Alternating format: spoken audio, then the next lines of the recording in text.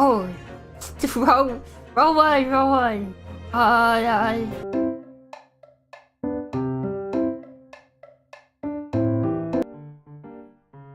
hello. Welcome.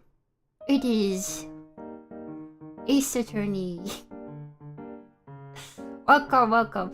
I don't know, there must have been an update to YouTube's chat or something. It doesn't work anymore. I gotta manually do it again. Freaked up, man. Ni howdy. Welcome. It is Ace Attorney Monday.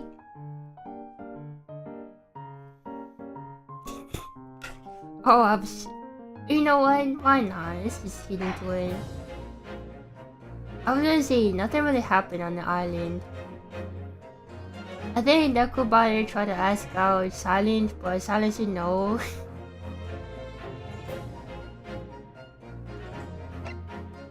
See the clone Big Bang one you got? No, I did not. How many did you get?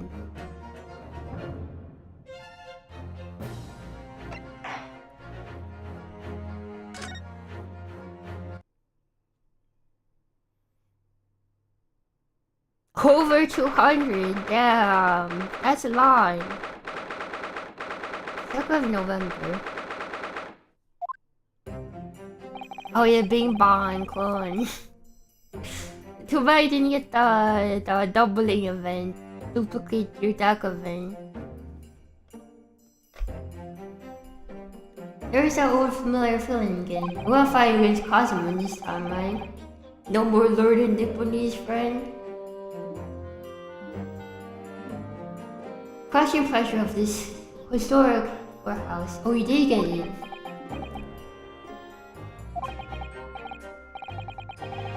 Actually, no, it's a little different today. There's an even more menacing tension in the air.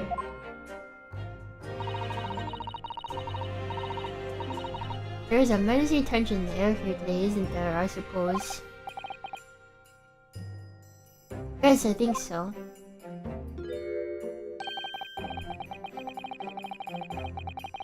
It could have been a result of the menacing appearance of the defendant. I forgot he's the defendant. I didn't expect to see him here. A little more courtesy, if you please. Oh my, I do apologize. I think he could have good direction, yeah. However, you're certainly not mistaken that this trial is far from ordinary. What do you mean? I'm not privy to the details, however... I understand that there's no jury has been selected. What? No jury? A trial without a jury? Well, that's just like... trial of Professor 10 years ago. Close court. Oh, he's welcome. Oh my god, Sholmes is here. Hello Sholmes. Good morning, my dear fellows. Mr. Sholmes. I have made a note of my hair, Mr. Naruto. Now right victory for science, you must agree, he's not blue anymore. He's not red or blue.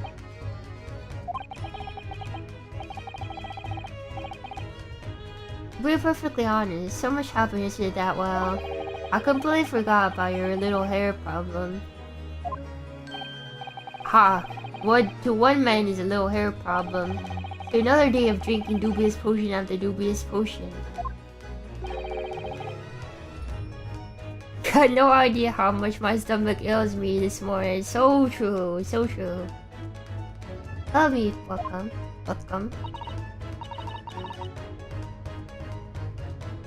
Oh dear, how awful for you. I'm afraid you'll have yourself to blame, Mr. Sholmes. Good morning to you, Mr. Reaper. I'm delighted to see you looking full of vim.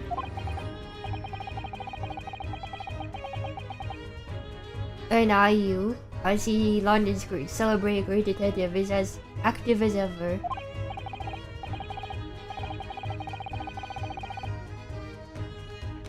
Oh, you exaggerate, my dear fellow. Compared to my paltry engagements with a few trivial cases, the Reaper's overbearing presence is far greater deterrent to the black roots of crime in our capital.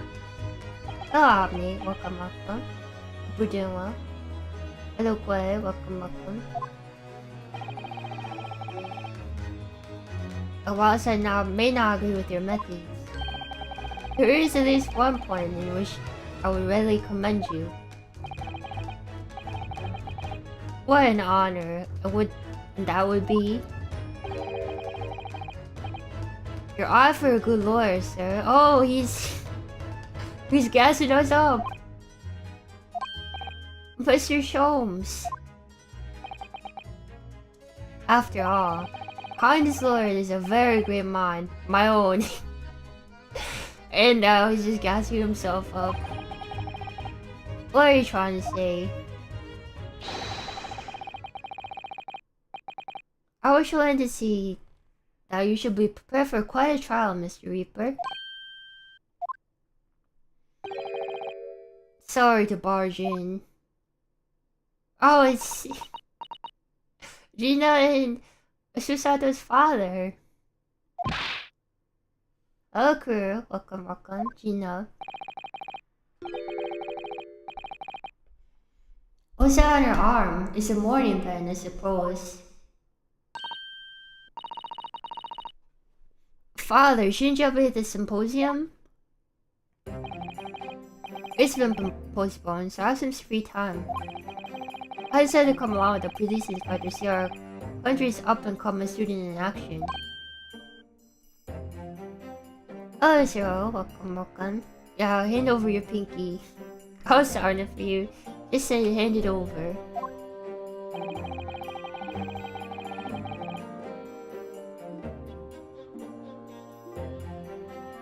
I shall be very interested in the fruits of your studies over the past year. Well, it's an honor to have you here. Let's hope there are some fruits to see.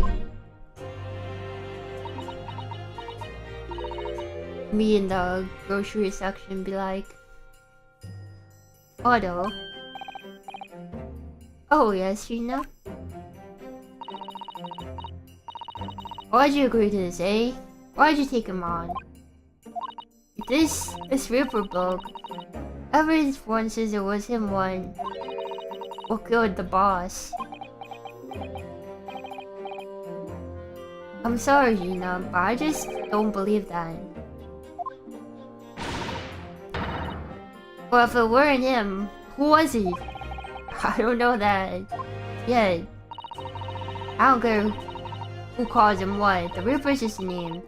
He's just a person at the end of the day. So true.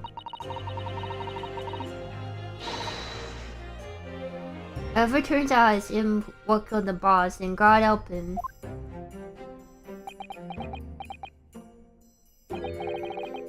Fiery eyes indeed. Yes, the culprit deserves every ounce of your loathing. Eh? At least that might be some solace to the deceased.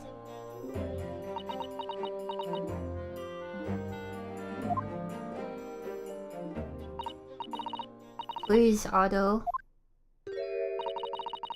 Get whoever did this for the boss. Of course, of course. We got it. Oh, Gina. I hate the feeling of being useless, but there's nothing I can do. So you gotta find who did this and make the wretch pay. Counsel for the defense and defendant. I will be decision shortly. Make your way to the courtroom at once, please. Alright then, here we go. It's time, Mr. Naruto, Lord Van Zeeks.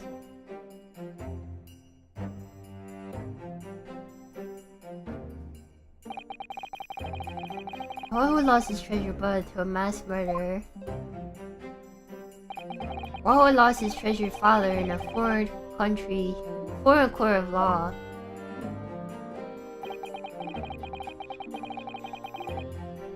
One who lost a man who helped her escape destitution.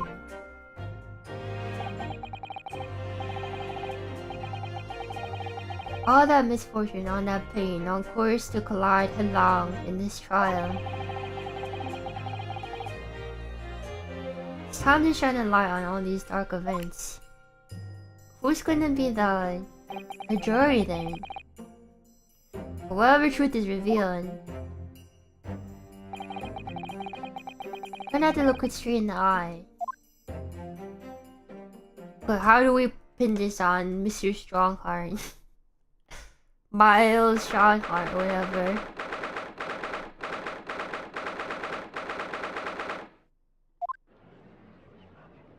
Oh, that's weird. No good jury. In the name of Her Majesty the Queen, I hereby declare this court to be in session. Ready to conduct the fair, just trial of the defendant, Barack Van Zeeks. Counsels for the defense and prosecution. Are you ready to begin? Defense is ready, my lord. Prosecution is more than ready. It's so weird seeing him there. Oh, Kazuma-sama.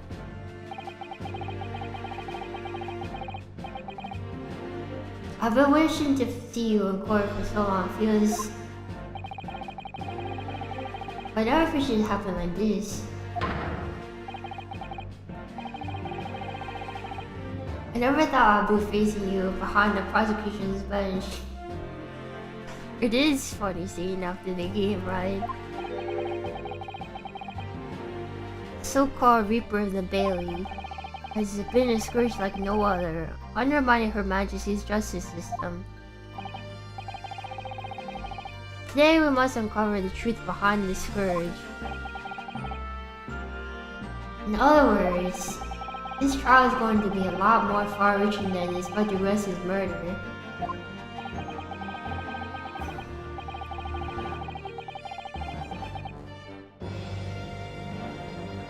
Truths revealed by the proceedings may have unpredictable repercussions throughout the judiciary. Accordingly, they are to be conducted as a closed trial, with no members of the public present, by Her Majesty's direct orders. How would that work, my lord? Burden of all arbitration and adjudication falls upon my shoulders. Okay, this is like the first games. Therefore, you will see, your bench shall remain vacant today. That means there's no whatchamacallit, right? There's no... there's no, what's that called? Summation examination? Unless there is? I don't know. Read the Odin. Oh, I should do that sometime. I can't believe it's been 100. No members of the public are present. I ask who is occupying the gallery, my lord. There are members of the judiciary here to witness proceedings and ensure an equitable trial.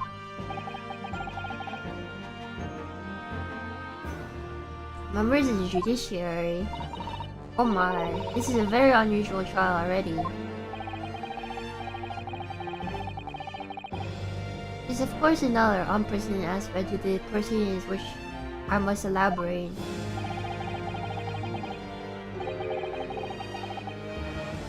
Counsels in the prosecution and the defense are both aliens of Great Britain.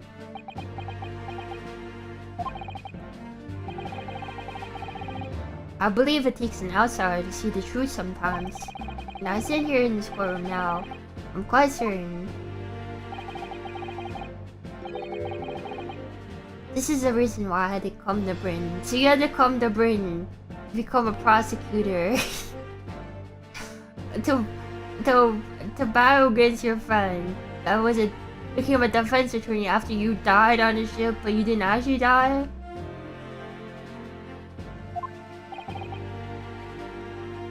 Kazuma, what are you saying, man?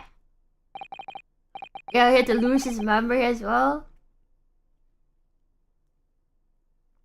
All according to Keikaku, I guess. Very well, let's continue proceedings. Prosecutor Sogi, your opening statement, if you please. Surely, my lord. Incident took place on 1st November, just after 5 o'clock in the afternoon.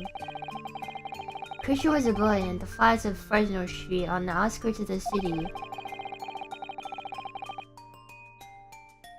Victim's body was discovered in an old single-room rental property. Thus, Inspector Tobias Gregson, a name very well known indeed in this court.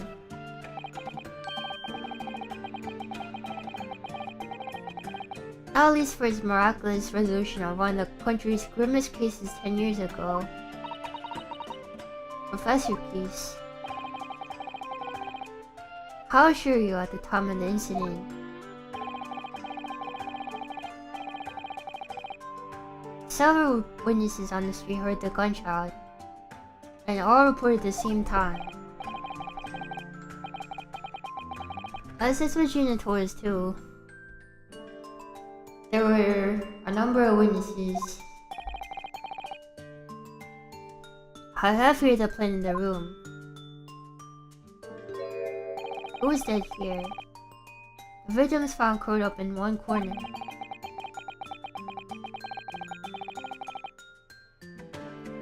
It was believed that he was shot point blank and died instantly. How was the arrangement determined? There were scorch marks around the entryway.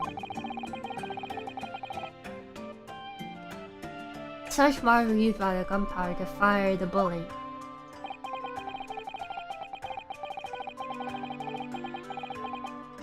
But the powder is only high enough to leave scorch marks only a few inches beyond the end of the barrel. In other words, it happens when the target is at point blank range.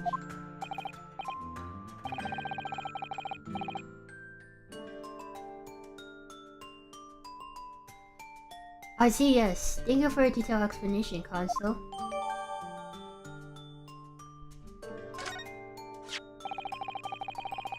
A murder weapon was found lying beside the victim.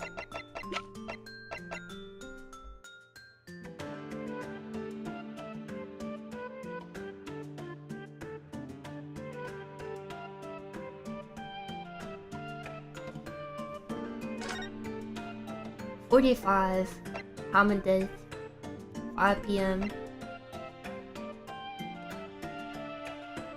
Now the coroner's name Maria Gory. Maria Gory. Wickel is fine. However, matches center issue firearms for the members of the judiciary.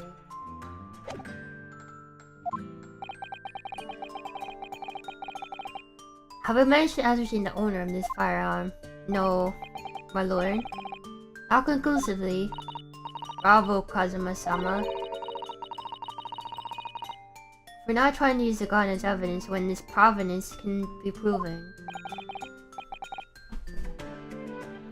Furthermore, my lord,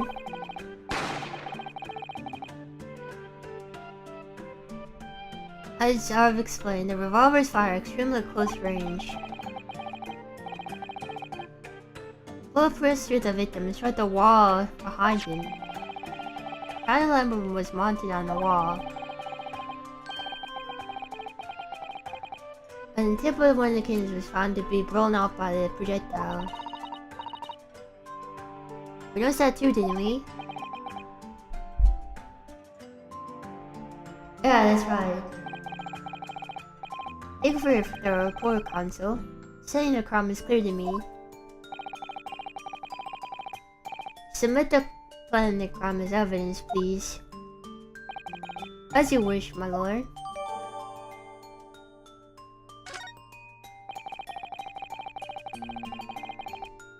Is this Fresno Street room? It's further resident's private abode. We don't know that, do we?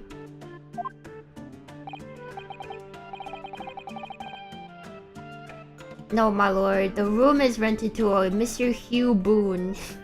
Who the heck is Hugh Boone? But there is a precious little furniture inside, and it's generally in a poor state of repair.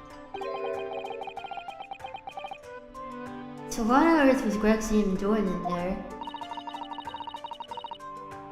Somebody is investigating some case or other.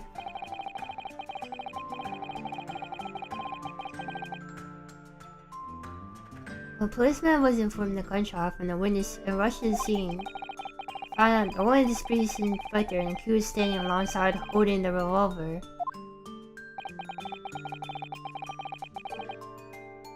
Attending officer arrests the accused on the spot.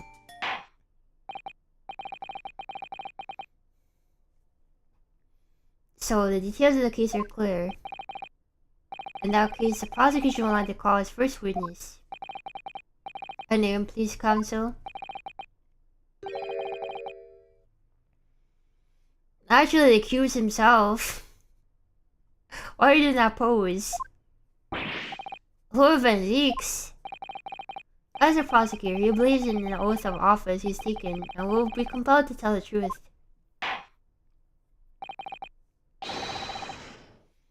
Very well, let the defendant take the witness stand.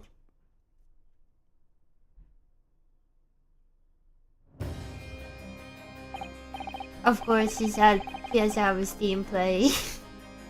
Of course. So witness, state your name and occupation for the court.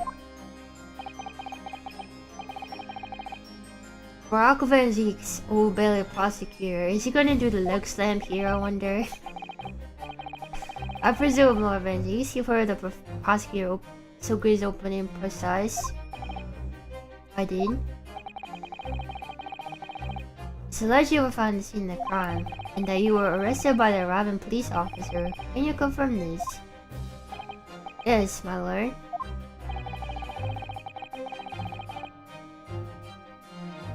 Then I'm sure the court will hear you explain how some things away. Then why you were in the room on Fresno Street at the time in question.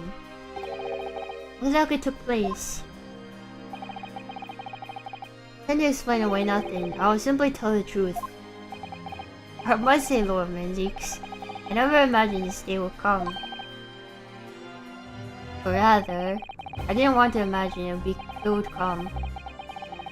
But since you've been known as a Reaper, part of me has been dreading it.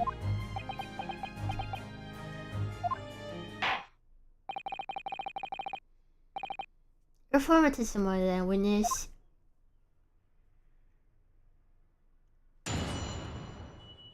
During this question, Yurika, not really. I was investigating Gregson. My queries led me to that address. When I first entered the room that day, it was dark inside and I saw no one.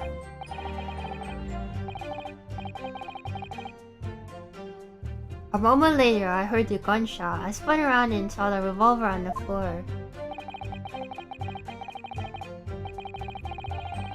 Just as I picked up the firearm to examine it, the door flew open and I heard the man scream.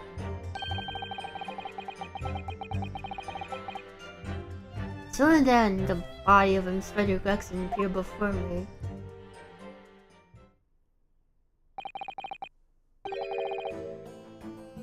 This was the whole truth. It was. So, British shot being fired in the room with no living occupants. Moments later, a corpse somehow appeared before your eyes. Is that it?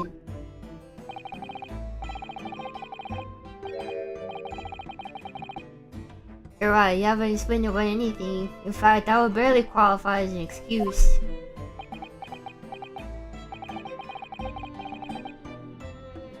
I thought you were my mute apprentice. It turns out you have a way with words, prosecutor Sogi. It would appear that it would be a singular tale indeed. Singular isn't the word, it's laughable.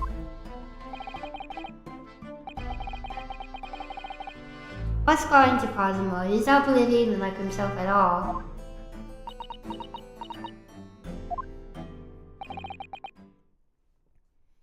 Very well then.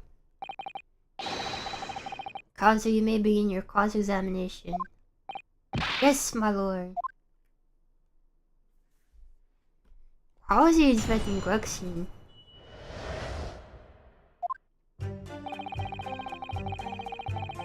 Hold it!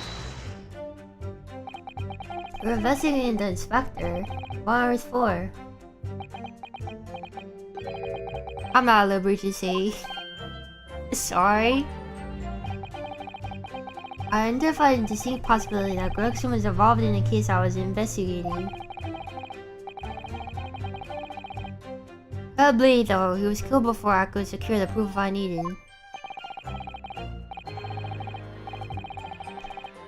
It's the court to understand then that on the day in question you followed the victim to the scene. I was privy to his movements and events. How? So into his office in the yard and consulted his diary. The address on Fresno Street was noted in the 5 p.m. entry.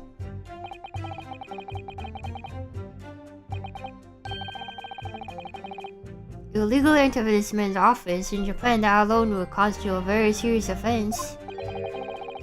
As it doesn't bring, I assure you. Is that not the case, Lord Venzix? I was aware of the possible consequences. So, in summary, you're investigating the victim, but yet you refuse to tell the court why.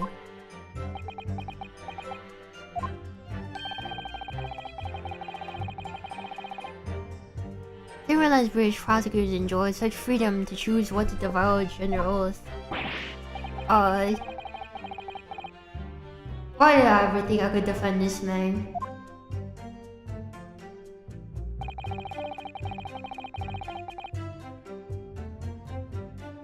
Hold it! Have you ever been to the dress before? No, never. I only entered the place as a result of my investigations into Gregson's activities. There was no lighting when I entered, so it was all but impossible to make out anything.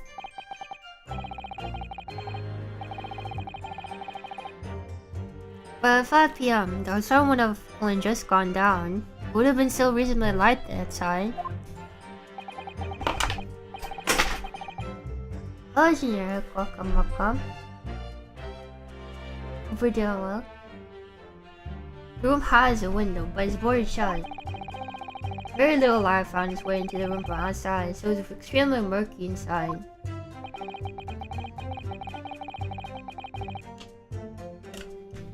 I would have noticed the vitamins are lying on the floor. There was no artificial light in the room, you say? You're quite sure? Quite sure that that part of the room where the body was found is very dark.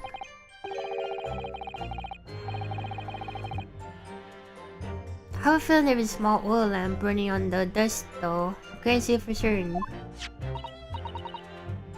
Look, Mr. Naruto.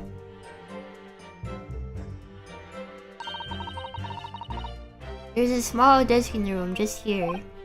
Yes, I remember. And there was a oil lamp on it, as well as a framed photograph.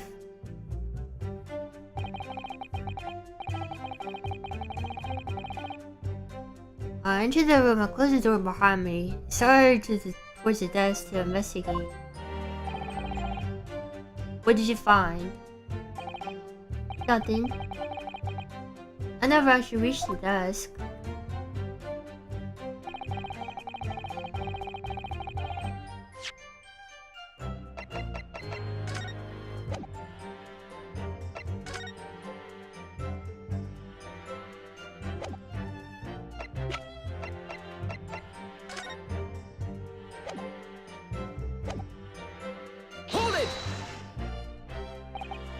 So, who fired the gun? I have no idea. I didn't see anybody else in the room. You say it was very dark in there. Yes, that's fine. All I can tell is I didn't sense another person's presence. Ha, then could it be? The gunshot actually originates from somewhere outside of the room. No, that's not a question. Oh.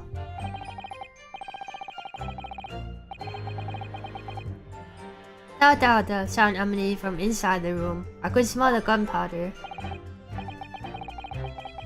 Oh, this is going from bad to worse. You see, that's the point at which you notice a revolver on the floor. Correct. And I foolishly picked it up. I was careless on my part.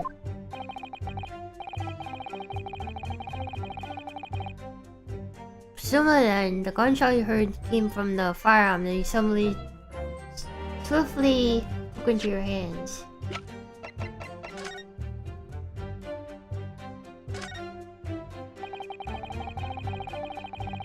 Sorry, I should really remember the judiciary. I'm asked about whether the records kept forestry too. So for the past 5 years, they've been engraved with a unique serial number. Oh, but as far as I can tell, something like that on this gun, which says there must be issued longer than that. I did. Had some grub earlier.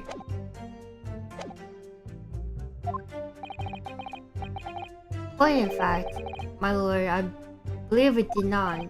What?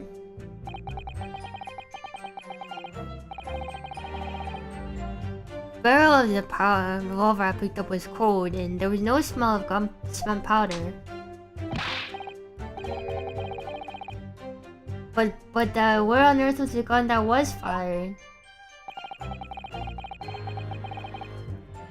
Also, I would like to oblige you on an answer. I'm afraid I can't. I too would dearly like to know that. Ooh. Alrighty, welcome. Hope you're doing well. Hold it! I might just say one of the witnesses, I presume. That's right, one of the street merchants working on Fresno Street. Who are these merchants? A number of them is set up stalls beneath the border window in the crime scene.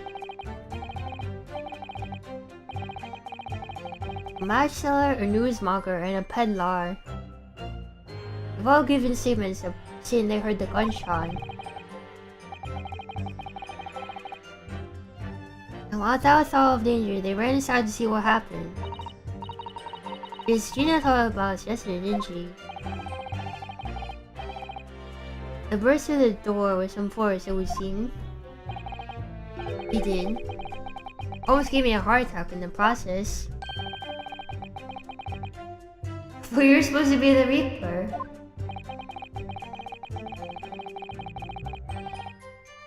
The first man came in, really noticed a revolver in my hand and fled.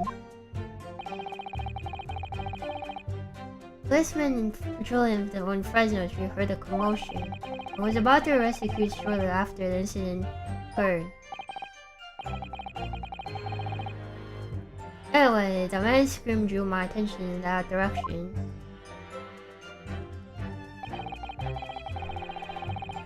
Hold it!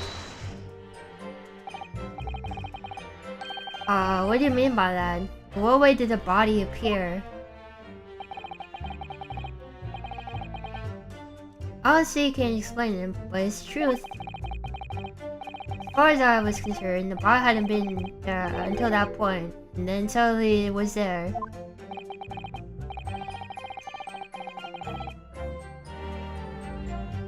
You perhaps should have seen the victim fall to the ground just beforehand. At that moment, what I heard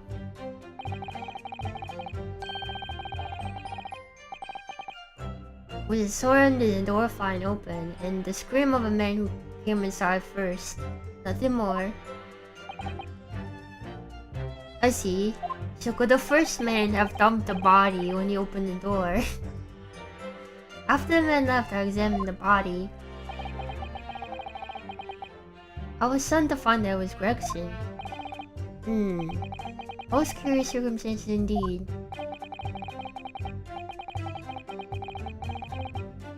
How this murder was killed or how the body seemed to appear out of nowhere, I have no idea. Objection! Oh, it's Kazuma's objection. Surely the court has heard enough. My lord, the cross-examination has clearly revealed the accused Brahman seeks his lie on multiple fronts. Whoa, what is this? Is this his theme? What is that supposed to mean? Oh gracious, counsel. The friend is lying, you say? In his testimony just now, he claims that he failed to notice the victim's body because the room was dark. Is this correct? No, that's impossible. As proven by his candelabrum. How does that prove anything?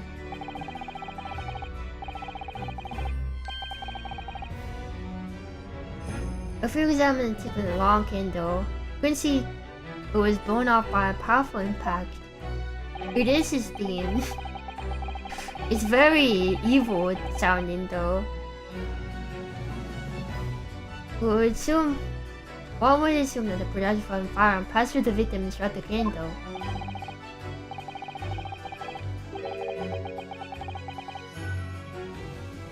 How it comes when you consider the fact that two candles which are clearly different length. As I can only see that one candle appears to have been struck by a bullet as long.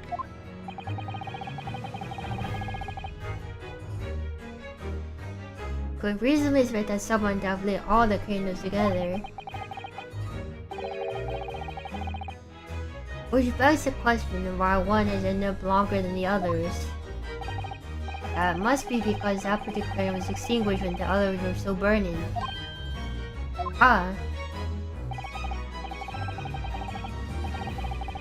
That's right, when the candle was hit by the bullet, it obviously went out. Other two candles were still burning, so the fact is, the victim's body was still up and illuminated by the light that was still thrown by the candelabrum. And the accused claim that he couldn't see the body clearly contradicts those facts. And now to the next lie. There's more. Accused also claims that never visited the scene in the crime before. That's the truth. In that almost empty room, the police discovered something very unusual.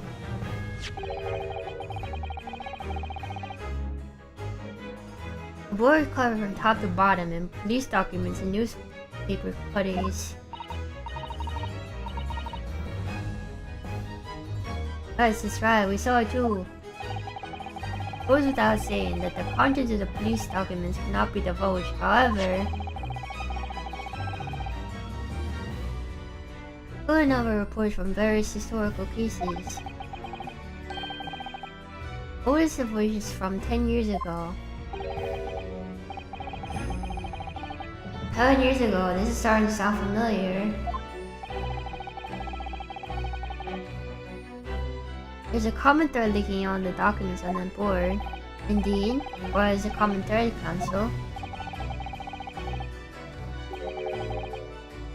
They all relate to cases prosecuted in court by Barack Van Zeeks. All of them. Furthermore, all the cases are in which the defendant was acquitted. Good lord. Interestingly, none of those defendants are alive today, because all of them have been sent to their graves by the Reaper. Ah. Oh no. In short, that dingy little room is the Reaper's secret hideout, his base of operations. Reaper's hideout? I get the Reaper who would claim to have never been in his own secret hideout. No one would believe that. No, the truth is we've been looking at this backwards. Backwards? Explain, Council.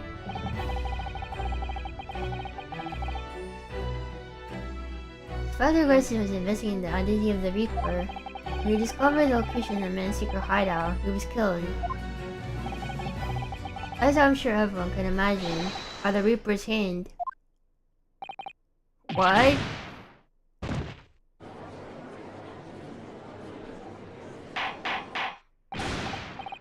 Odar.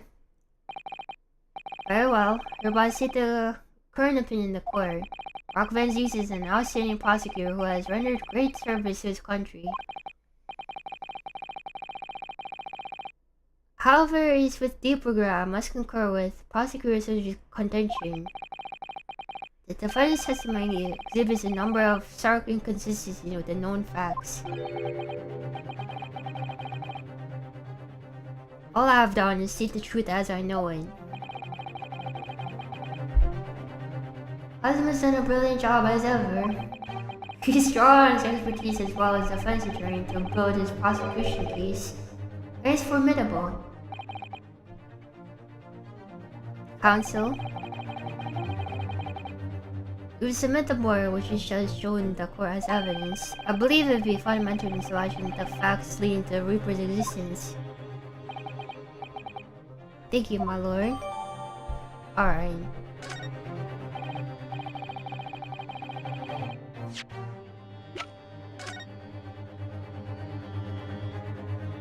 Why is there a bloody hamper on the back of it? Oh, what's this? Mr. Harako, look. Oh yes, it's a smudge of some kind, in fact.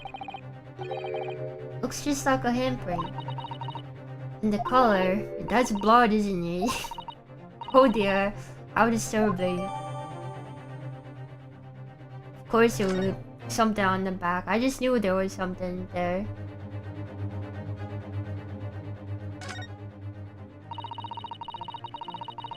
There is a whole raft of cases during back years on here, aren't there? This February from 10 years ago is around its age, look. Out of interest, the most recent thing appears to be this newspaper climbing here. Oh, it's the same Red-Headed League advertisement that Mr. Sholmes had picked out.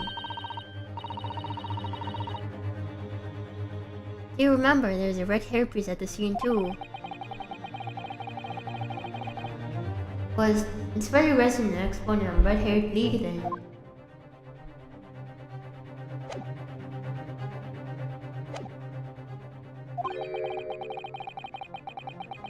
When this is all events unfold on the day in question. I will mention the previous session too if you remember. Yes, the street sellers had heard the gunshot when running into the room. Very well, lead the witnesses in.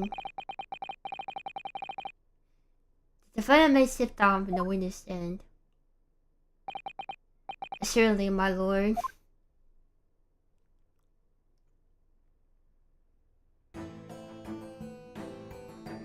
It's this guy. This guy got fired from his bus driving job. I'm the bus driver. I can't believe he's back. So witnesses, say your names and occupation for the court.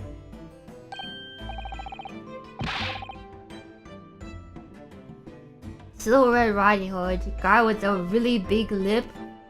What is going on here? Names? We don't use names. Far too fancy for the likes of us.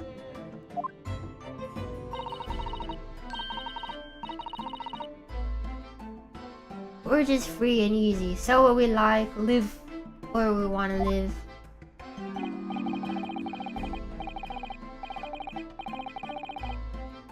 I give them all a vacant stare as they walk down Fresno. Spit a few words into a verse for them.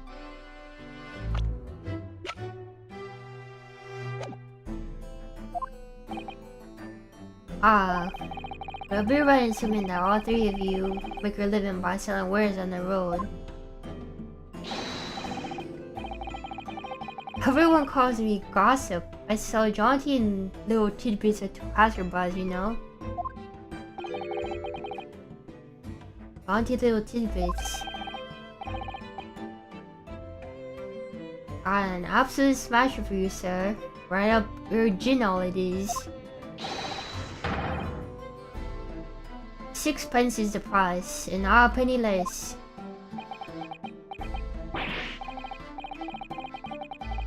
Well, you're actually trying to sell it to me now. Come on, sir, don't tell me you're not interested. Try the man. Give them money to see what it is. Pay the man, counsel. Why would they pay him? Alright, 6 pence it is. Don't regret it, sir, now. Are your listening ears on? Just between us, a young couple on Slice Street have just had twins. I paid 6p for that.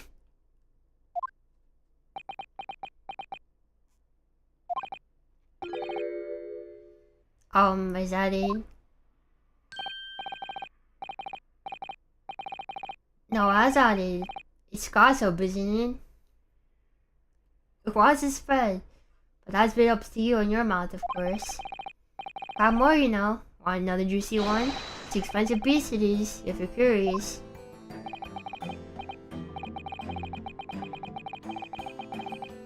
I am curious, yes, about what's going on under that fat bottom lip of yours. Name of that bruise or whatever is poking out from under your collar.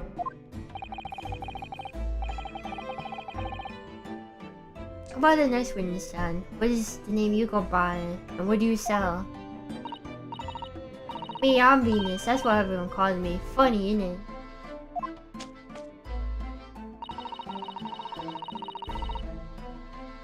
I sell these lovely fireworks to all the local school kids. Why do they look like guns? Gun casings. 6 pence a pop, what'd you say?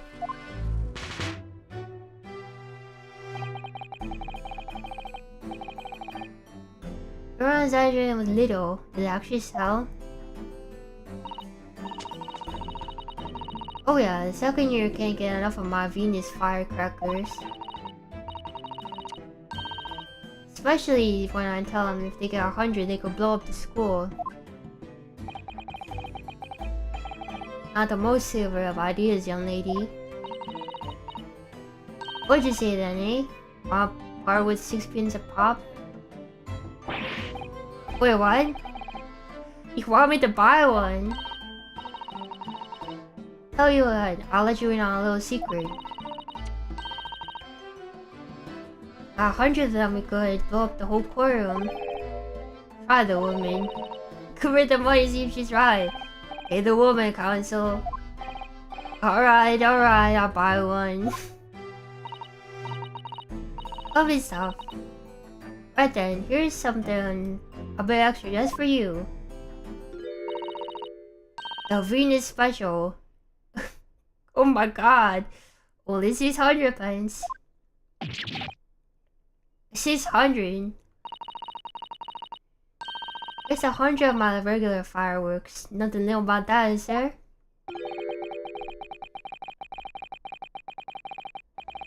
And there would be nothing new about the punishment I would if I blew up the Old Bailey either.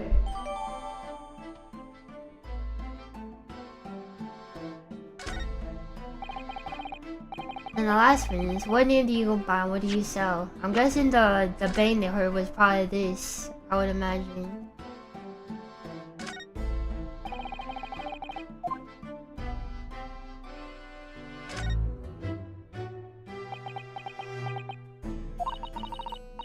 I have an idea, Mr. Naruto. I should at the end of the string of fireworks. Sorry, it's just that the Venus special. I was wondering what 600 pence worth of fireworks would sound like. Shall we find out? What? But she said go blow up the whole courtroom.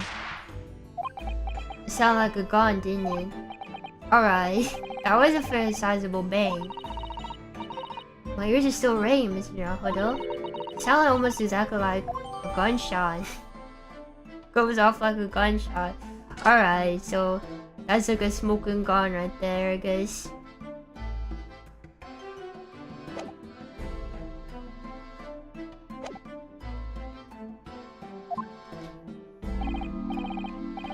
I'm a thinker me.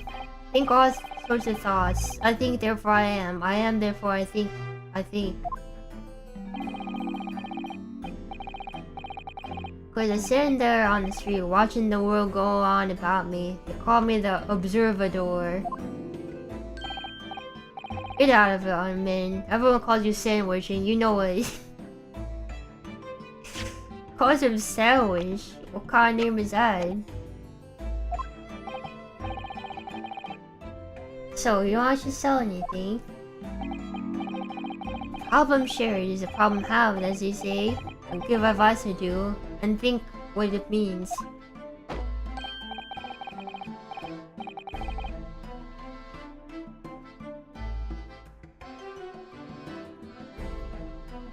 Oh, not Forge.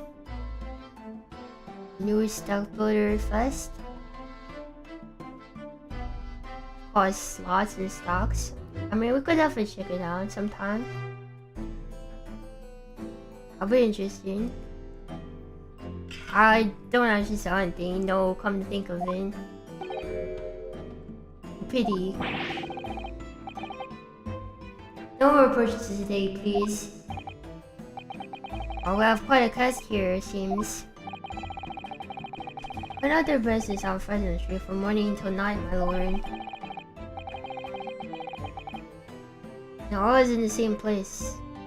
Directly adjacent from the crime scene. I see. Unless they heard the gunshot, I suppose. Not only that, but they bravely ran inside to see what was going on and witnessed the crime. I'll be beggared, I thought. Just between us.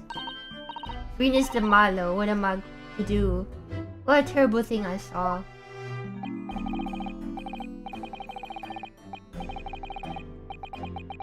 What I think is, if all we see is lion child playing with our eyes, is any of it real? Oh no.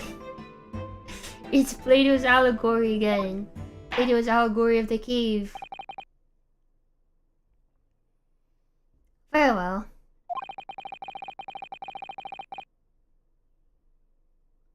The court will now hear the formal testimony of these witnesses.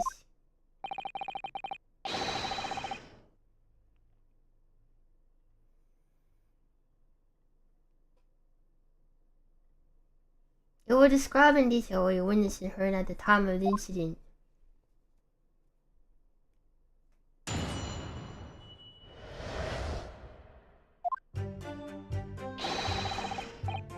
We saw the whole thing from start to finish, we did. Everything from the moment when they went in the building.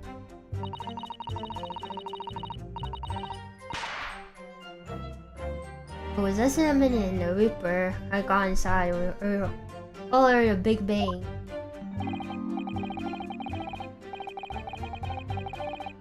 Seems to me that quick to talk is quick to walk. Gossip couldn't wait inside and see what happened.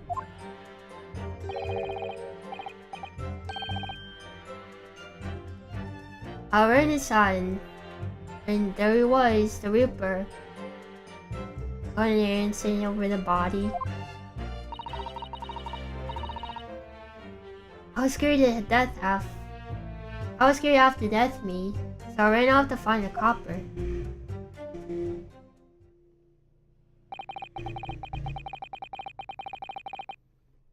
These witnesses were the whole day and saw everything. Who did they see go inside the building? Only the victim, Inspector Gregson, and accused Brock Van Zeeks. Same pictures of Reaper on the paper. I know what he looks like. And just between us, folks love stories like this. I met myself with some already.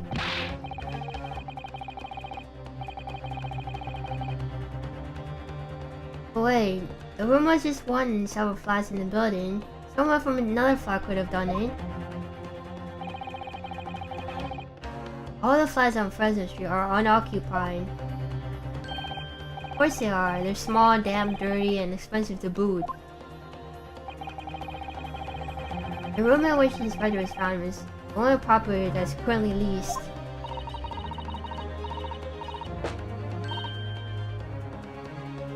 We know the lease holder's name, don't we? It's Hugh Bone.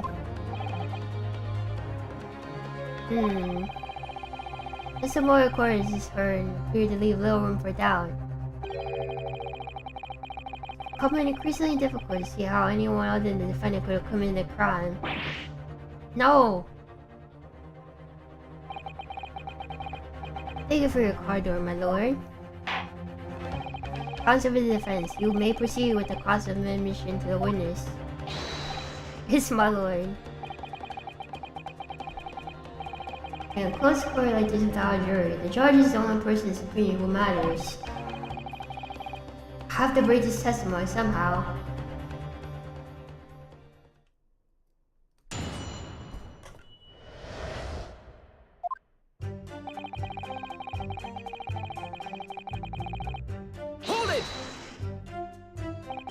When you say they, who do you mean exactly?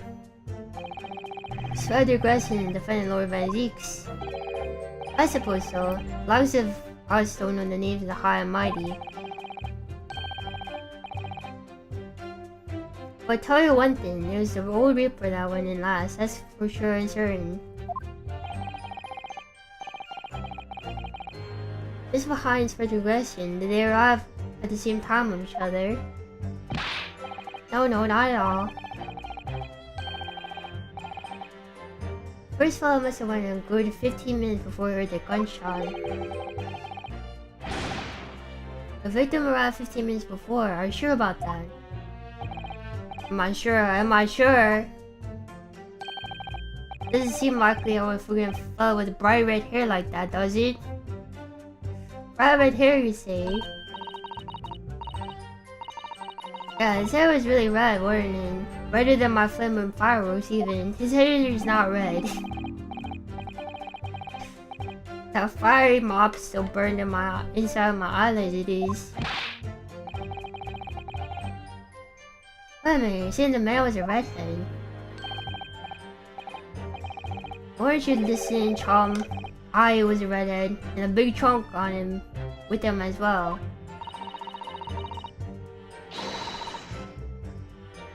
But Spider Grayson's hair isn't red, not by any stretch of the imagination. Seems like the person you saw, in fact, was not Spider Grayson at all, but some other third party.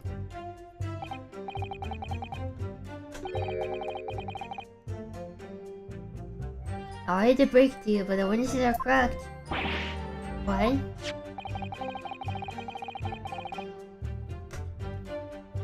Just have a look at this photograph of the victim taken at the crime scene.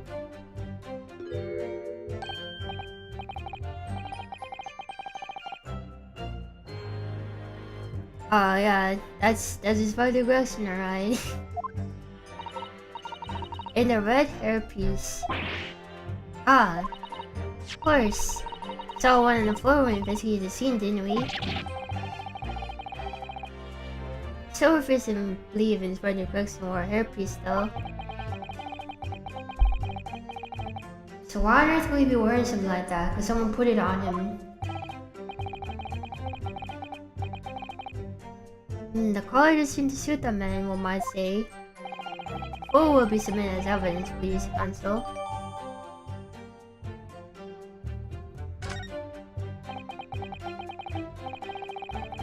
What became the trunk that the red-headed victim was supposedly carrying? Informed that no trunk was found at the scene. So, it just disappeared. What, just visitors to be watching the building every second to you? Definitely see him on the dock going in though, no question about that.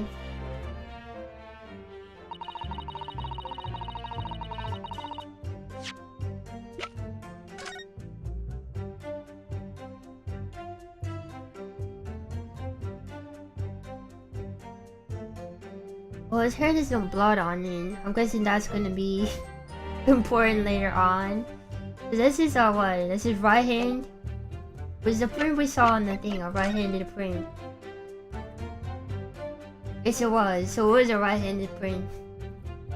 So that's not his blood on it. That means. Oh wait, that's not his handprint. This is right hand.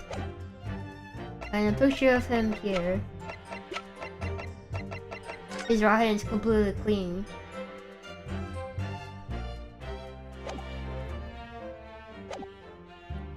Hold it! I wish presumably you mean the gunshot. I saw these little things, don't I? How would I know what the gunshot sounds like? Also it sounds probably like this, doesn't it?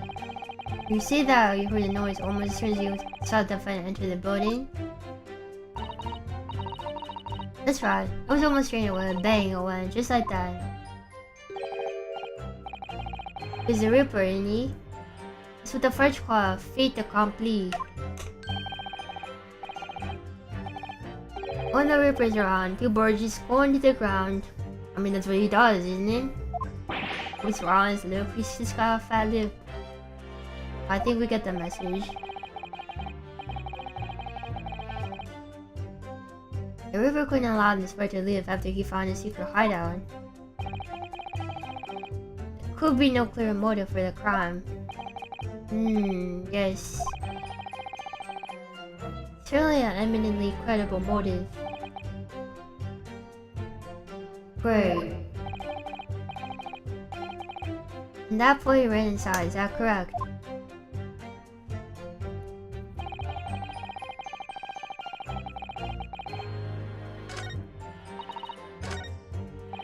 Hold it!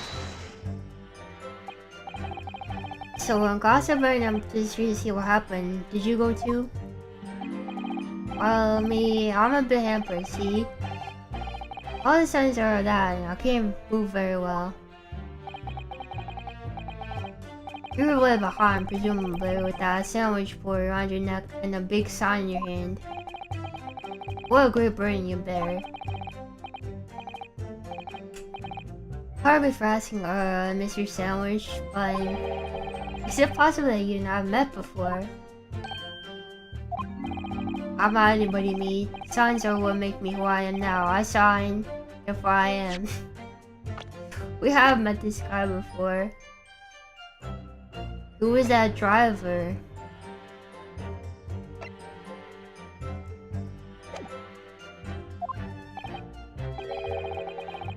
So, you weren't employed as an omnibus driver just under a year ago then? I might have been mistaken, but Liver's trouble has intensified, Mr. Naruto. Yes, I agree. He's clearly been through a lot. Turn down King Henry Street and Black Widower's arms is just there, hot. Oh there, he made him hide behind the sign. Life is full of surprises.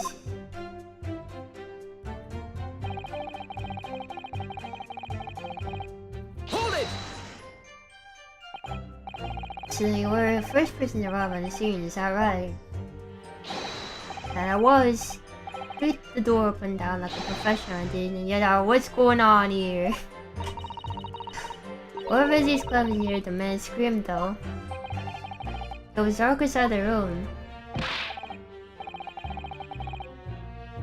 No, not dark at all. There's candles burning in the wall. Really? There was fellas collapsed on the floor. This would be nuts. It's the first thing I noticed when I got inside. Ah, I see.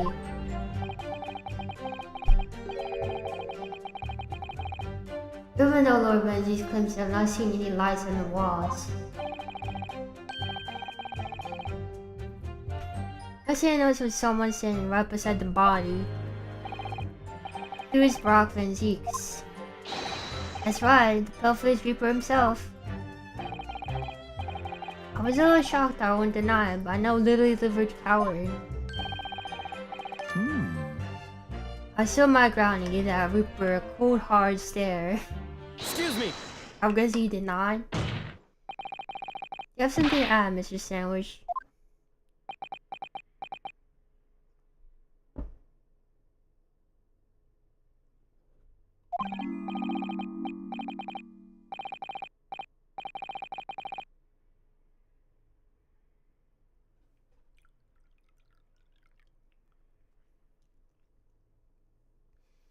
Nothing really to me. Empty in the head I am. Just 2 slices with nothing in the middle. So I don't know what you could want with me. I think that you just maybe remember something. Haven't heard Mr. Gossip's last statement, I mean. What I think is we're all nothings really. Try to dress yourselves up as something else.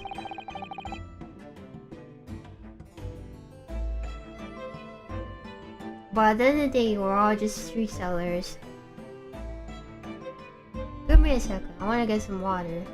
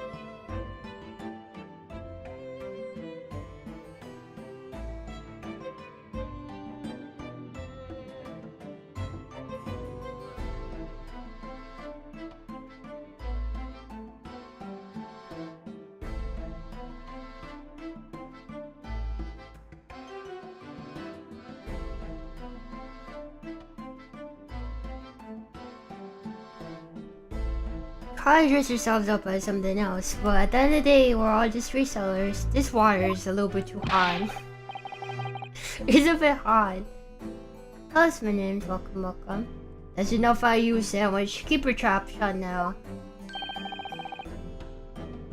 Unless you want us to make you into a real sandwich, a knuckle sandwich, right? We saw the Reaper, he fell clean over on his backside. That's it. Is it from one of those hot water dispensers? Maybe. Oh, you rotten beggar. I told you to keep that a secret.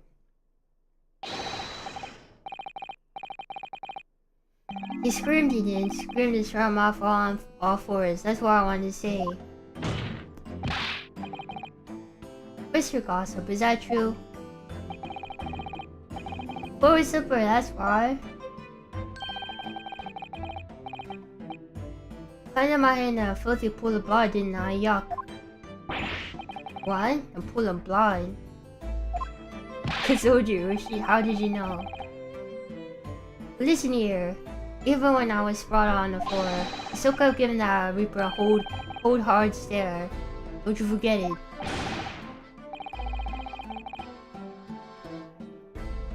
Let's go back a little. Did you say you got blood on your hand? Did I? Happens to the best of us at times, doesn't it?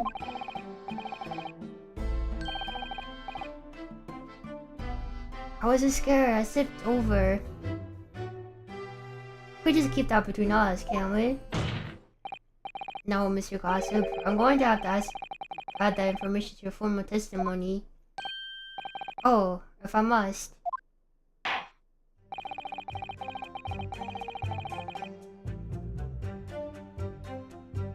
When I saw Amanda's testimony, could have aforementioned details at once. It's the one everyone has.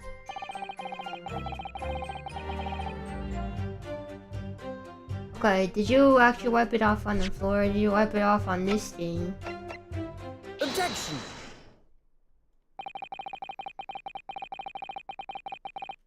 So you have to play off your hand on the floor of the room. You're quite sure about that? Well, what else would you expect me to have done then, eh? Does it really matter? Objection! Police found no such hamper on the floor during their investigations. What exactly is the defense asserting? Objection! If you listen, you'll find out. Prosecutor Sogi, damn! Damn! It's like, if you take a moment to listen, you'll find out.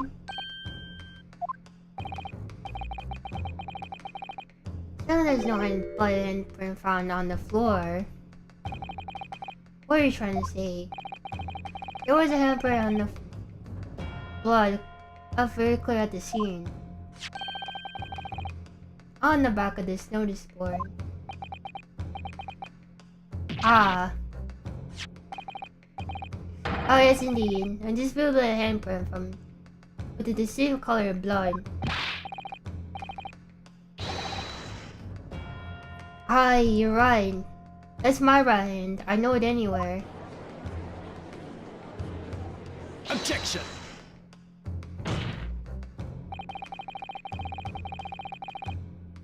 The witness is very definitely testified that he wiped his hand on the floor.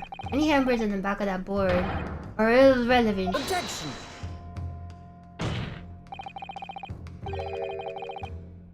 How if the board itself had fallen over on the floor? In that case, it would be very possible for the witness handprint to have ended up there. Let's look at the floor plan in the room.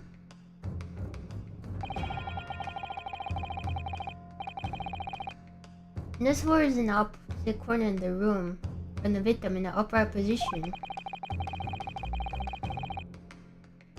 Even if it had been toppled somehow and was lying on the floor at the time. It would have been a considerable distance from the body.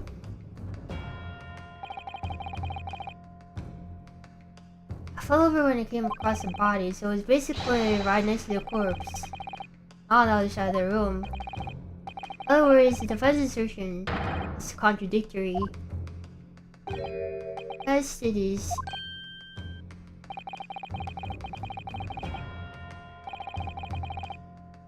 There's a very definite contradiction here, for which there must be a reason. I take it that you formulated a hypothesis, counsel. Or in this apparent discrepancy between the witness account and the handprint found on the scene. I have, my lord. Discrepancy between the witness account and the location of the handprints explained by the board moving, I guess. The real contradiction here is the handprint itself, not where it was found. The court can see, it's upside down. Oh gracious, so it is.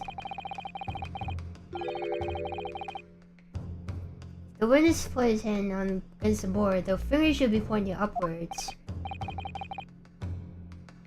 What does that tell us? Tells us one simple fact. When this hamper was made, the board must have been lying on the floor as I previously suggested. Which means after the incident, it must have been moved. What? Objection! Claiming that someone moved the notice board after the shooting.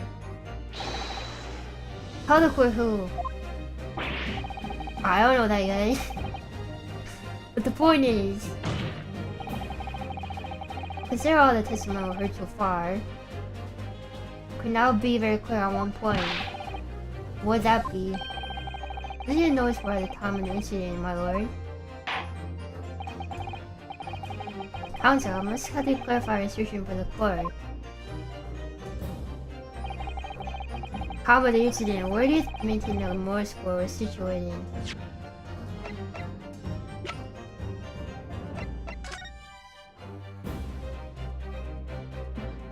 I guess it's right in front of the corpse, right? And I go over here. Take that! It was right here, my lord. Goodness. No. I'm afraid it won't price your logic. I'm disappointed. Wrong place, I guess. Is it not by the body? Hello, Roger. Welcome. I'm doing well. Unreasonable. Try unfathomable.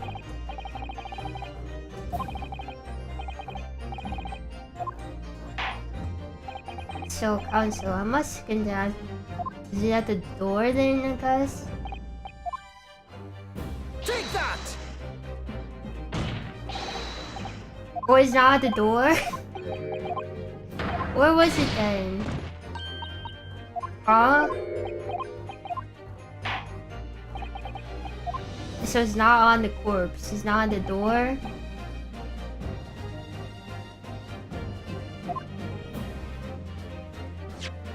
Am I stupid? Am I dumb? Was I not close enough to the corpse or something?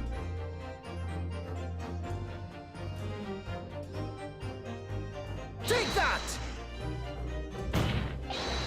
Okay, it's not that either. Where the heck was he? I thought it was by the door or by the corpse. Am I stupid?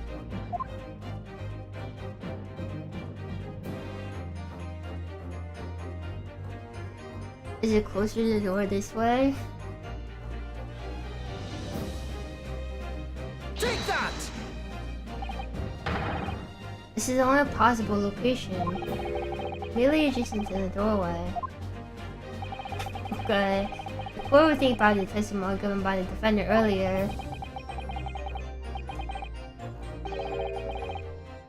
said the entered the room was dark and he couldn't see the body. Why heck? First one board would have been here. I would have been completely hidden from view. After the candles would have been blocked, making the room pure darkness. Objection!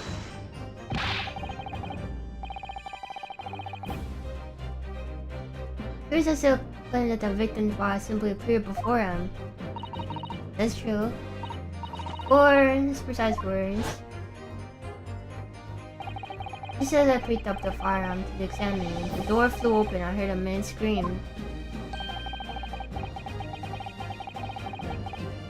So that when the body of the prisoner is ready to rest in room before me.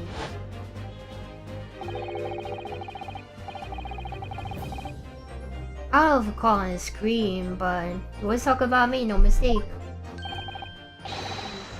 Cause it was me who cut the door open. Look at the floor plan again.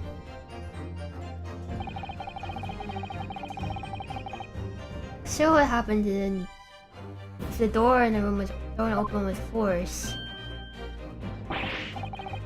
how can door struck with the noise board, knocking it over, making the victim's body visible.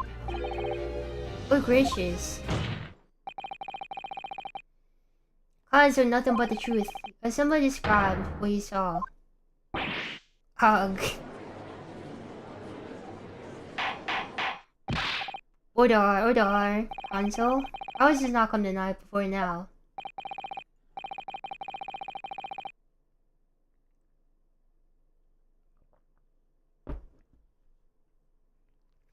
After the incident, somebody must have righted the board and moved it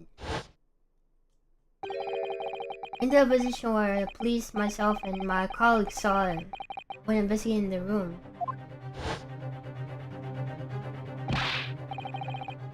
Witness, what do you have to say for yourself? What? Me, my lord? You and your fellows were there at the scene before anybody else. It goes without saying that you must know something about the position of the notice board. The witness will testify and stand again. You will each explain exactly what you did upon arriving at the scene of the crime. Please stop looking your glasses at me. I get the message.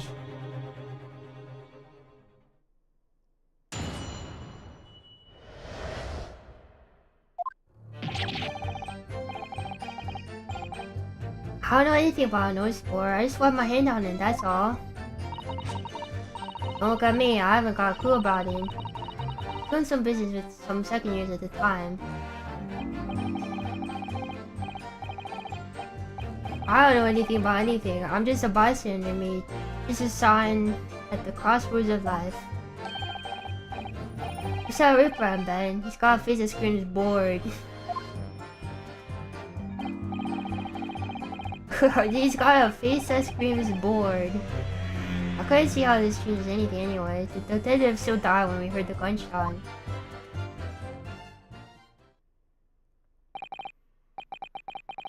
So now if you can elaborate further.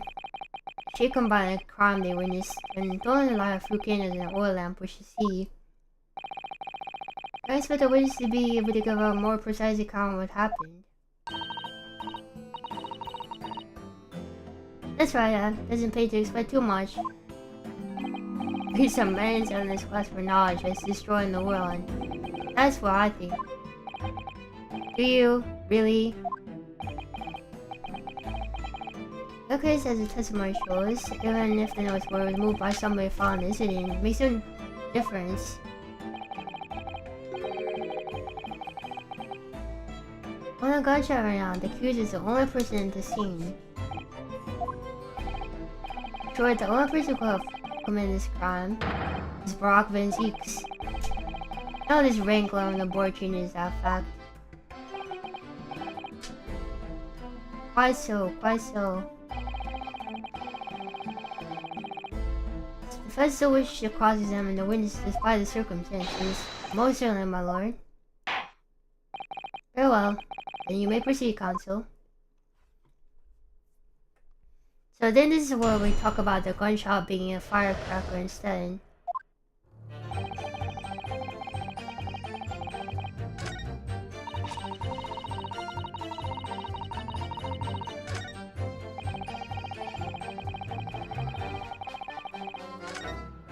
I don't know if I should press first or something.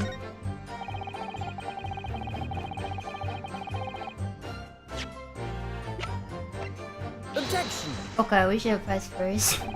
We just last statement. We're contributing piece of evidence. Oh, whatever.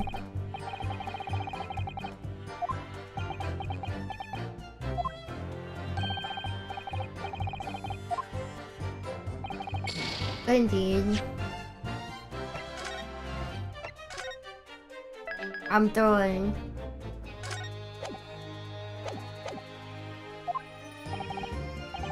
Time for a rethink. Hold it! It was 5 o'clock in the afternoon that you all heard a loud bang, wasn't it? Maybe the nurse board fell over, maybe it didn't. Maybe I fell over, maybe I didn't. The Reaper's fate is still out of the way because of the gunshot we all heard. So your fate is still too. My fate? That's right, the defense is fated to lose. And the prosecution to win. In other words, it all hinges on a single gunshot, so if I could just find some problem with that part of their story, it'd be possible to change all our fates. Of course, none of that changes the fact what it doesn't. Not much to go on. So you're going down, Mr. Naruto. No question that the notice board was moved. Someone must have moved it. But it did happen after the event, so maybe Kazuma is right and it's not relevant to the case. Since I've been positioned deliberately as to hide the body from view, so I felt sure that there was some deeper significance to all this. Is, you know what you mean? No doubt there are more clues to be uncovered. You're on the right track, I feel it. Follow your instincts. Alright then. Hold it! See you were doing business with them. You were selling them fireworks. Hell yeah, what else? Fireworks go just around the corner, see? The strictly so-and-sos have got a plan to build their school to Kingdom Come.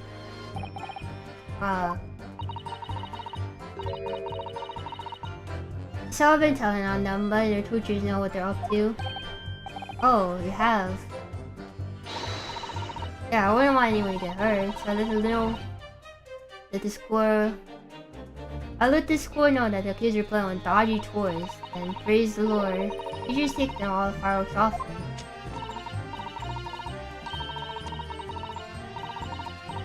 And then praise the Lord again. The kids all come back to buy more. Everyone's happy, see? What a racket. Of course, and sometimes teachers give me a little bonus to thank me for letting them know. It's a busy old life selling explosives. Venus is a powerful goddess indeed. Well, telling the barefaced lies is not my thing, really. I'm ever so good at it. Excuse me. Something wrong, Mr. Sandwich? If I said it was. We'll just leave it at that. Would that be the end of it? No.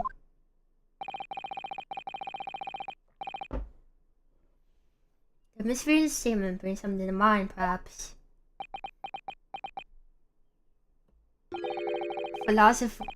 Philosophical thoughts. Deep philosophical thoughts.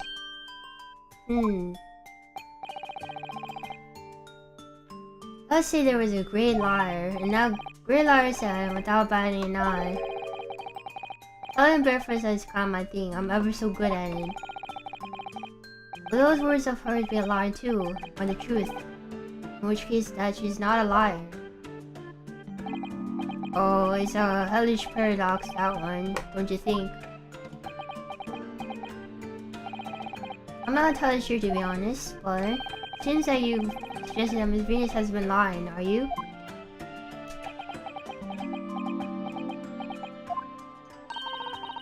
What are you on about, women? Trying to cause trouble, are you? Keep on like that. And I'll wrap your whole body in firecrackers and set them off. That'll get you trembling about. You have a thoroughly disturbing mind behind the sweet and innocent face, young lady. So Miss Venus has lies in her testimony. Is that what you're saying, Mr. Sandwich? For sure his name is Beppo or something.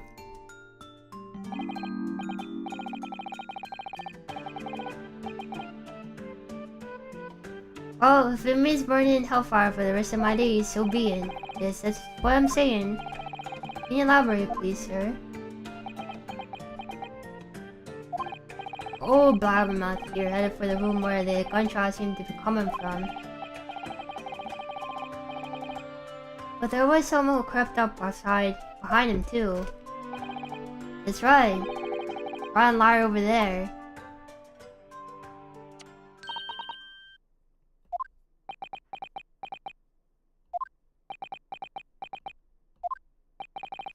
Do you mean to say that you did in fact take yourself to scene the crime after all?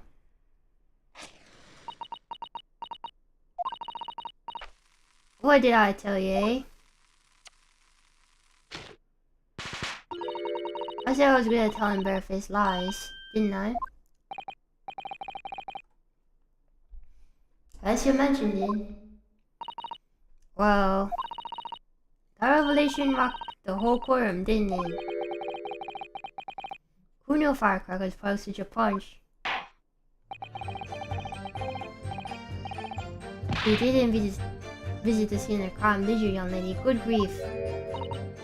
Well, how did you come to mention it? Suppose, perhaps, you do clearly remember climbing the stairs to the room, yeah? Either you clearly remember or you don't. Well, I shall consider a fitting punishment for this perjurious action later.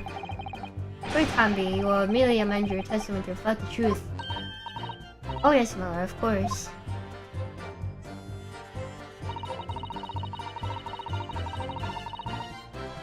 If I did sneak alongside gossip and have a little peek in the room where it all happened. Make a habit of lying, do you, Miss Venus? Well, I suppose so. I don't really know, to be fair. Well, my advice though, I take everything I say with a big pinch of salt. Alright. Well, you did go into the room where the victim was killed and they questioned, didn't you? Oh please, as if I would. Can't think of anything more terrifying. Truth, please. Alright, just a little bit then. I mean, a girl of my age is curious about stuff, you know? Did you touch anything at the scene? Oh please, as if I were. I mean, there was a dead body on the floor. The truth, please. Alright, just a bit then. I had to look and see if there's anything I could sell.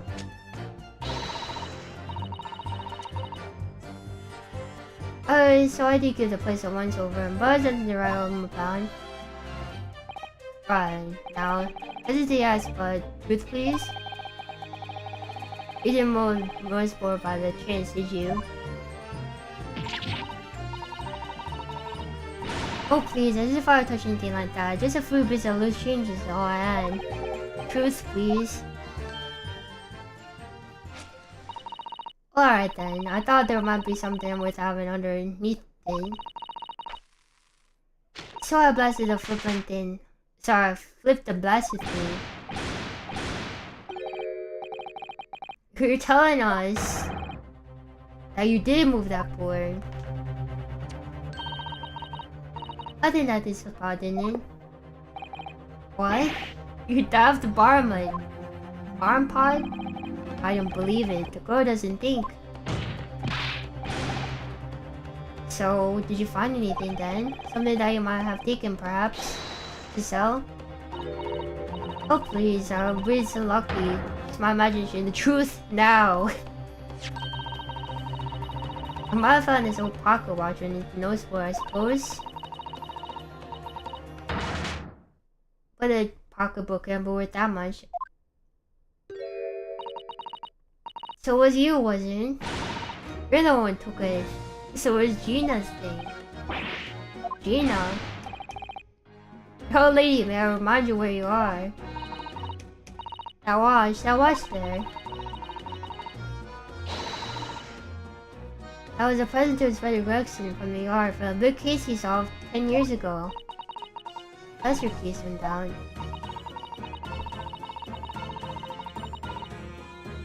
Boss used to wind it up every evening without fail when he was waiting for us grub to come to the pub.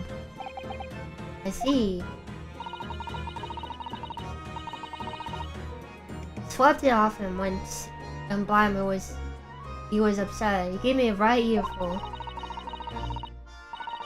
Said he hadn't missed a day in the last 10 years polishing and winding it. Meant the world to him, that watch did. Possibly not the best thing to go diving for then. It's not all that though.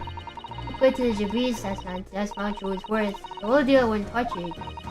Who gave me a penny for it? Said it wasn't working. Knocked about and worthless he called it. I knew I should have lifted it.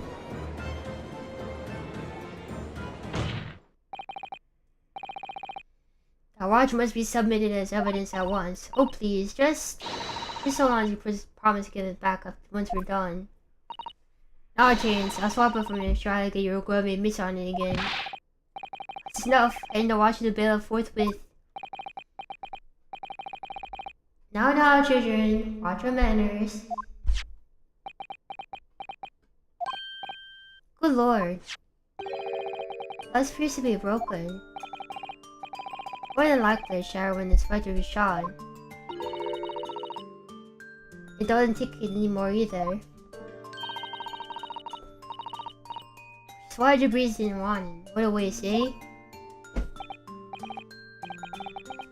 Yes indeed. 37 stopped at the hour of 5.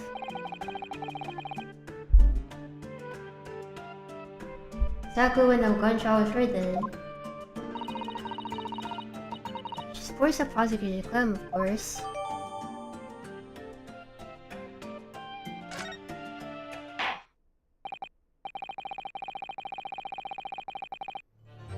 Rather than mystery of moving most has been solved at least. And it's predicted a very low bearing on the case.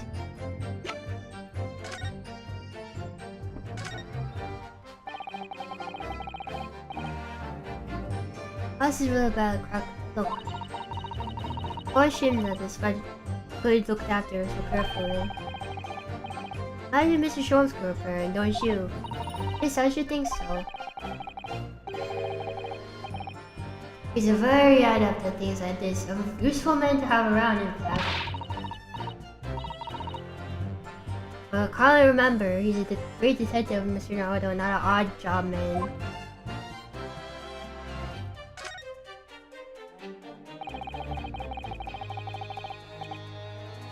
There's a tiny stuff sticking out from this small hole here, look.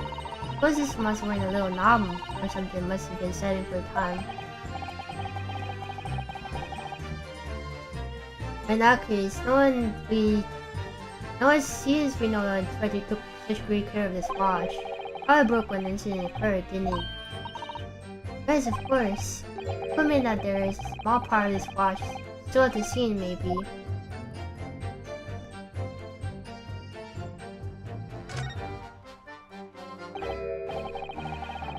There's a tiny little keyhole here. Can you see? Oh, it's probably the winder used to wind up the mechanism. It's a little unusual, don't you think? Yes, you need just the right key to wind it, I imagine. Why does it feel as though I've seen something? Something a bit like a key that right size to fit in this hole. It would be wonderful if we found the key. Let's check over carefully about whatever we found. I mean, that must be the toy soldier, right?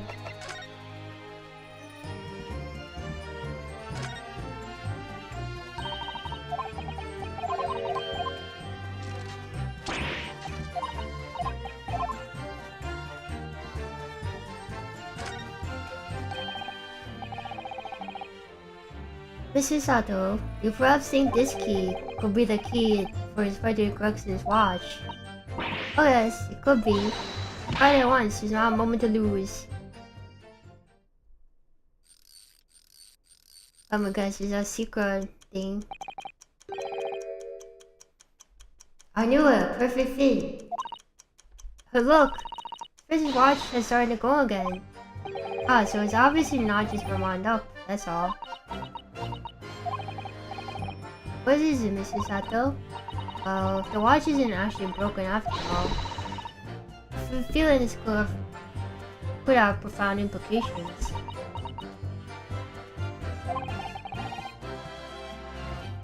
She's in deep thought now. Perhaps I better think deeper too.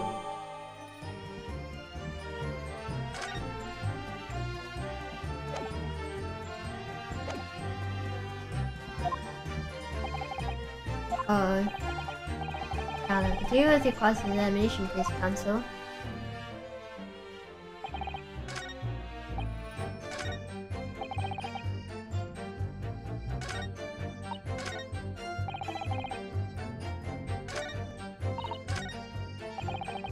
Hold it!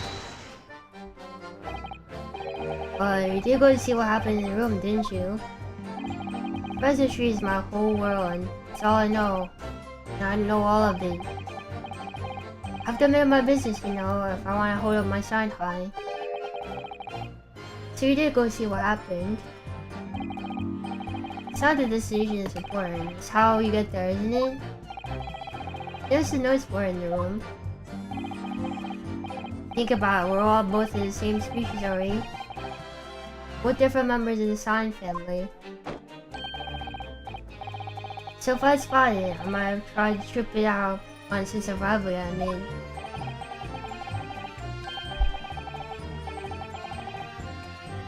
Someone needs to tell you that you're Homo sapiens, not Homo signians. That way you didn't know it's so boring. I'll only repeat what I said before, I don't know anything about anything. I'm just a bison to me, just a sign in the crossroads of life. Here's just who was responsible for moving the noise board. Hold it! Like, what do you mean by that? Oh, come on now. Don't tell us you haven't noticed. He looks like he eats everything in the world, that fella. What I noticed for is the one he thinks he likes. You can see it in his eyes. Can't say I've ever noticed. Tell you one thing for free though. I never took my eyes off the man on the floor or off the Reaper, not for 1 second. Sorry. Well, I was that scared I couldn't. Don't know what a feeling like that would do if you look away, do you? Take your eyes off the defendant. I'm sure I'll be able to confirm categorically whether or not he was the one who moved the notice board. Ah, that can. The Reaper did not thunderstorm, I can swear to that. Could not miss if you held the thing upright and dragged it into the corner. Right, I will both clear that up. Happened to the face that screams bored. I feel your pain, Kazuma. Oops, I didn't even finish.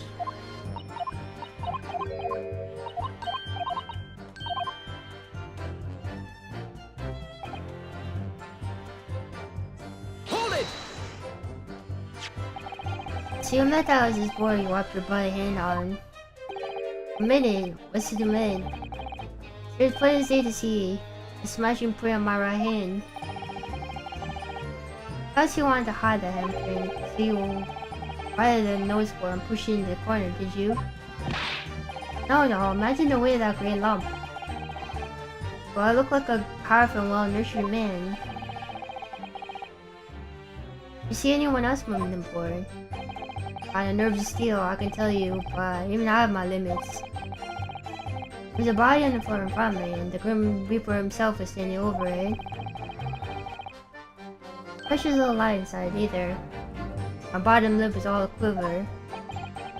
Lowers, this wouldn't sound about to give Duffin this moment on the point.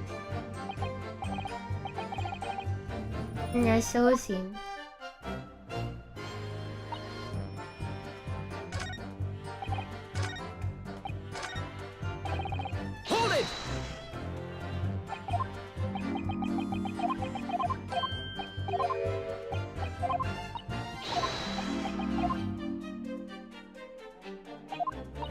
So do I present the clock to that party thing?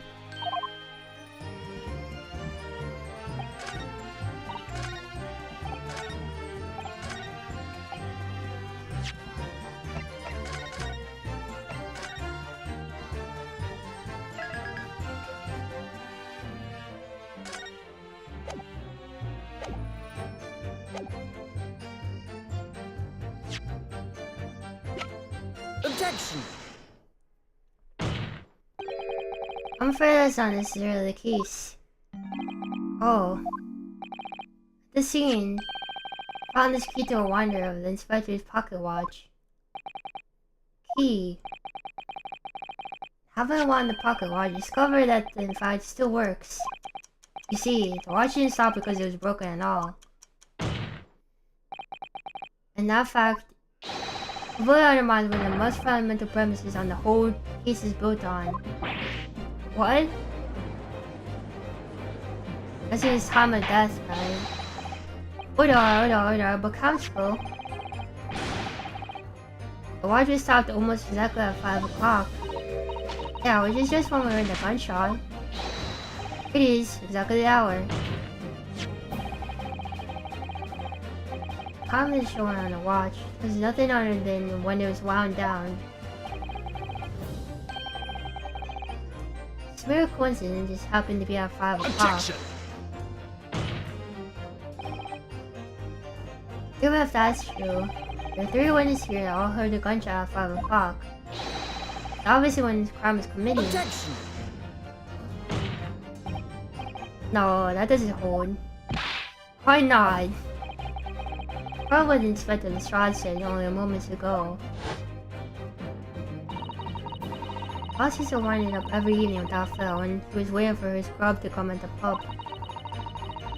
The end of his day and last year's punishment and warning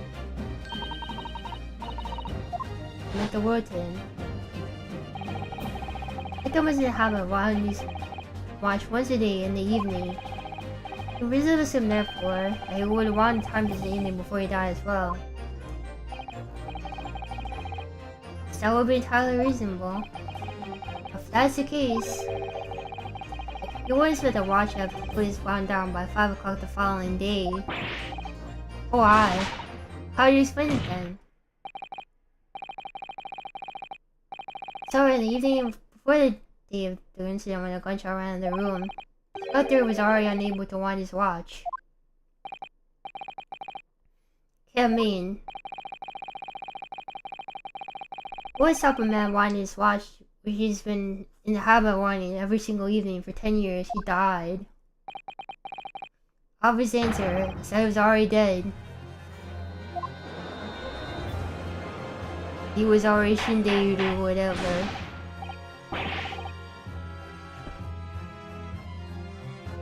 Order, counsel has a most extraordinary claim. Objection! Extraordinary isn't the word. It's absurd. Clemmer was already dead the night before. You really think that Scott in your corner would have overlooked something like that? Oh, well, on that subject, there is something rather surprising. I see a mission on the coroner's report. Oh yeah, the time of death is missing.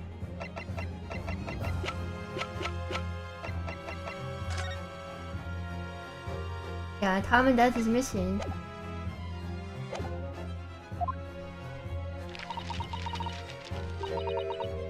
Time of death is not noted. Ah, that's fine. Wait a minute, you're forgetting my legs being off me when I kicked the door in. What do you mean? I said, I'm putting my hand on the dirty, great puddle of blood.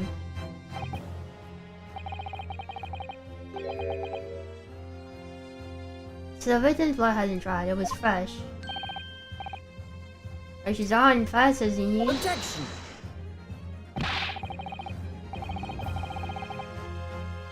The blood could have been spent by any number of ways. It could have been put there afterwards. Objection! The fresh blood could have been put after. Is my learned friend. Oh my god, he's saying... he's saying learned friend. My learned friend thinks that fresh blood is available on every street corner. Ah. Well, this doesn't need to have been human blood, of course.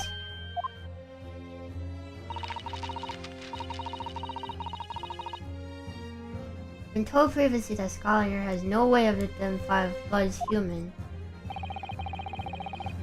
How is current research? The present you're correct is beyond our abilities.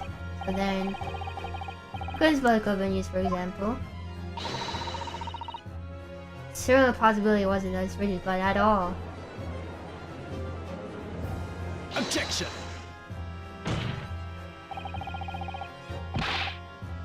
Gunshot was heard at 5 o'clock in the afternoon. That's beyond question. Is it though? What? Given that the time of death victim has already been called into question, it's beyond the realm of possibility that Mr. Witness heard wasn't a gunshot at all. Hopefully it's what you're trying to say. That's loud, no word. It was a loud bang that came from out their room. Now you there listen to me. The street seller's ears are his livelihood. I don't doubt your ears, sir. Can you say what's circling what you heard? There was a noise. Okay. Explain yourself, Consul. That's the sounds I got you could have been made with. Take that! Something like this. Cooper could have set one of these fake gunshots. Good gracious, the very fireworks that were sold by the witness. Now hold on a minute. Are you saying I did it?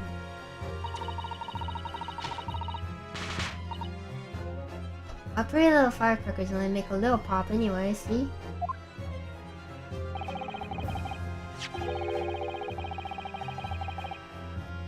Not 100 of them together. The Venus special that you sell for 600 pennies sounds like this. As a court now test, it sounds very much like a gunshot in fact.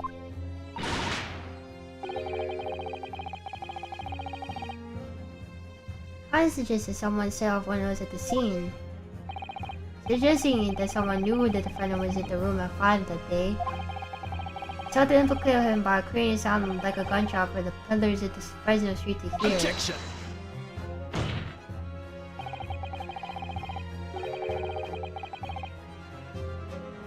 Even the accused himself had testified that there was no one else in the room at the time.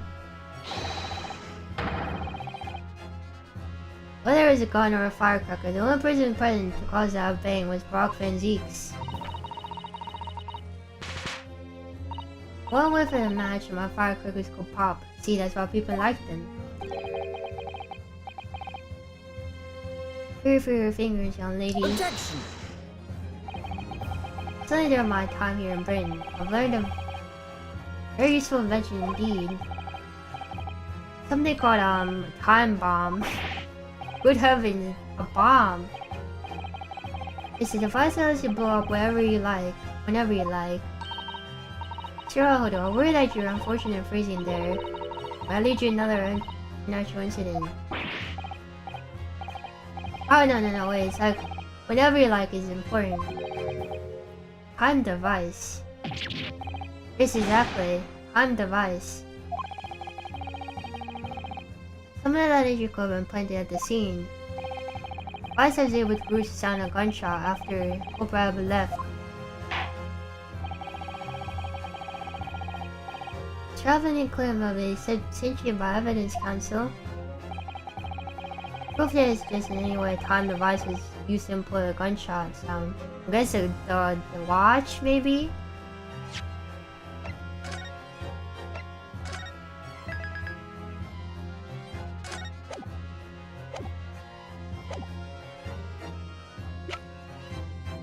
Take that!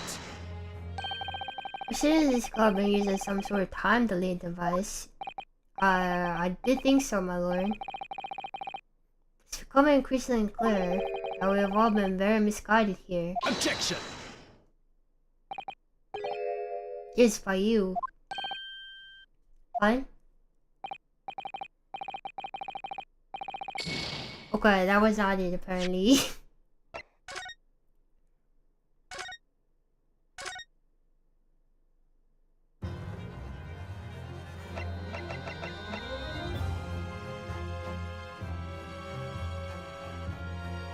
Maybe the candle?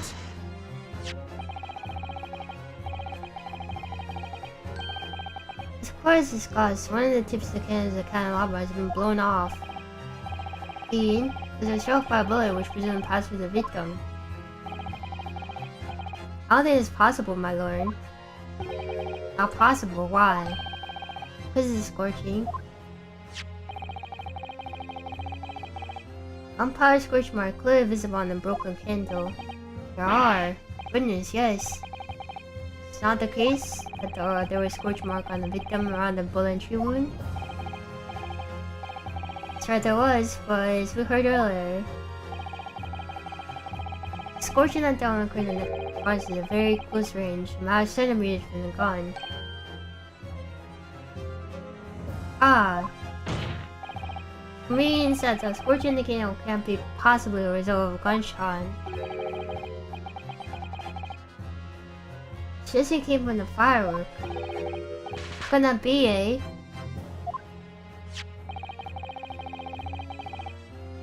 Why is there such visible scorching on the candle? Since that firework must have been right next to it when it exploded.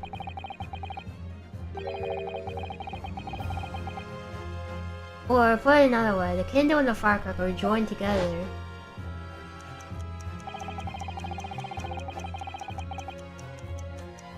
Hopefully somehow attach the fireworks all the way down the candle.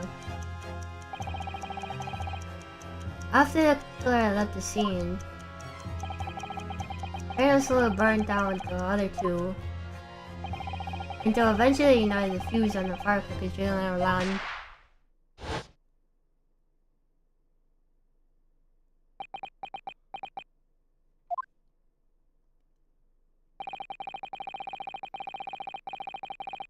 And that's how these three witnesses came to believe they were a gunshot at 5 o'clock. Oh, what a plot. It's surprised that the victim could have died earlier than we've been led to believe. Previous day even. Now, just hold your horses. All of us saw a victim go in the building, remember? I could forget the flame-colored hair even if I wanted to.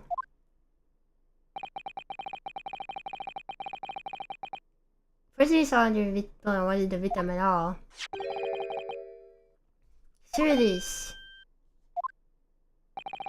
Obviously I knew before a wig. First thing who the witness saw entering the building 15 minutes before the incident occurred. Could have easily been someone else entirely wearing a red hairpiece.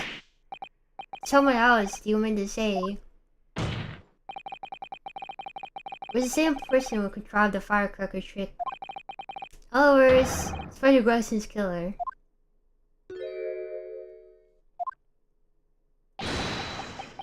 He's laughing.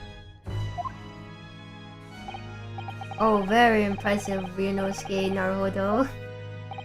My learned friend, Kazuma. I'm really quite amazed you've come this far. After all, wasn't I the one who told you? Yeah, all the makings of a great defense lawyer.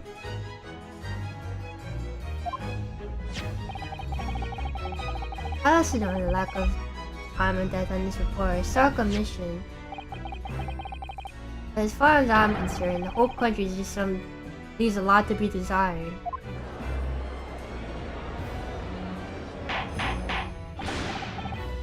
Order, Prosecutor Asogi. What on earth do you mean by that statement?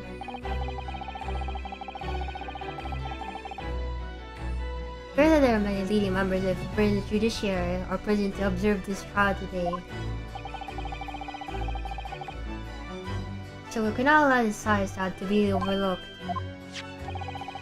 This is such an amount of time that is based on this victim's stopwatch is just conjecture.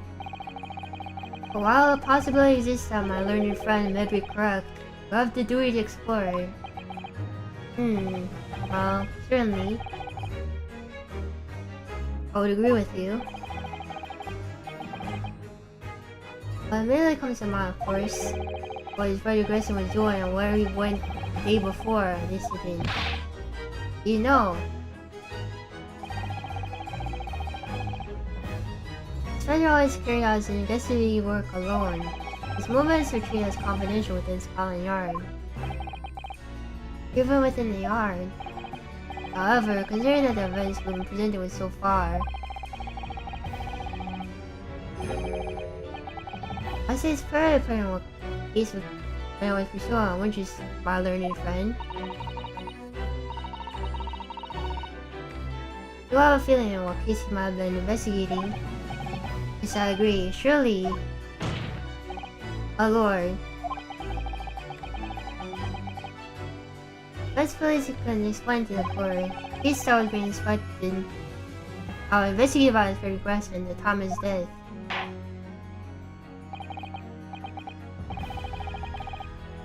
Very well, counsel. Present your argument to the court. What evidence is suggested the crime being investigated by the inspector the day prior to the incident?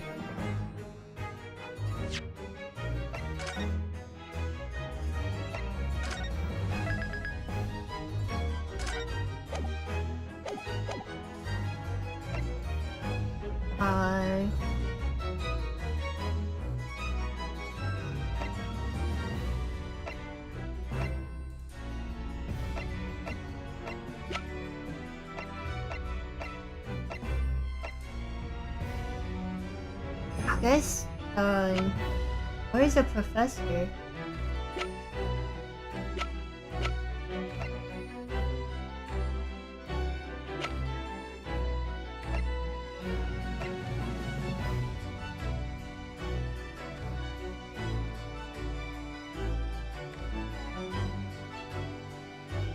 Oh, look for an apple boy's gun.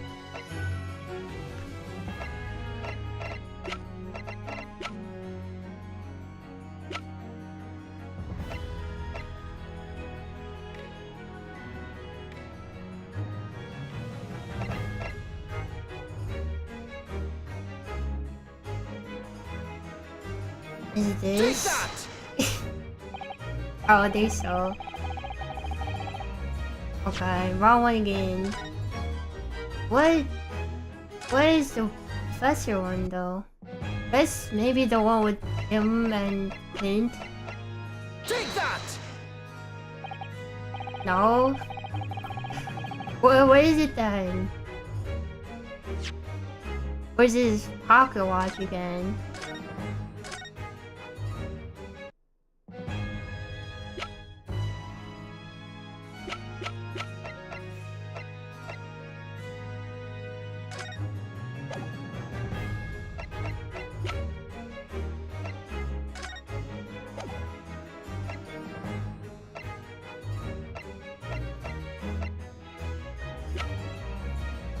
Take that! No, it's not that either. Am I stupid? Am I stupid? Don't answer that, but am I stupid? What gives professor?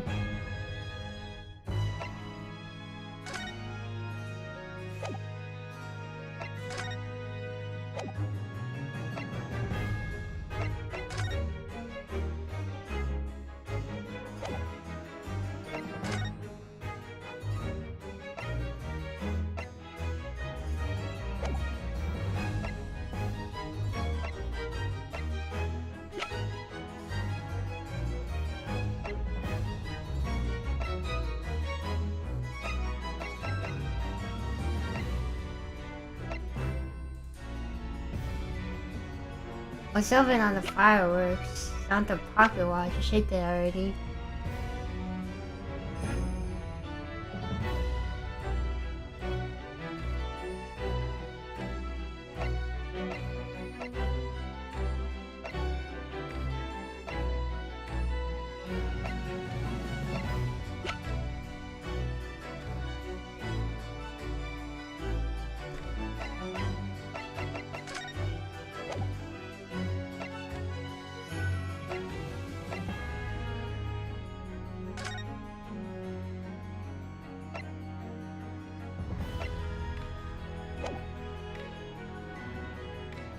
Hutchinson is being investigated by an inspector on the day prior to this incident. It's definitely not this. It's definitely not the wig, right?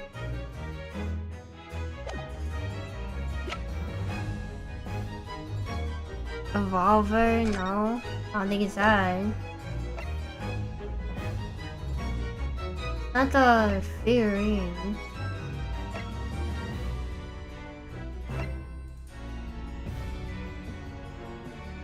Is it really not the noise board? I really don't know what it is then.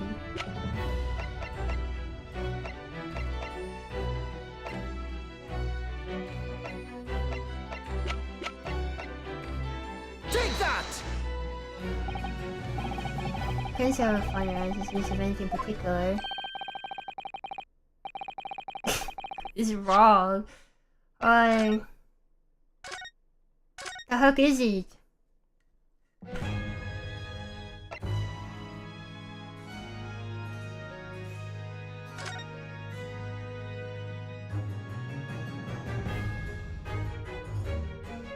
Don't tell me it's a redhead league. Take that! But it is. I believe this red hair piece points to the answer. I can't believe it's that.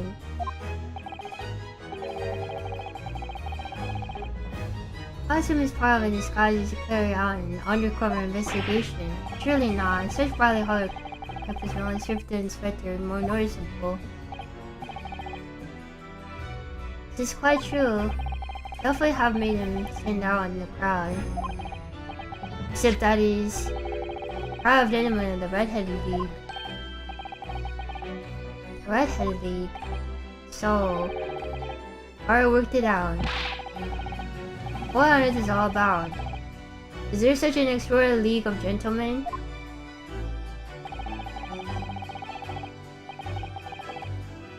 The Redhead League is currently under investigation for a grand deception. Central One Nature Council.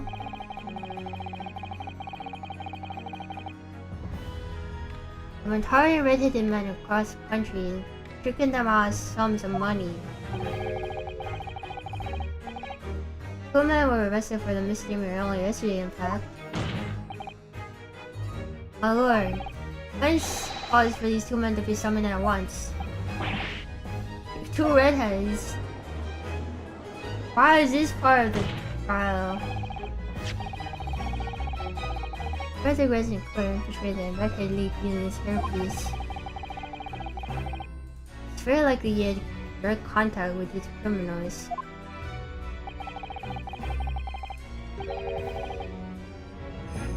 It's quite possible that such contact led to more serious events.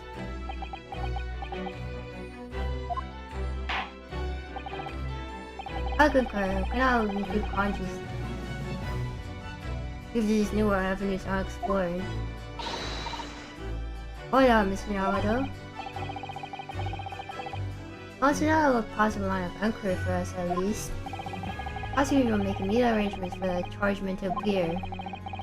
Bring these two red-headed league gentlemen conspirators before the prosecutor Asogi. At once, my lord. Very good. We'll have a 30-minute recess. Where's adjourned?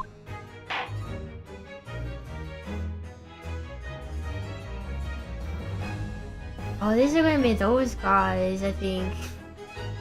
It's gonna be those guys. The ones we saw at the beginning, the case.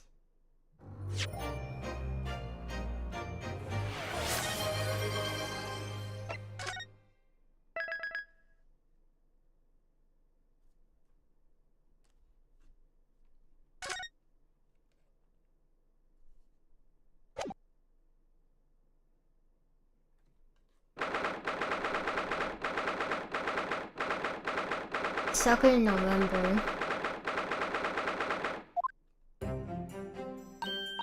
Harako, welcome. Bruno. Oh, you there, Otto. Cuffed you, my dear fellow. Oh, Mr. Sholmes, Gina.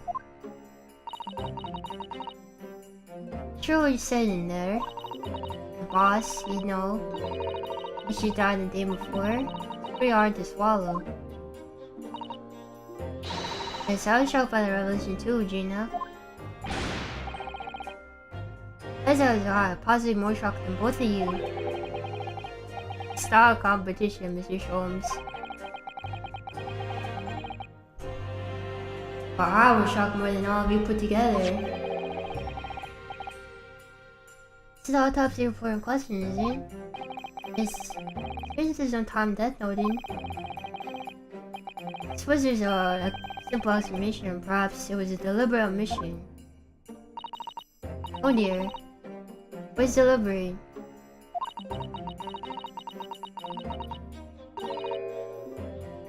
Puts me on the mind the last case we worked on in Dr. Scythe. I know. Anyway, it seems on the day before when Zeke discovered the body.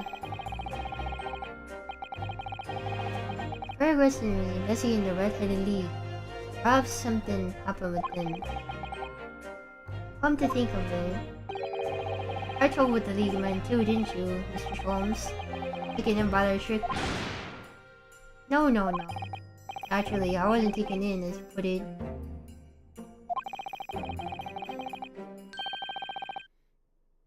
My soothhound interest was merely piqued suddenly by the rare scent of a weekly £4 income.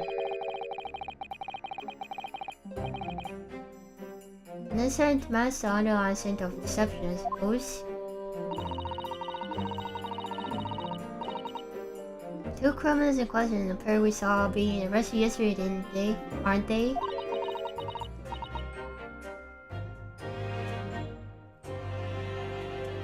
Mr. Sholmes Swean. That's right, Suze. It was me who took him in. It's a tip-off by a good law-abiding citizen. Indeed, yours truly. Just gonna make the parent a witness in the next visit. Some of this quite makes sense to me though. The day before the friend question was found, I hadn't had trouble with the right leak yet. Have you? Why would this friend have been investigating them? A likely explanation would be the corrections own suit tonnage was peaked by the version of £4 income. Don't tar him with the same brush as you, Sholmes. As well, this whole issue of inspired arrest and being investigated by Lord Van Zeeks for some reason. The Reaper, the Red League, Inspired Gregson, Lord Van Zeeks, and Kazuma. Fellows he would knew we'd arrive at this point somehow. Gosh, I think you're right. What's he really trying to achieve today? Well, the answers will be soon revealed. Observe the time, my dear fellow. This will be over very shortly. Yes, you're right.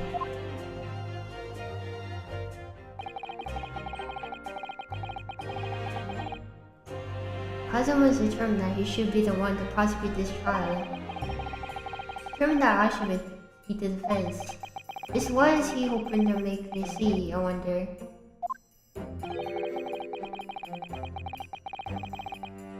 Got a feeling we're a long way from the end of this trial yet.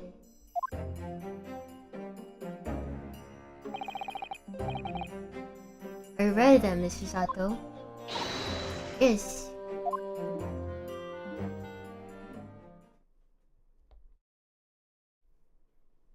Oh, I bet I've seen the guys this time.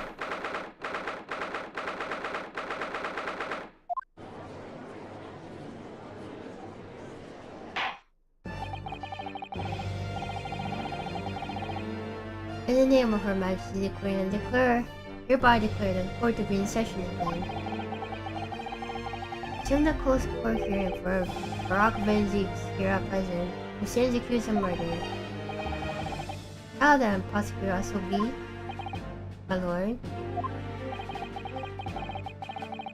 Have we summoned the witnesses requested?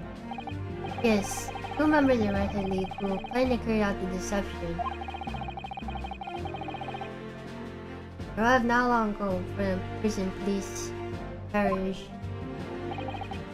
Very good. Belov, usher these two men to the courtroom.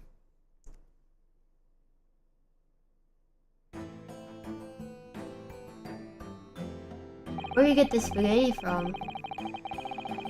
These two men are clearly held in police on suspicion of attempted extortion. You may admit your occupation, but state your name for the court. I am Fabien de Rousseau.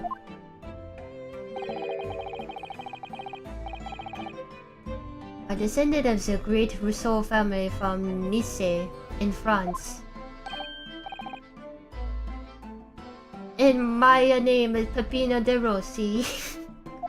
I cannot do that. I cannot do that. I am the third son of the great Familia de Rossi, the landowners from Napoli.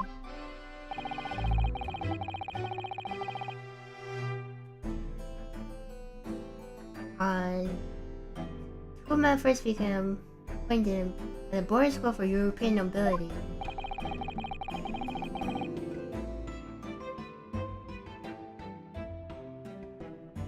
Those who graduated from Pemsic as the future leaders of Europe.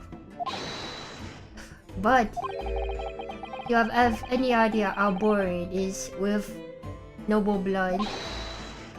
Allures.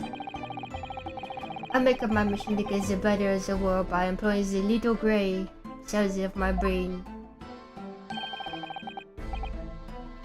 That is all I'm trying to do, eh? So... it's the only reason for this whole grand deception you've been carrying out. We, you could say that? Not bad, eh? Here's the grand ideas, but the petty plans. Strange combination is Armada, hilarious brothers. See, couple?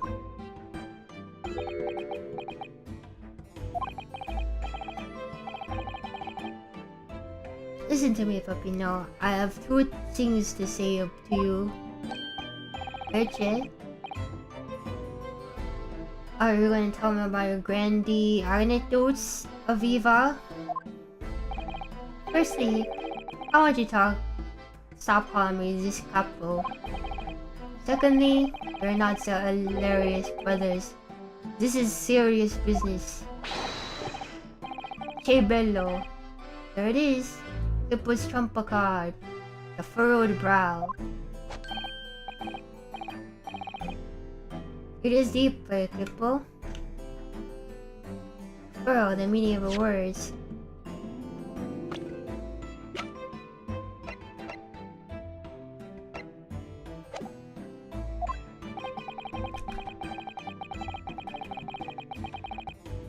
Correspondent on Blita under the bed in the Red-Headed League.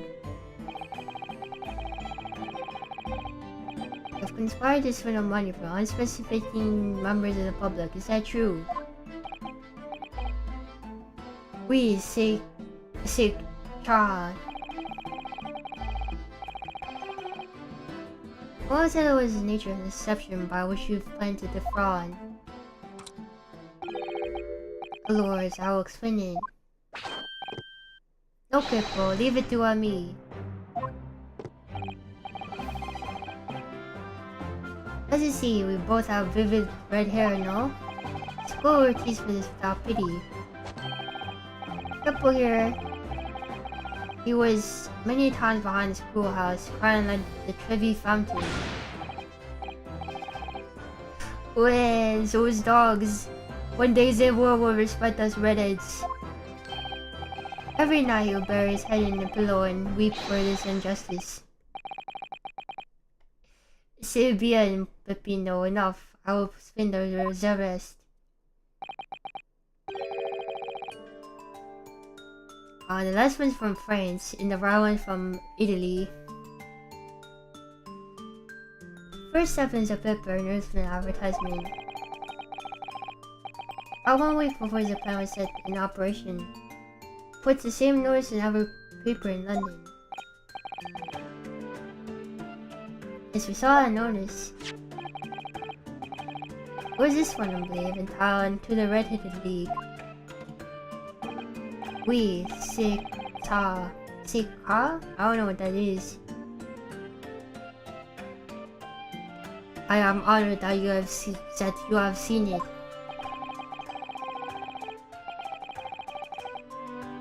This is that the only condition for joining the Red League is having flame-colored hair. Are you satisfied the interview panel are admitted into the league? You receive a weekly income of £4.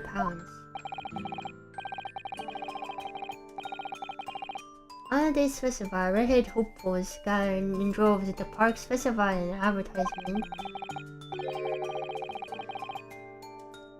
From each person, this took an application fee of 5 shillings.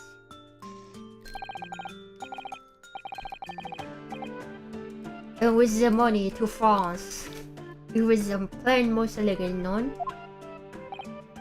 Now let's miss dishonorable.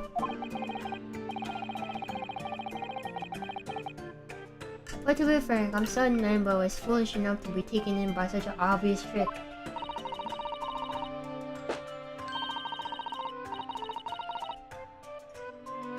Harako was described as one witness as chalked with red-headed folk, like a coster's orange barrel.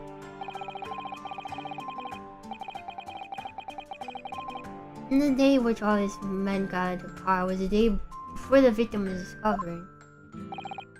Crucially, women spoke face to face with every single person present that day. I have seen more red-headed people in one day than I will see for the rest of my life. CC and now, every time I see the capo's hair, I feel sick to my stomach. Anyway, why have we been summoned here today? Sorry? The date for our trial is not until tomorrow, I was told.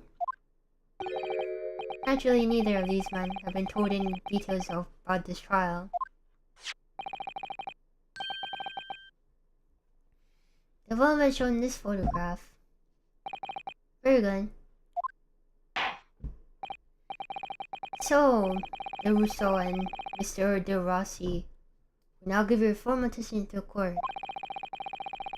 Subject is the gentleman pictured in this photograph. Of course, we are always ready to help with the law.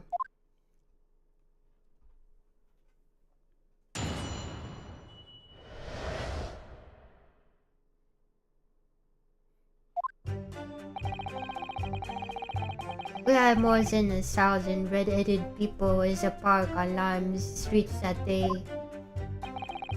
I don't recall a man in this photograph. This is a photograph. Hey, Kippo? No, I don't remember him. Obviously, he's dead now. I assure you, he was not in the park. Allora, this victim has nothing to do with us. You have a lot to answer for, Papino. It is your fault that they caught her in the first place.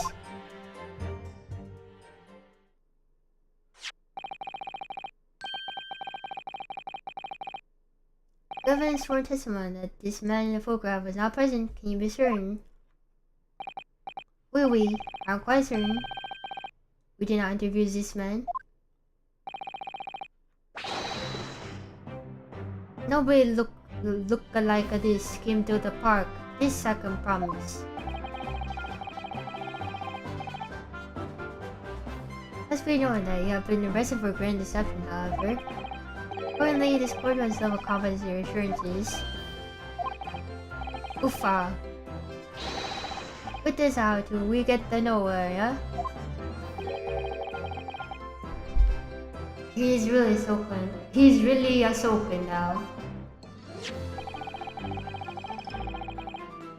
Confidential documents came directly from Scotland Yard. Reports an entry in the Swedish part of diary dated the day before the incident. I read Slime Street readily undercover. I have the answer. Plus there's a similar event at the park in the day in question, eh? That is ridiculous.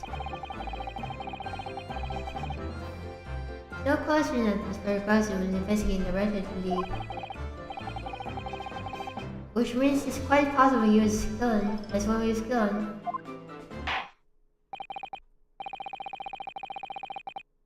Very well. Defense may proceed with the cross-examination now. Oh, yes, my lord.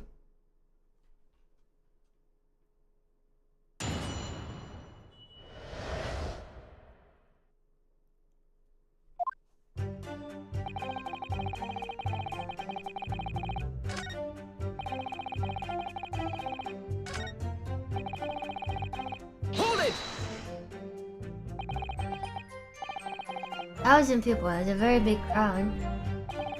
It was quite a spectacle. The British had come all over the capital.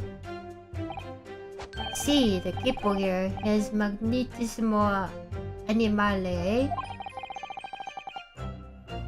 Nobody else could attract so many people. If I could be born again, I would be the capo. All those people wanted the money, Peppino. The 4 pounds per week. Isn't that you personally spoke with all 1,000 applicants? Oui. That we did. Because every one of them paid us 5 shillings. We take other names, and we take other money. And we take other address as well. Then I tell them, we take some days to let them know by a post if we need to. Maybe 2 minutes per person. We start early in the morning and we stop late in the night. So you earn 5,000 shillings in one day. That's a small fortune. Who would have thought there were 1,000 such gullible redheads in London to start with? One of them was a great detective with chemically altered hair. Hold it! Doesn't look at all familiar. No, I don't think so. This is a wig, eh? He was trying to trick us. I do not like people who are trying to trick other people. This is the con artist. Between them, they interviewed 1,000 people with red hair. It was unreasonable to expect them to remember every face. No, senor. I may be small. My memory is very large. I never forget a thing. In my opinion, I do not think this man was at the park.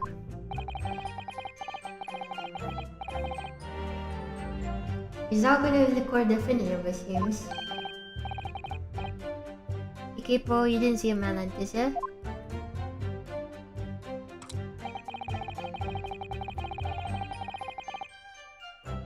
Hold it!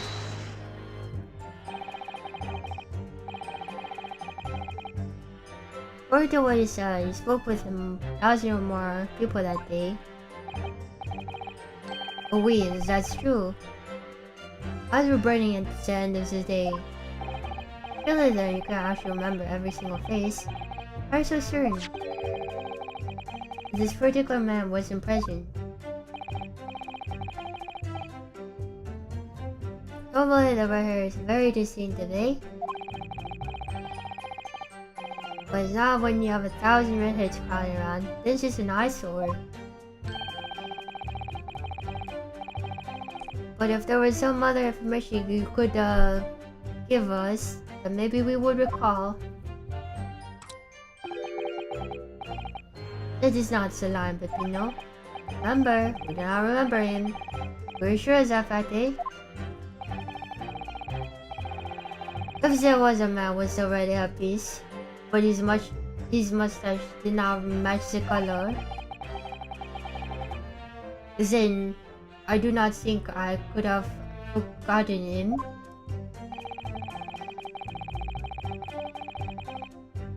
Cause the most of these things been shown out photographs and told nothing else at all. But if I find another detail about the victim, for example,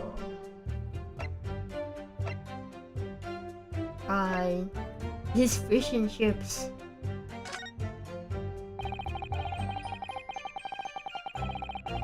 Sure, I appreciate that. Just knowing a man with red hair wouldn't have helped you remember the situation. What if I told you that the man was always munching on a pack of fish and chips? Remember who man was eating incessantly? Not really. I was looking at the heads of the applicants. I wouldn't have noticed the fish and chips any more than the caviar and smoked salmon. Or a spaghetti. Me, I love spaghetti. Really, I had no idea. Tell them what you said again before, Peppino. Sí que po sí. I see it over again.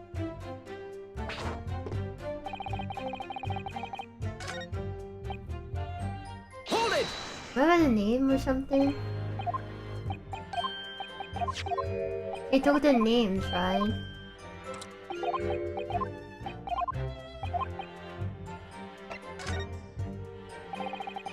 So I appreciate that. You just know how the man had red hair wouldn't help remember in this situation. First, the man's name was Gregson. Same as the photograph is a Monsieur Gregson. Yes. Names, they are boring. I did not listen to any of them. Oh. Who is not the real interview, eh? Just for a show. Why would I remember the names? That's right, this changes nothing. So man's the photograph was not there, as we have said already. I see. Seems we would love to begin from pushing this part further. Okay. Excuse me. Oh, what was that?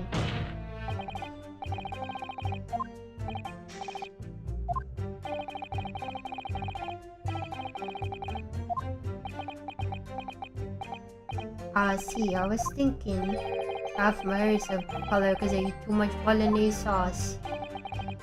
No comment.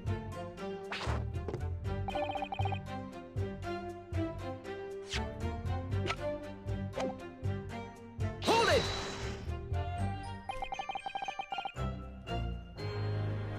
Well, we all have your word for that.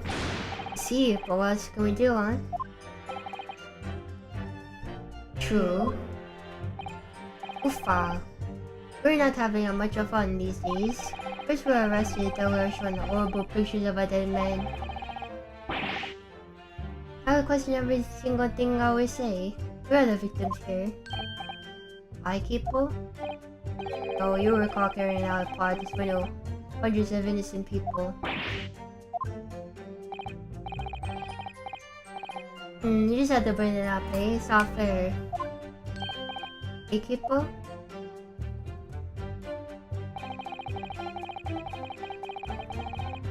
Hold it! What do you mean by that? Avolo. Promise not to say, Equipo. After we had taken all the monies that day, we should have left the country. That was my plan. I left purchasing them the tickets for the ferry too, said Uncle Kirk to my opinion here. But he bought them for the wrong day. Oops. See, but it's easy mistake to make, huh? First, the 31st. Oof, I have no sympathy for you.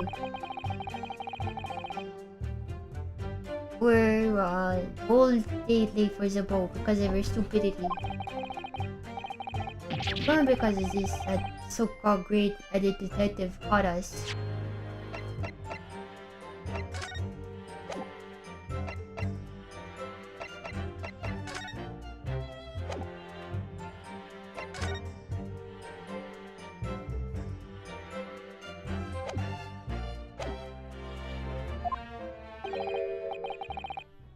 Couple, you know what I really think? This is a work of God. This is a holy punishment, eh?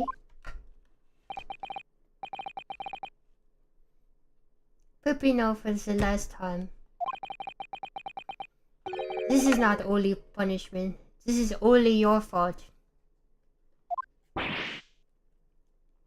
Ah. Don't blame God for your unholy mistakes.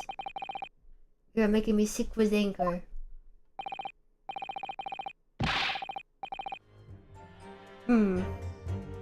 Maybe I make a mistake, but when it's time to eat the pasta, no one is a faster. And I've seen the evidence. Haven't told us very much that we didn't already know. What do you think, Mr. Naruto? Well, what's his first diary? Seems that he gone to launch with that day. Still play both come in and see him. Have to say it. Don't appear to be telling lies. Well, our experts in deception don't forget. It's implausible is their specialty. They may deal with lying to avoid being implicated in this case as well.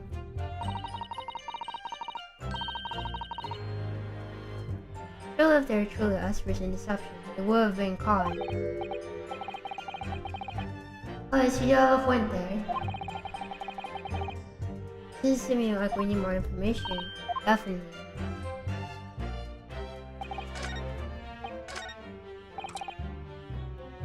Hold it!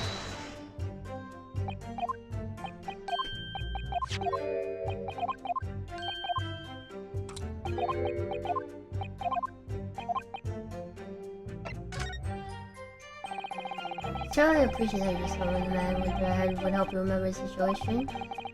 Fortunately, the man in the red head priest was actually a detective. The man is a photograph, a detective. Yes. Right now you found your notice in the paper, suspicion decided to investigate incognito. Sorry, position is not seen. Excuse me!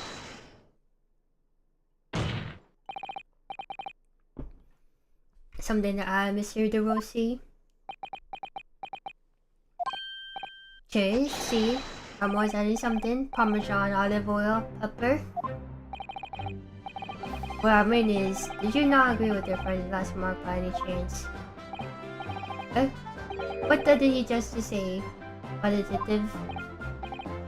His hand. Keep your shout out your Pepino, you've said enough already. But the why, Kipo? What is the problem? There was a man who said, I am an inspector from Scotland Yard. What? Good lord. That kid is short.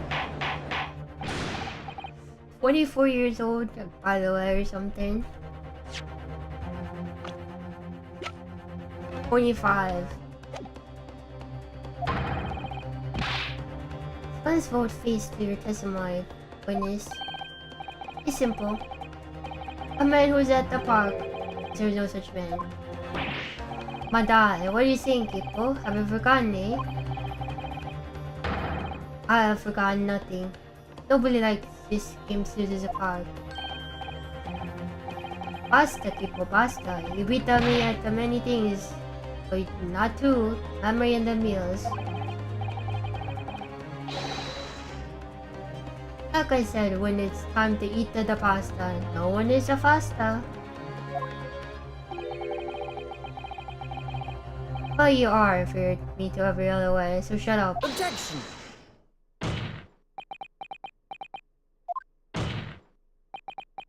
They did the same thing.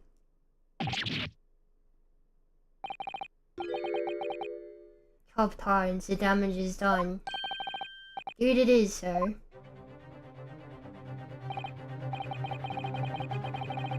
Wait, there was a man who came to the park and said he was an inspector from Scotland Yard. However, he looked nothing like the man in the photograph. He was someone else. How can you be so sure? Because, as always, face is completely different. See, it's true, it's true. The man who came was a younger. His face was clean and shaven, his eyes were sadder, his chin thinner. So no resemblance whatsoever then.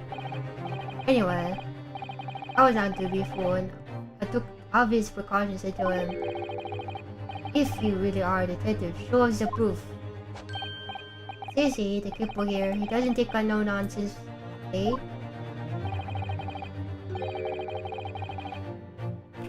But he was well prepared. He said he had an identification.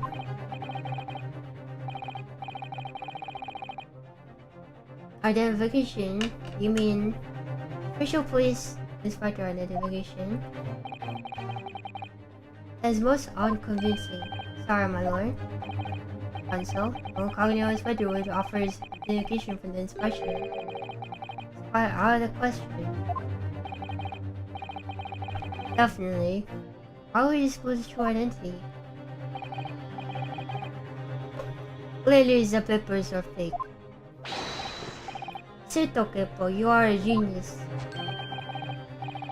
As we say in Italia, takes a thief to recognize another, eh? And what happened after he announced that he was a detective? He became very annoyed. He said, "You are under investigation." So I took his papers from him and chased him out of the park. It was fantastical. Look, here's the identification. So you stole it from the man. He had it in a comment. He made us very scared. But he was not the who we say he was.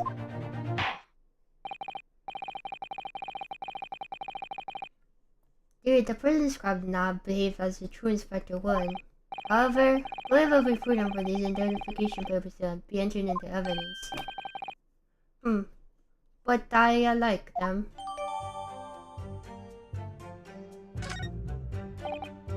Now, let's return the witness testimony.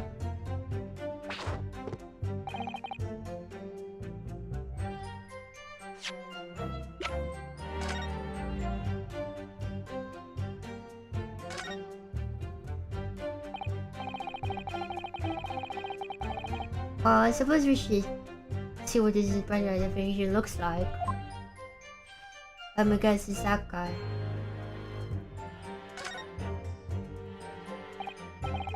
Stuff looks fake, doesn't it? Out of interest, what name's given? Probably just something plucked out of the air. It's Bias Gregson. Wait, what?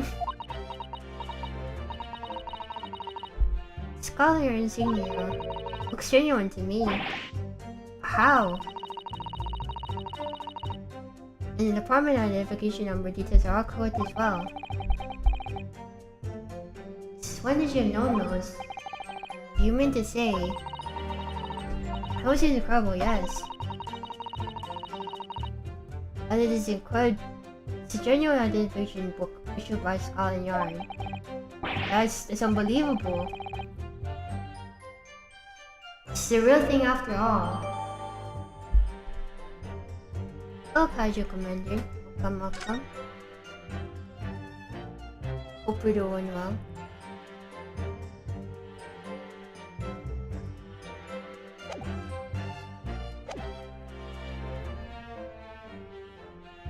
I would assume that this is what we press on and present.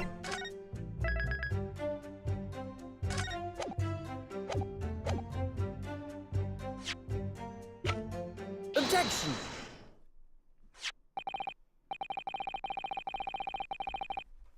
I wonder if I can ask you to examine this identification book very closely. Miss Lestrade? Why Miss Lestrade? What's your intention here, Counsel? It's really a fake or is it genuine? That's the question. Which we can't answer ourselves. Don't be ridiculous. No Scotland Yard dictator will allow his or her hand to be stolen. That is bosses, no question about it. It can't be. As is suspected. Undercover detective who attended the Red-Handed League's enrollment the other day in question was the real Inspector Gregson carrying an incognito investigation. Suit our lures.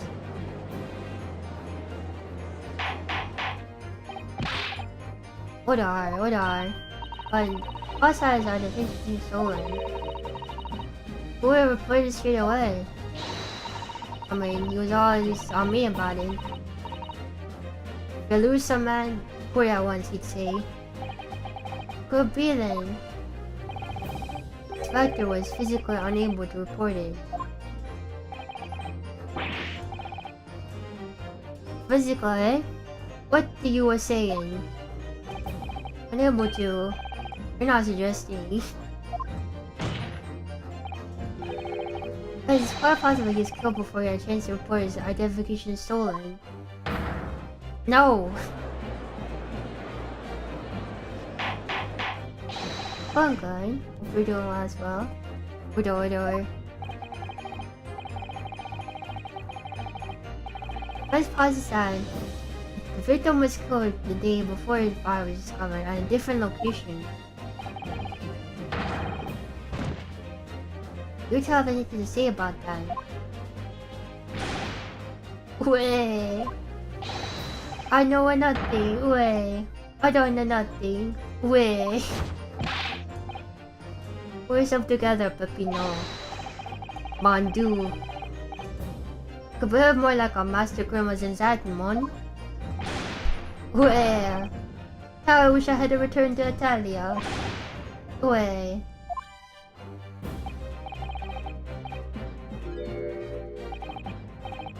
Stop crying, Pepino, please, otherwise. Dumbe, stop rewinding and start talking. Well, leave the clue into your great detail. I know nothing, away. I don't know nothing, away. You will tell everything or face the worst possible outcome. Ugh. Dry your eyes and testify again.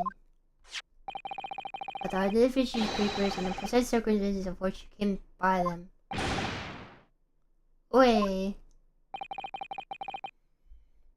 Crying out loud.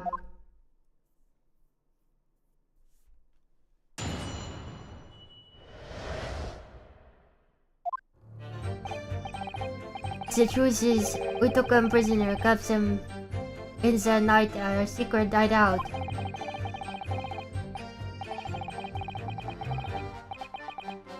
Even though I didn't think he was a real detective, I was too scared to let him go out that day, just in case.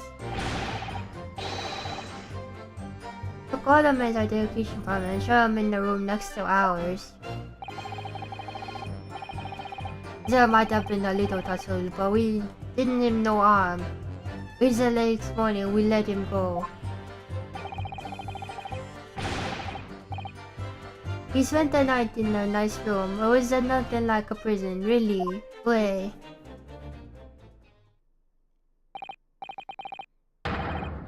This is outrageous, you imprisoned a man. But no, see, no. It was not like a prison. He was a very comfortable and a calm and a happy. Hey, people. It was never part of my plan. I swear it. UEFA. So you think it was my fault, eh? That's what I did very wrong. I won a little a day. I do not think it was your fault, Pepino. I know it. No. Per favor, Capo. It is not fair.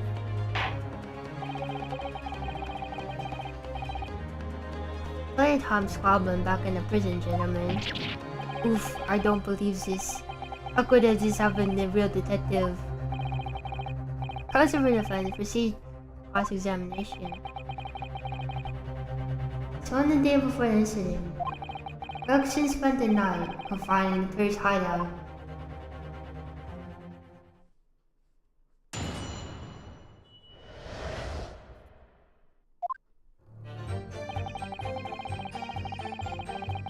Hold it!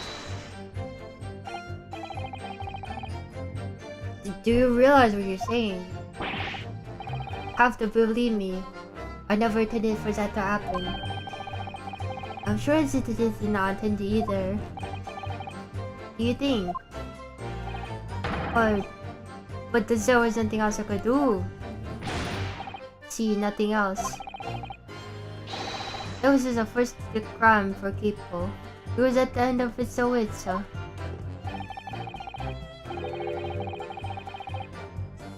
I have told you before, Pepinos, that is not the way we describe a criminal mastermind. What about this hideout of yours? Old empty house behind the park in Lime Street. We rented the place for 2 days. It was inspired by the people here. Impulsive ideas, eh? No, not impulsive, inspired, eh, people? What am I supposed to say to that, eh, Pupino? Listen, how's this crime that you can find for the question, was it?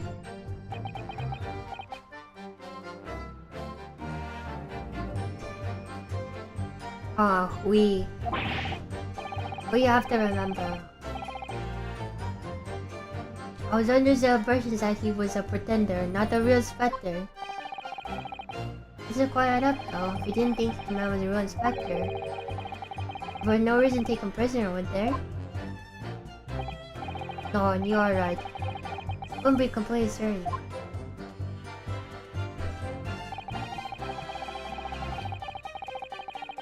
Hold it! You're scared, why? Cause, why had he come to the park? We didn't know. There was a chance that he had seen through all my plans. But what if that's the case? To go straight to police and blow out the whistle on us. If I was feigning to be an inspector, he was up to no good, eh? Doubt.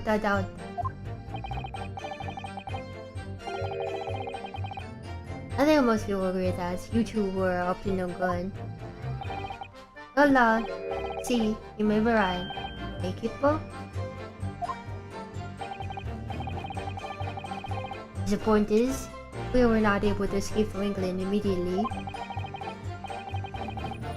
That is why we had no other choice but to take the man prisoner.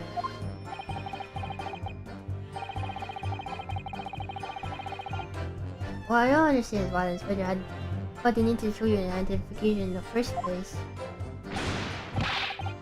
See, I ask myself the same question. We were writing down the names and all the addresses of all the people who took 5 shillings with them that day.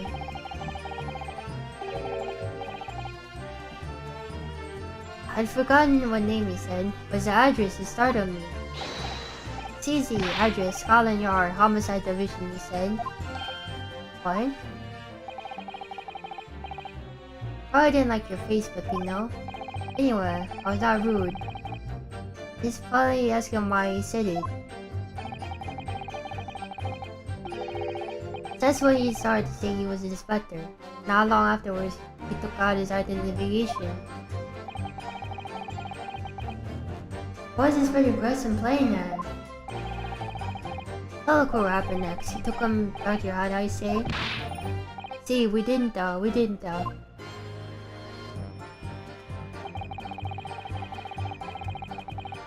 Hold it! Having is this identification book here, correct?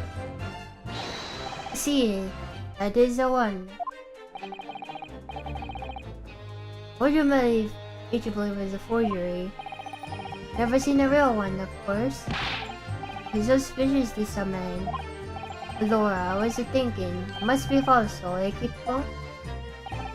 It's just as Pepino said.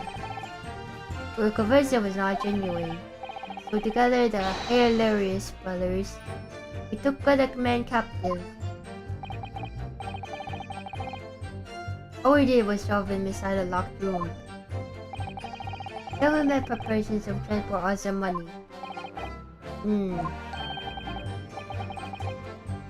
for a penny, in for a pound.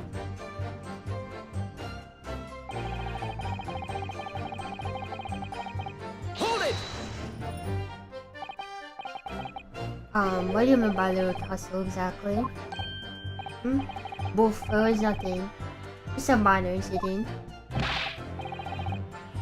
False inspector, he was a real piece of work, Equipo? What happened?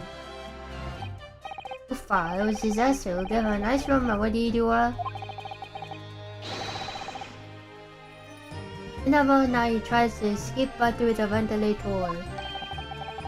Do you blame him? He's something, sir. Caught him again. Then you blame us. Wait, you didn't. You didn't shoot the man in your haste, did you? So who do you think we are? Of course not.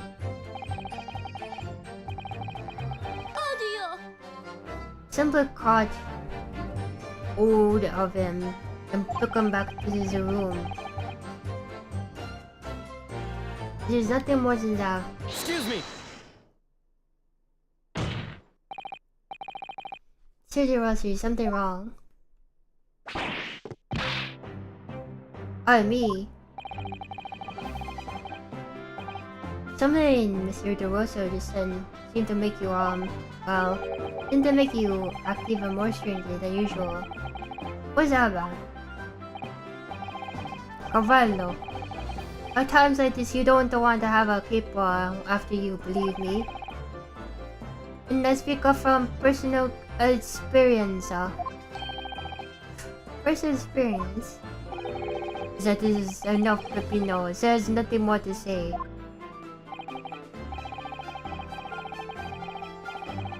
Truth is, the night before we put the red-headed league plan into action, I was scared. It was not fair to the people, but I tried to run away. Jimmy didn't manage it. Would you miss? Not much. People here came after me like a vtuber, dragged me back to the house, kicking and screaming. I saw the bruises to prove it. Hey, Kippo? Bruises, you say? You wanna see, huh? Wanna see my fantastical bruises? Oh my god, you know what else has that bruise? What the gossip does, doesn't he? Yeah, this guy's the same bruise.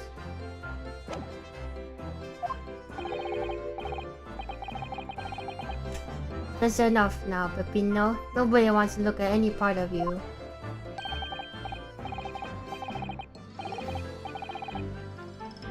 What to do now, eh? I show you, I don't. I show you. I don't. You do now. Laura, if everyone wants to see it, then I do it. Harako, is he? Still very visible, eh? That red ring around your neck. Got that when you were driving back to your house. See, the kippo. Really angry, it's very rough. I said that's enough. Okay, that's weird.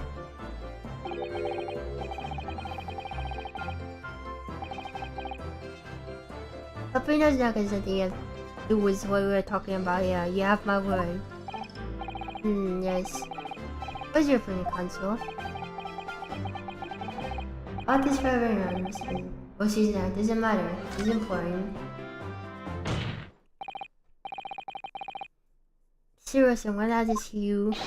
Remind your teacher one details about the mark around your neck. Okay, please see? Everyone is interested in what I say, eh?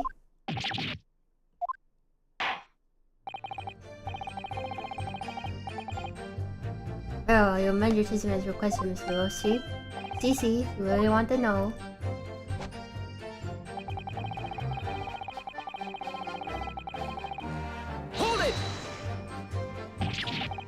Are you saying that the red mark was caused by CC, a big collar made from my leather collar? It's true, Mr. DeRosso. What? We had a St. Bernard album when I was younger. Here's a souvenir from that time with a very strong chain. Strong chain. Put that around your friend's neck. I'm sorry, I was angry that he was leaving me alone.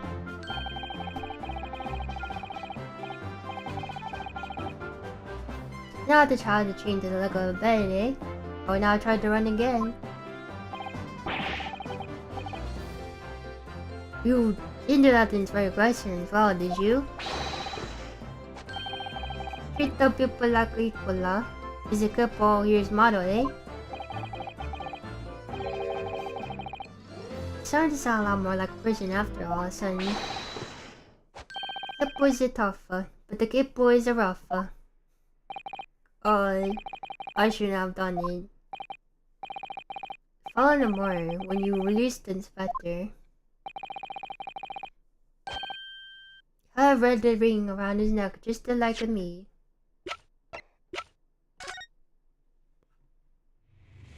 I don't think he does though. Oh, Nisi Nama, thank you for rating. Thank you. Papino, s'il vous plaît. Leave it now. Now you know, huh? The boy, you don't wanna think with them, eh? But the inspector is not so bad.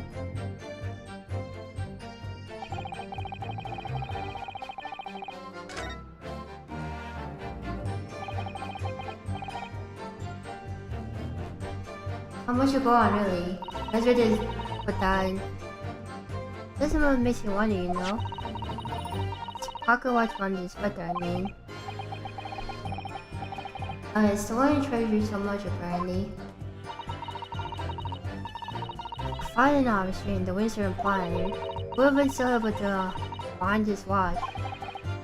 Very true, yes. Still, the inspector died and is being held captive by his redheads. In which case, is it possible these three young men are responsible for the questions? To be honest, I find it hard to believe. To find out what exactly happened. Very wise, Mr. Arnaldo, yes.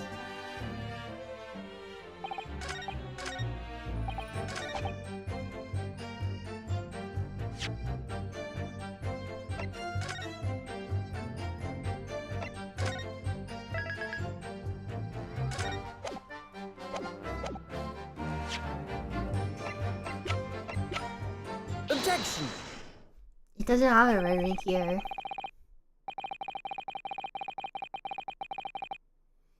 The day before his violence was discovered, Inspector Resident was taken prisoner while working incognito. No, he's not like that. It's hardly a prison. It's like an invitation to stay. It is homely.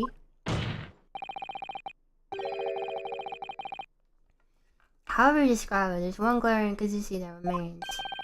Well, inconsistency of this council.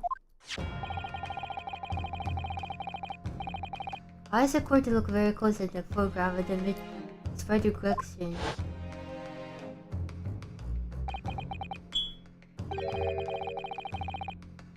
We see there's no red ring around his neck. Yeah, but that makes no sense.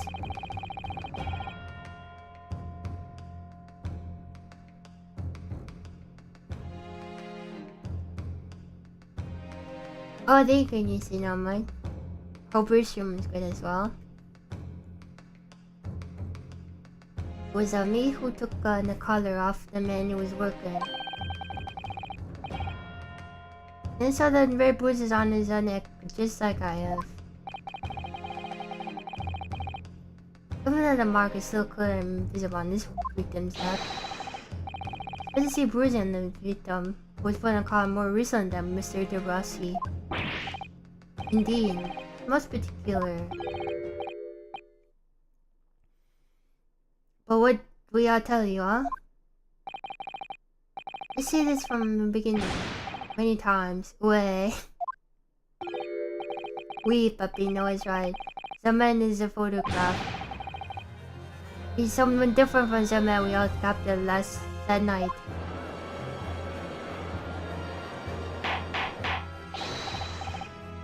Hold on. Then, on the day before the incident, the man who visited the park on Lime Street reported an incognito inspector. Saw Inspector Gregson at all.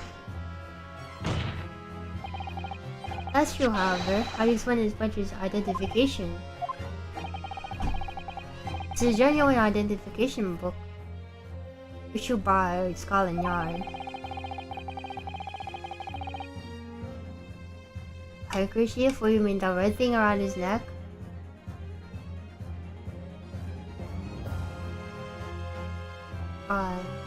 conceivable that someone stolen such an important item from the inspector. Prosecutor made that decision himself.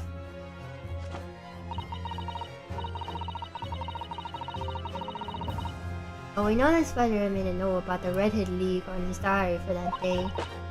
Surely means we can't divorce the two events completely.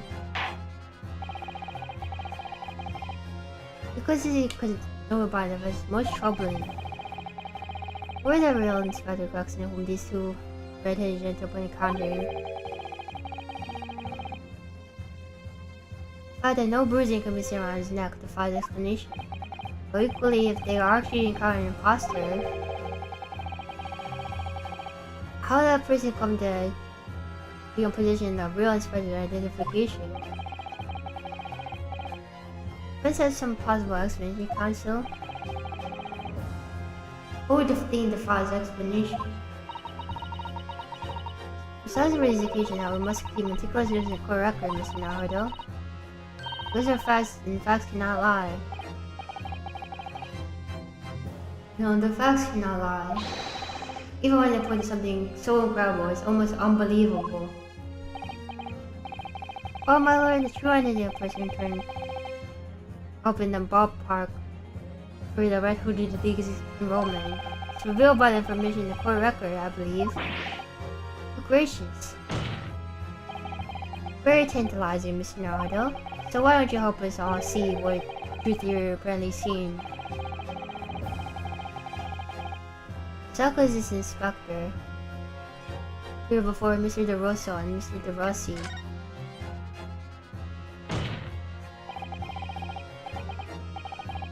Those is incredible, Ahmed. And the number 5 is only point to one thing. No bruiser can be seen on the neck of the victim.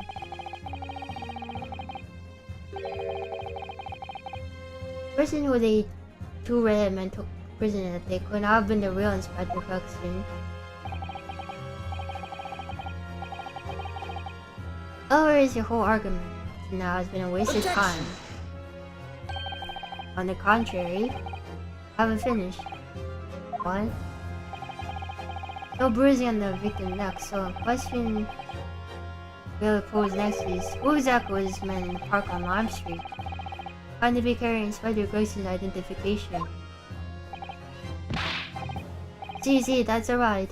Tell the same story every time. Whoever this man was, people dragged him from a pillar to a post with the dog collar. Mon Dieu, Peppino, it's not as harsh as you say. Huh? Who is that false inspector, eh? Who is he? What are the defense's idea about that? The identity of the man these two imprisoned that night. So ask the counsel for the defense to elaborate post-haste. Who did the witness account in the park was Inspector Gluckson?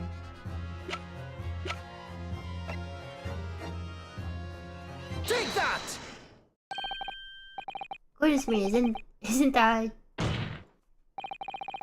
one of the witnesses who was at the stand earlier today?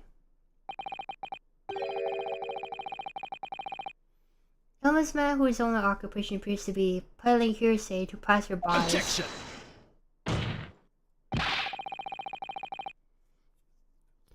What on earth does a street seller be doing with the police inspector's identification papers?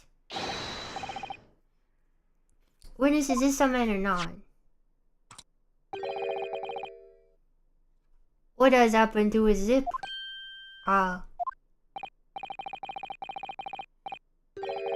See, this is not the man for the Redhead League, eh? He is looking for a Twisted Lip League, no?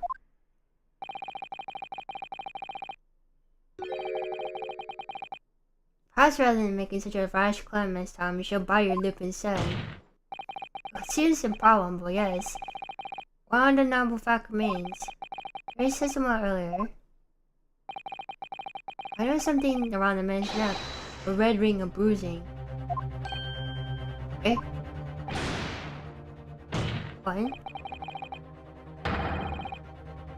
First amends that Mr. Gossip be brought back to the stand.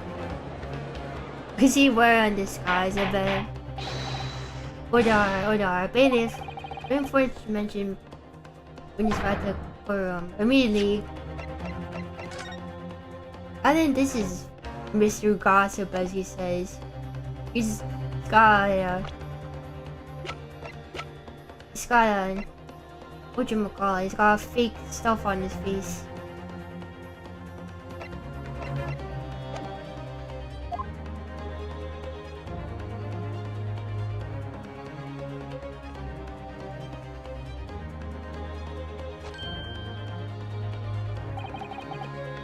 Or I never. An undeniable ring of red bruising indeed. And identical to that of the witness beside him. What's going on here, eh? How is that this me? It's a birthmark, isn't it? Birthmark, you say? Shouldn't the reason you've been called to the stand has been explained to you? Something about that, Inspector again. But I'm telling you, you've got all wrong as usual. Got all knowledge of it. Of course I am. Trying to come up with all this nonsense, eh?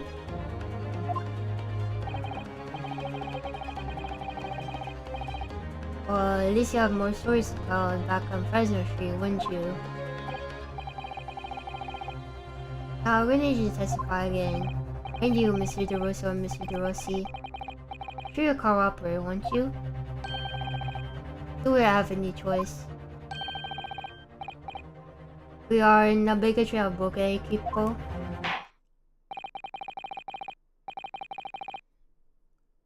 That's quite enough dilatory chatter. Proceed with the testimony.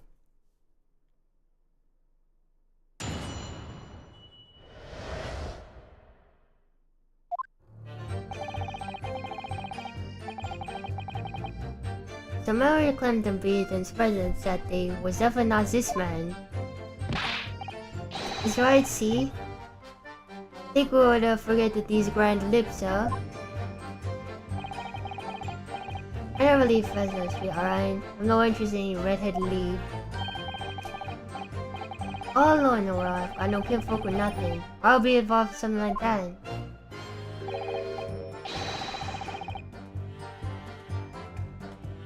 Just look at me, eh? Does it look like I can carry off in the sky like this?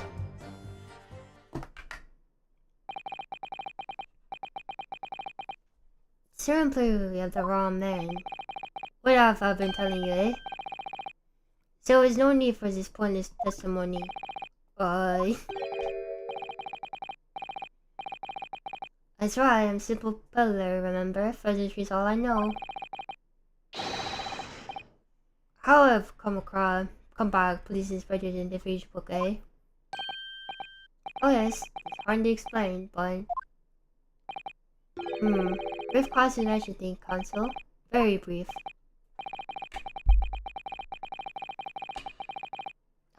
Isn't there anyone in this courtroom who thinks I might be onto something? Stay steadfast at your side as always, Mr. Naruto.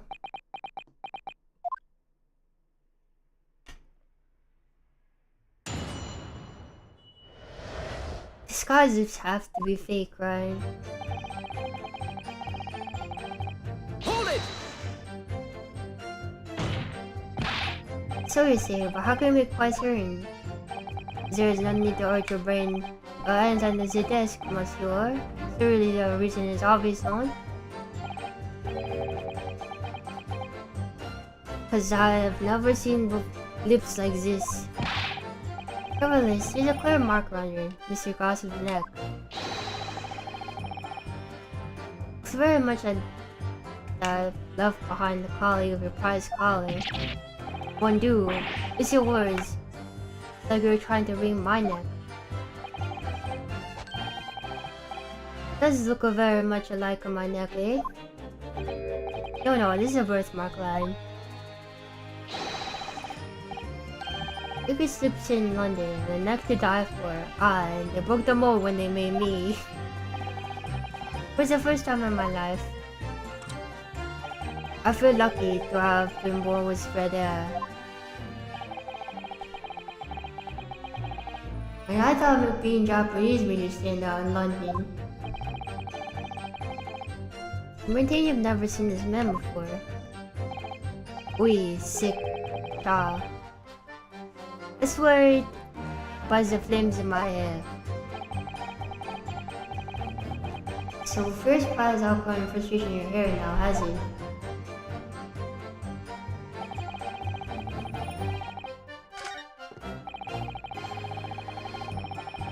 Hold it! So you heard of the redhead leak, have you? Don't let a name like gossip for nothing, eh? It's my business to know what's going on in town. I saw that tasty table for a few redheads that came past me.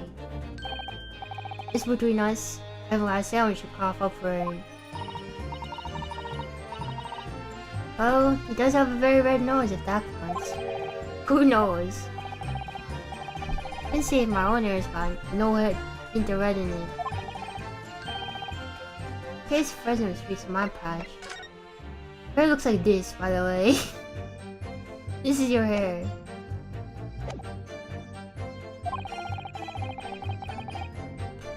Well, catch me signing off some other part time. No sir, not likely. Excuse me!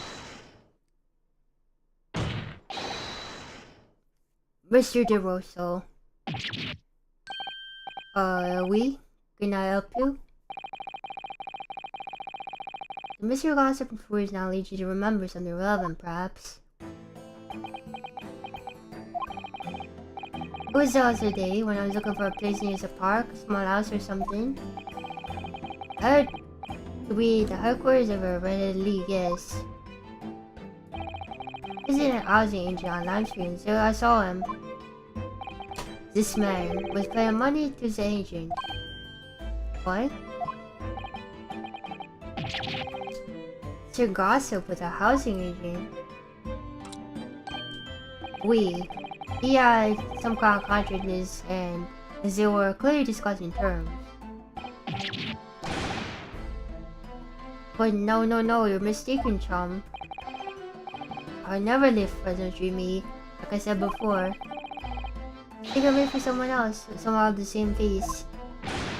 No, Keith was right, I remember it too. He was a paying man with the banknotes. Notes? Like I said, there was wasn't me. I'm being shaggy and whatchamacallit in that song. Call me red-handed, you know what I'm talking about?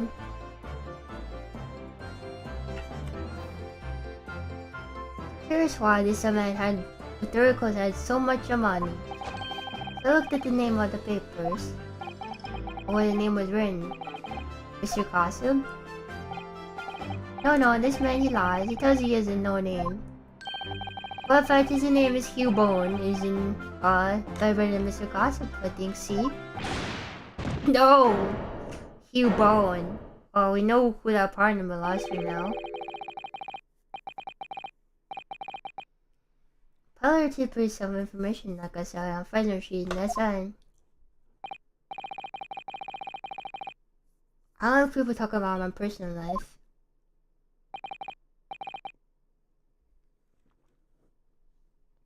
Indeed. It's not the intention of court to invade the privacy of witnesses. Very well. Spread your wishes, sir.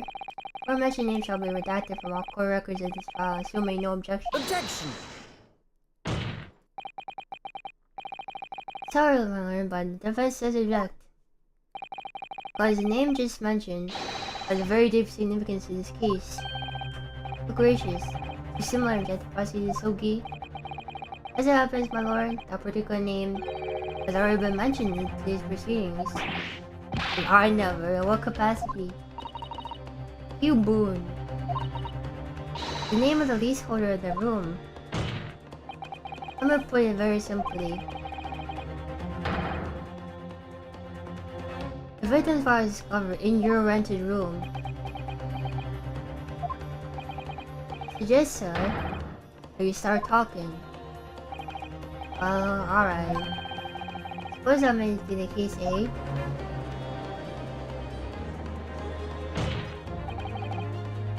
His real name is Hugh Boone.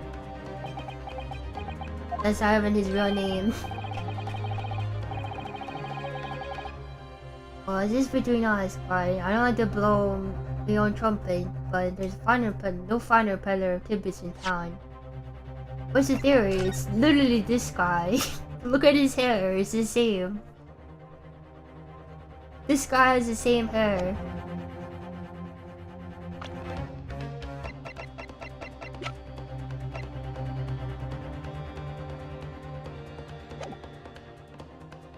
He's got the same eyebrows, he's got the same hair.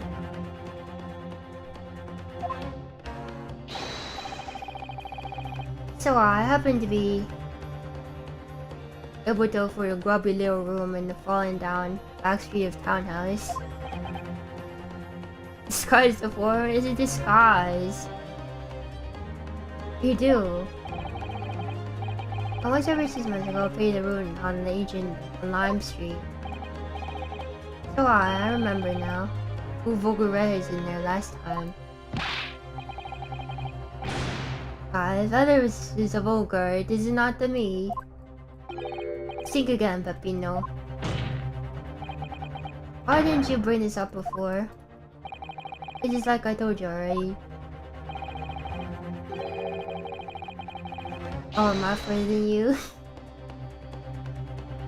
I don't like talking about my personal life. I'm a tidbit peddler as far as I'm concerned. No fuss.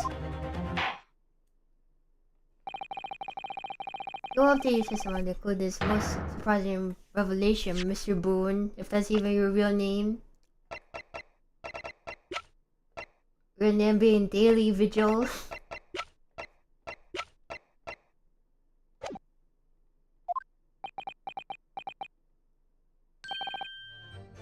I must. Still, at least who we're scholar is looking for, since the body was covered, has been here under our noses all along.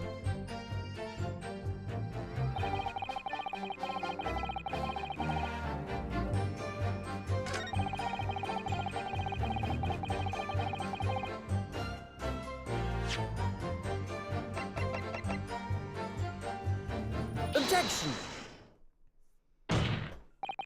If you have no kinfolk, as you put in, then it's not wise among the sparse furnishings found this photograph in the room. Ah, presume as you've been renting the room, that this photograph belongs to you, does it not? Oh, Mr. Boone, drop the pretense. Tell us exactly who you are. Oh, it's got the prelude to pursue. I don't know what you mean. I'm peddler, I keep telling you so. You really didn't bother with me. Please just leave it alone. You Boone is done. Man with the twisted lip?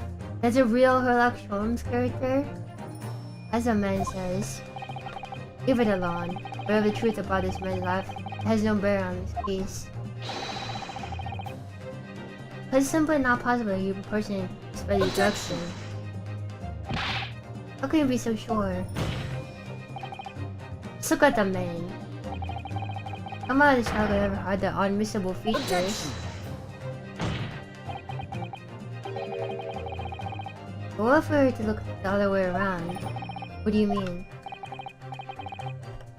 Iskanzo, what do you mean? He's already in disguise, but there's no denying that Mr. Boone's lip is very prominent indeed. Consider the possibility that his prominent lip is itself part of an elaborate disguise. I'm not prominent feature, in other words, revealing his true face would make an utterly impenetrable disguise. Wouldn't you agree, Mr. Huey Bone?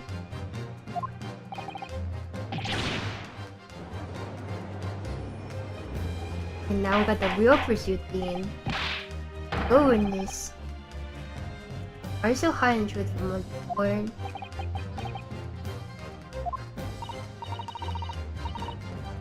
If that's a disguise, then underneath it, his true identity must be Yes, that's right. The only really one person who could be his daily vigil, my lord. Prince believes could reveal Mr. Boy's true identity to the court.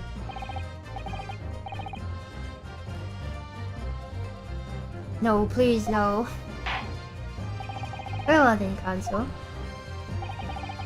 What is the true identity of this fellow who goes by the name of Gossip on the street? Take that! Your real name is actually Mr. Vigil, isn't it? Mr. Daily Vigil. I recall that name, Counsel. Who is this Mr. Vigil?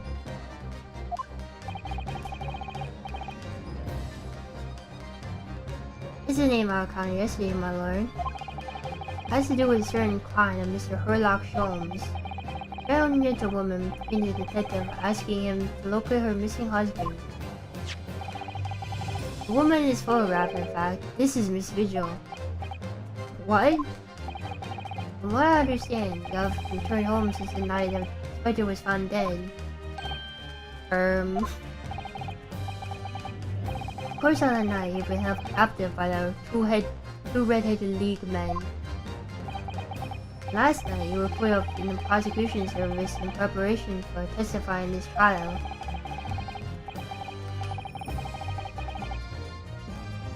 Because we've been led to believe that you, Miss Venus, and Mr. Sandwich were all homeless. Being an important witness to the case, we didn't know where we could find you, of course. That's why you've not been able to return home, but also I'm able to contact your wife. She was beside herself with work, waiting for you at the Vigil residence. Oh, now you just hold on a minute here. I don't have the first idea what I'm talking about. Really. Simple enough matter to confirm my suspicions. All I had to do was pull off that disguise. No, please. Bailiff, bring soap, a sponge, and a washbowl at once. Mr. DeRosa and Mr. DeRossi will restrain the witness. Oi, my lord. Oui, my lord. Si, my lord. No. Stop. Get off, please. Don't.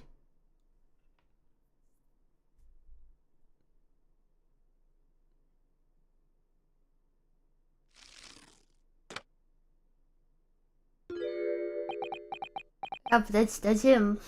His daily vigil. Is he the real Reaper though, I wonder?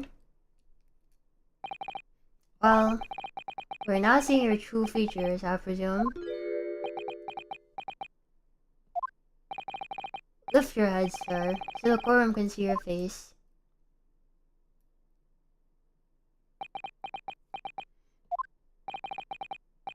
I fear that the defense counsel's assertion was entirely correct. This has been a very elaborate deception. So, Mrs. Holocor, have you seen this man before? I don't believe it, but... See, this is a no question. This is the inspector we saw in the park. Extraordinary. On the day of the red-headed League enrollment, a man claiming to be Inspector Grayson appeared before Mr. DeRosso and Mr. DeRossi here in the park. Was you disguised as an inspector or rather? She was posing as an inspector with no disguise at all. Sir Vigil was formerly employed as chief warder at the Barclay prison. Chief warder? And your career has promise. Why, you could have been the future governor in the prison. What on earth have you been doing peddling Tito Tile on Fresno Street? Because of 10 years since Mr. Vigil worked at the prison. 10 years.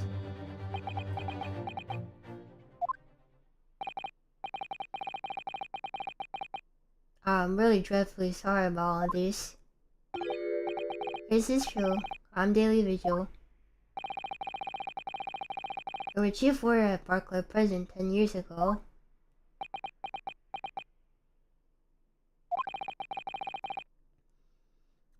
did Mr. Hugh Boone come from?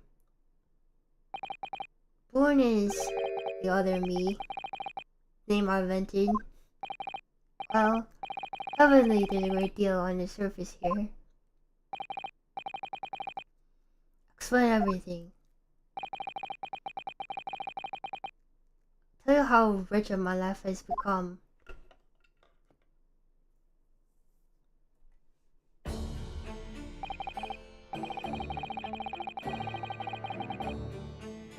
As you say, it was 10 years ago that my employment at Barclays chief work came to an end.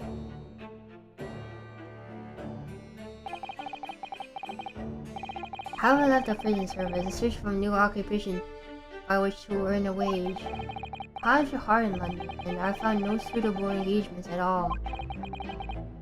Especially one day, I turned my hand to selling wares on Fresno Street.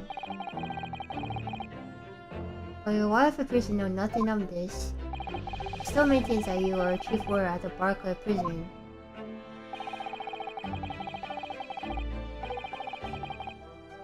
I already determined that my wife should not know of my failings, which is why I never told her.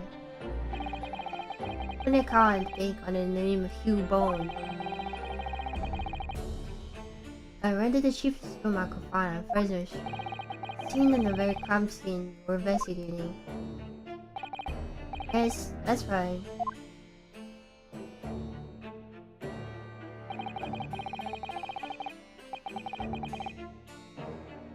Place from which I emerge every morning at 8 as a squalid peddler. I transform myself back in the evening at 5 into a well-dressed man about town before returning home. Quickly became my daily routine. What about the notice board? What about the lack of furniture in the room? Wasn't this found in your room? Why was this in your room? About the Reaper?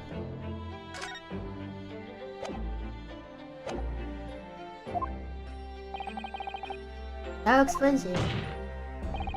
Why on earth did you tell us from the first place? I have a wife, sir, and 2 sons. I wish you to sound self-conceited. They regard me with some pride. I couldn't bring myself to disappoint them. Society decided to conceal our obligation from them. Did I break something? Yes. A very terrible mess of everything.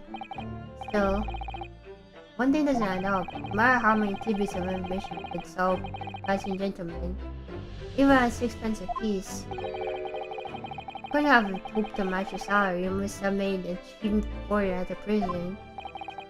Very true.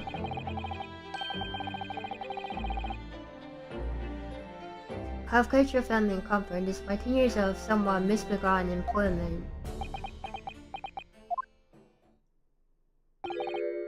That was all thanks to Inspector Gregson. What? Inspector Gregson, what on earth? Some years after I abandoned Boone and began my life as a street seller, the inspector, that is, recognized me one day. Said the victim was an acquaintance of yours. I knew him from the time I was working in prison.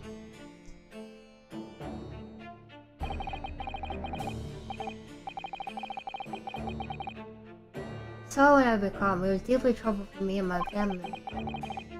And that day before, he visited me on Fresno Street with increasing regularity.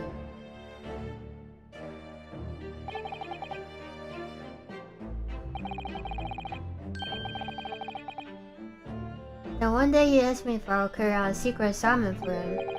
Secret... What was it? Was it the red-headed investigation? I was to impersonate the inspector. What? Impersonate him?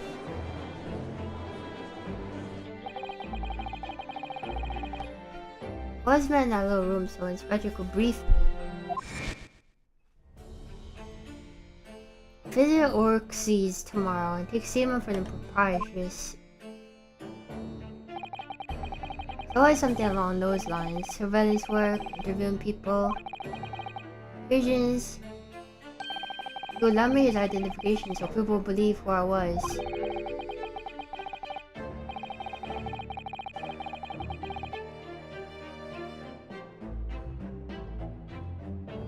Instructions to make an impression to let people know that Spider Grayson had been at work. For the services, he compensated me financially. Following your Spider willingly relinquished his identification to your care. Intent to deceive. That, as I'm sure need not point out, is a very criminal offense. Why? What's the point of you impersonating him?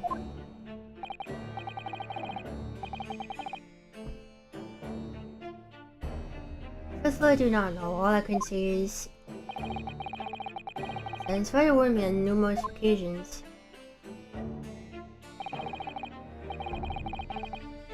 Now remember, Vigil, I need your solemn word. You do not blab about this to anyone, alright? Ever. Even if you all find up a croaker.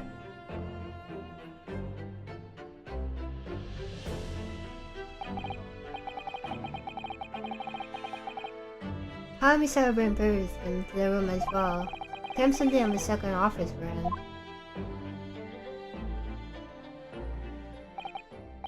So in fact, the person who declared himself to be Spider Grayson in the park on Lime Street was really... Yes, it was me. I acknowledged Spider's orders. As usual, I removed my Boone disguise. I went to the inspected park armed with the inspector's identification book. It never occurred to me that the bruise on my neck might give me away.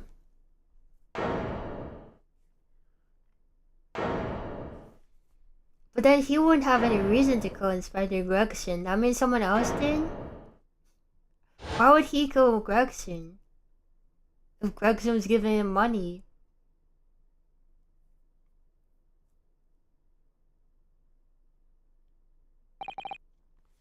Well, let's assume that this confession completely destroys the defense's case. Explain yourself, Prosecutor Asugi. A learned friend's assertion was as follows. The victim was killed at another location on the day before his corpse was discovered. At the hands of the red-headed League men when they imprisoned the inspector. But no, that can't be. After all, it wasn't the inspector who went to the park that day, it was me. Oh goodness. Finally, we have clarity. We had nothing to do with the murder of the inspector. And merci, Monsieur de la Defense, for proving it. What? But who killed him, I wonder? Odar. It would appear that we've reached a de facto conclusion, source. Prince had no involvement in the murder of the victim. As proven somewhat ironically by the defense.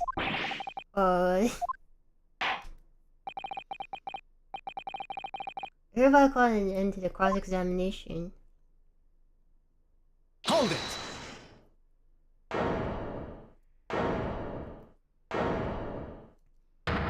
Kazuma saying holding. Pardon me, my lord. With your permission, I'd like to pose one further question to the witnesses. Kazuma? What question, Counsel? Concerning the events of 10 years ago, I believe you would have been present in a very significant execution here at the time. 10 years ago?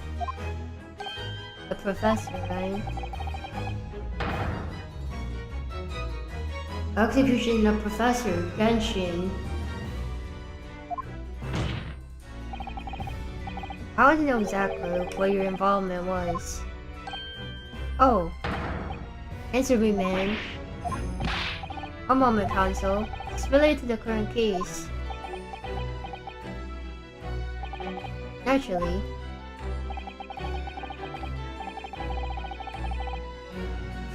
Prosecutors believe that this case and events 10 years ago are inextricably linked. This is the first concurrent council. Kazuma, you know yourself, you're not as calm as collected as usual. Poor Kazuma-sama, no wonder he's acting this way. Vivid's memories of what happened 10 years ago. Tell the tale of Genshin Asugi's last moments, his own father. I know, I do understand that. Even so, Kazuma Asugi, you genuinely believe that this question requires an answer in order to learn the truth behind Spider Grexon's death. I need you to trust me, please.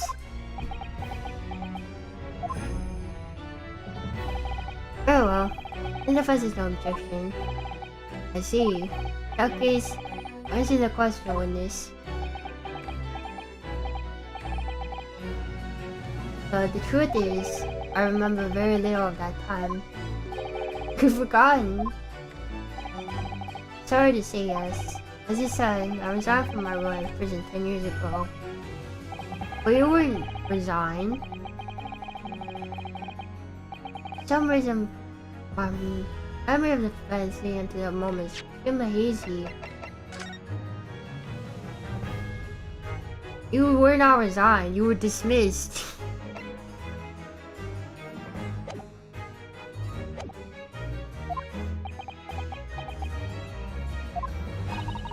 That struck you as strange, Mr. Naruto. Sorry.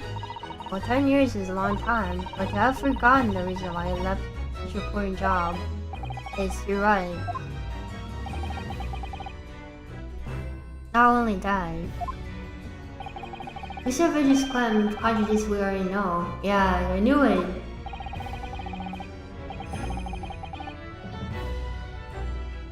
Human spirit is a fragile thing. It's broken all too easily, which is why I have a tendency to wrap it up for protection.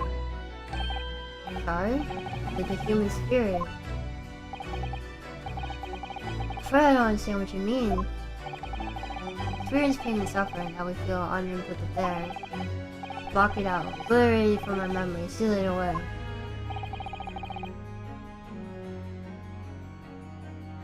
But it never truly leaves us. It's broken, memories resurface.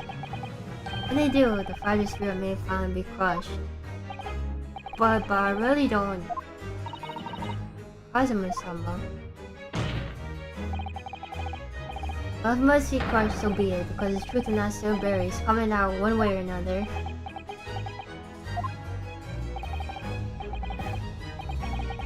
Right, now I understand. It's clear what his intentions are. He means to expose the truth at any cost.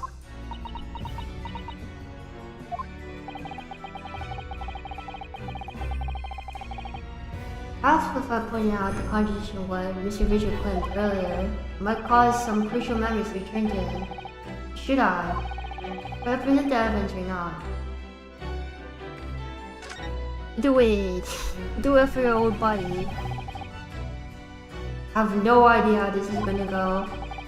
This is a court of law and I have a duty to pursue the truth. Mr. Vigil, I'd like to take a look at this. Evidence that contradicts your version of events. Take that! Just a few moments ago, you may have found a statement. You resigned from your role at the prison 10 years ago. Oh well, yes. In other words, you claim to have left the post of your chief order of your own volition. Oh yes, of course. Why? Tell me. Do you remember seeing this document before? No, I don't. This is dismissal notice for the immediate termination of prison staff members' employment. Dismissal notice, and the name on the notice is yours, Mr. Vigil. What? What? It's mine. you when someone says it's your baby or something.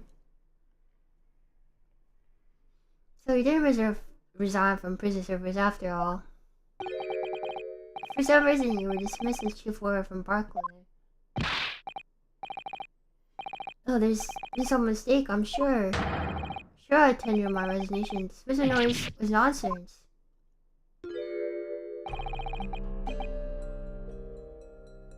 Isn't it?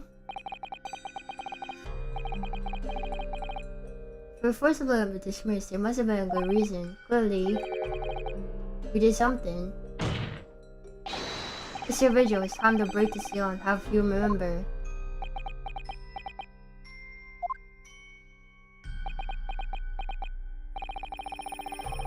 According to the film remaining rappers, the final execution is supervised on the 17th of June 10 years ago. And on that day, something very serious took place in Barclay Prison. 17th of June. Was that the professor's execution? Professor? As you were chief warder at the time, stands to reason. You would have been present throughout the proceedings. Does sound familiar. But yet, the execution never took place.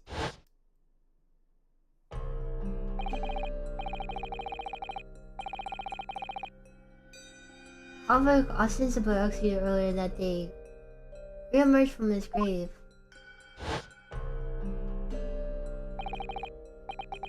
However, came back to life.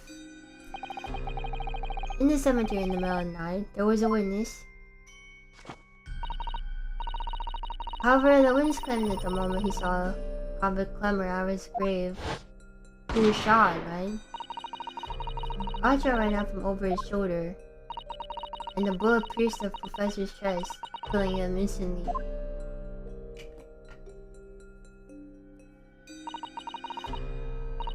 This might have been the professor's actual last moments. Yes.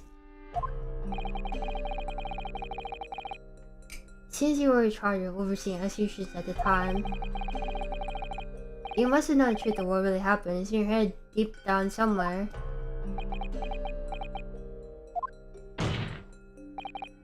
I'll shoot for a daily vigil. Now there are memories in your head that can explain what happened on the 17th of June 10 years ago. Now it's time for you to dry them up.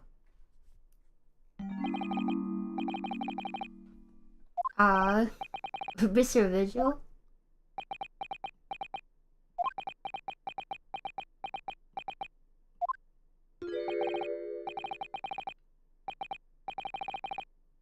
As the whole prison is complete chaos.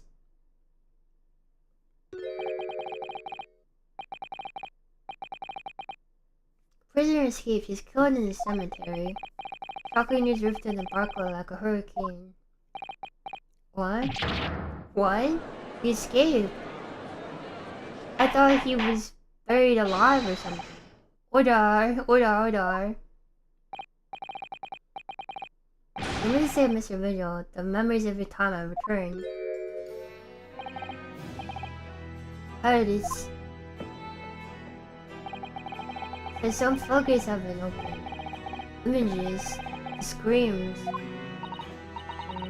Oh my goodness. Papers. There were reports, articles about a man who's seen a ghost. Yes, Enoch Drubber. But surely those reports were exaggerated. There were traces at the scene. Traces of what? In local cemetery, a plot number 139, blood. Lots of blood. Where the man was buried, of course. Obviously something terrible had happened there.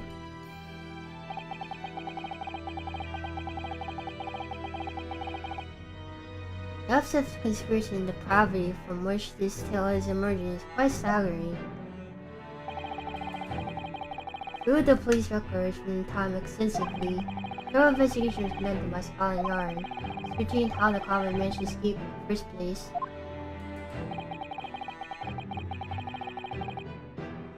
And the conclusion reached by the investigation team was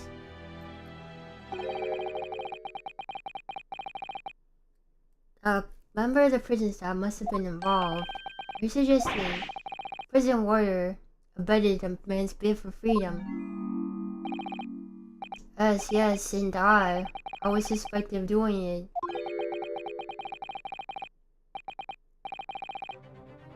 Since not mass murders and executions a way of helping him escape. You did what? Remember now, the horror of it all is coming back to me. One evening, a few days after the execution, some detectives came to the prison. They called the governor's office at the top of the watchtower.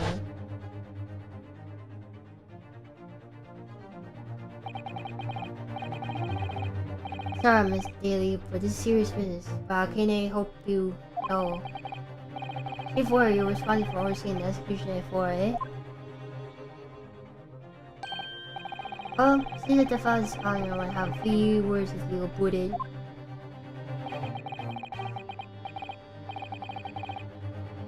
You better pack your things, laddie. You're to attend in person. As soon as he told me that, my mind just went completely blank, and the next thing I knew,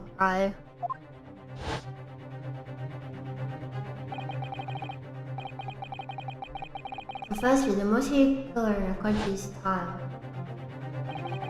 And I let him escape. I'm finished. My life is over. He jumped out the window.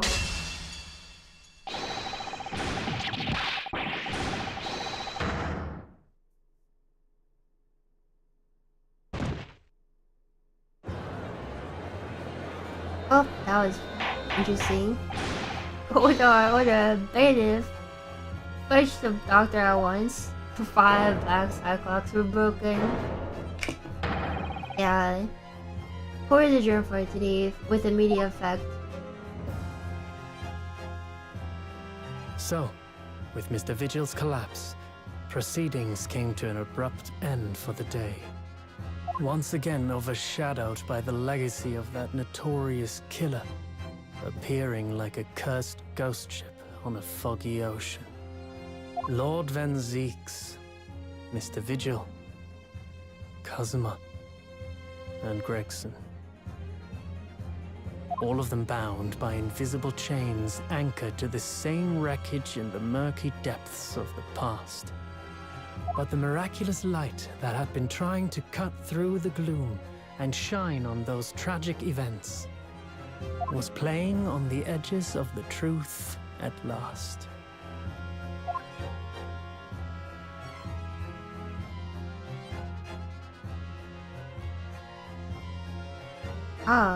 We continue.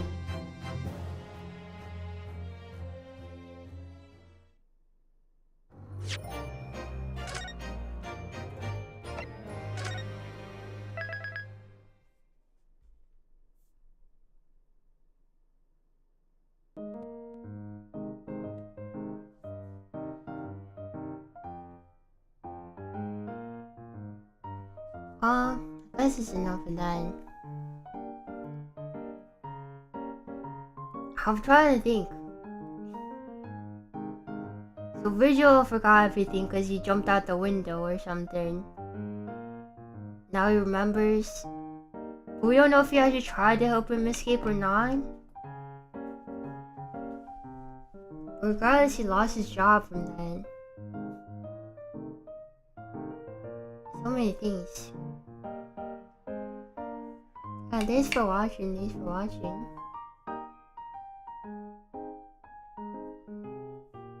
Hope you enjoyed. If we did leave a like, comment, subscribe or something.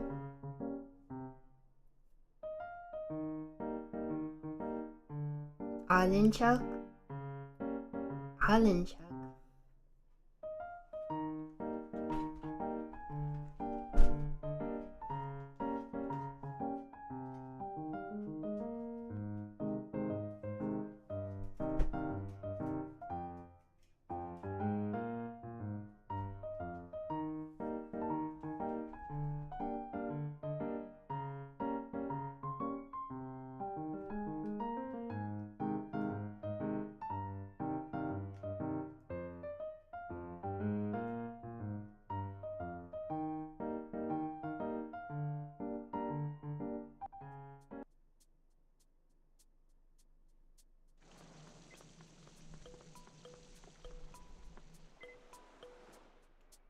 Oh, is that Hank like someone?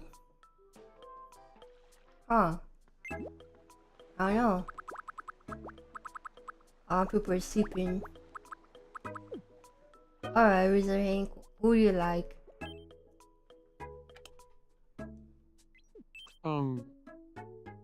Good evening. Riddle me this. I can't explain it.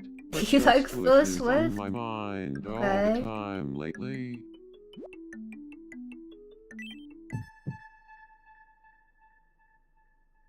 Huh. I never really thought of Phil Swift in that way before. But hearing you think it's love is making me wonder. So you don't know if it's a crush then? Oh, then what's the point of asking me, man? It's not gonna turn into a crush? You're just gonna ask me? I didn't check the news today. I didn't even collect the money today.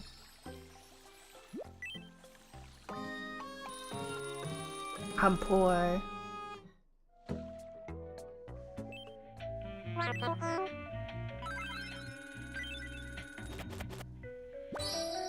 Hurry. Underlines, I swear if there's a Zyros Kenya in this game, I'm gonna delete it. Zyros Kenya inside Tomodachi Island.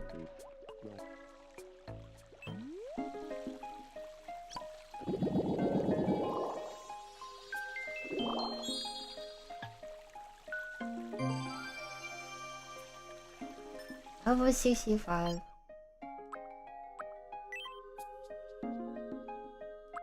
Stormy said. Artistic expression said.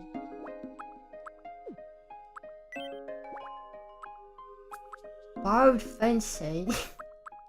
That's a lighthouse.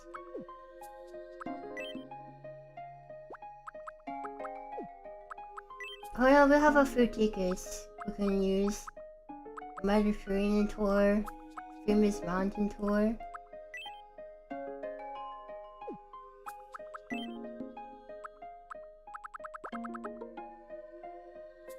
Who should go on these tours? I don't know.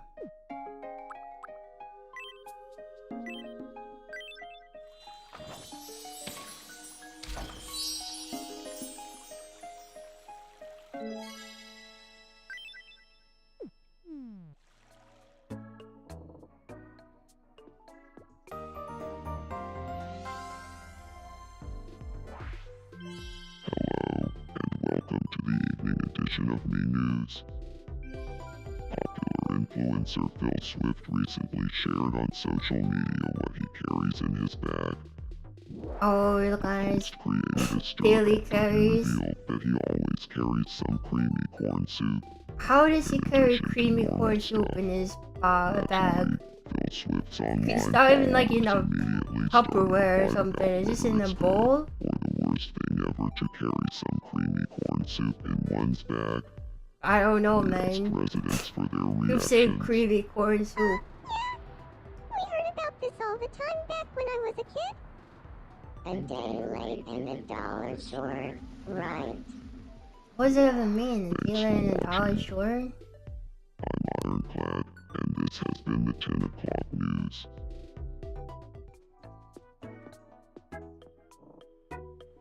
About this Gaza area. Like a little dock and stuff. But then I realized this looks like a Among Us, doesn't it? I kept it though. It's kind of funny.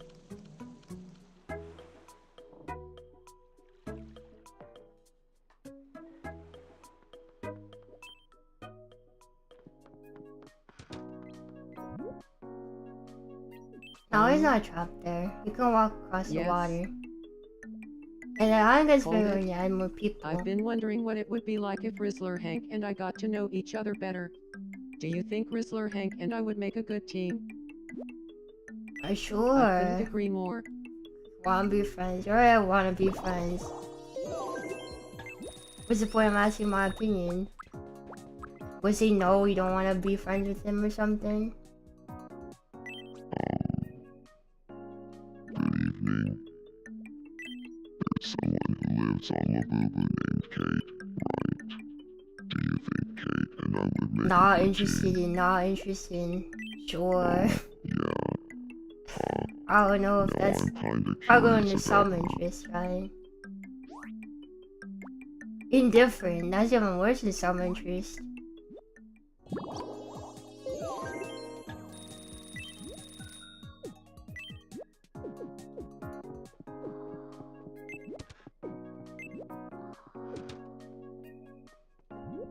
What is Colin dreaming of? I don't know. What is Colin dreaming of? What is this? A race? set. Oh, it's silent at the bottom. Oh, silent fell off. Oh, silence roll into the victory.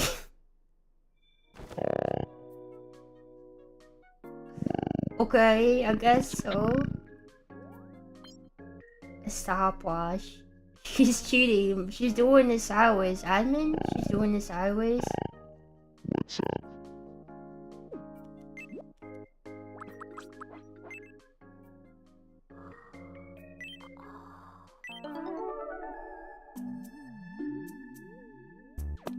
Keep.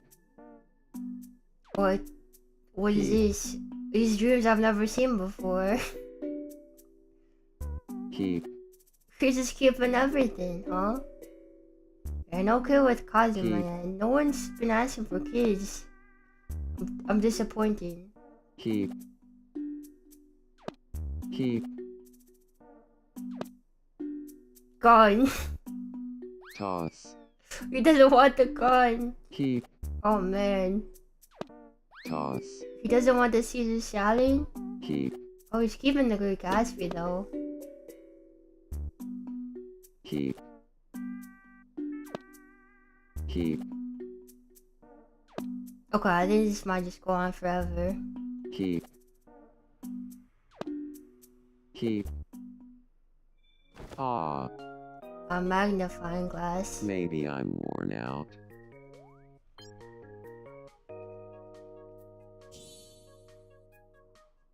Oh. What's up? Pray forgive the discourtesy. If you were stranded on a desert island with one other person, what kind of person would you want there? Hilarious Joker. I'd rather be on my own. Fierce Raft Builder. A person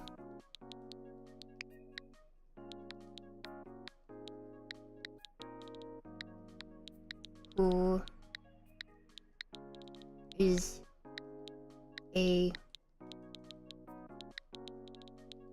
he's a person who is a boat.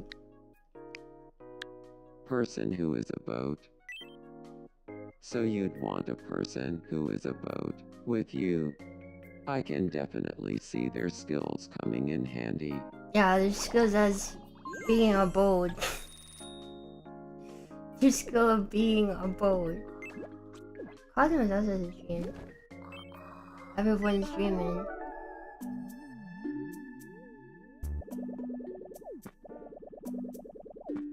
He's flying.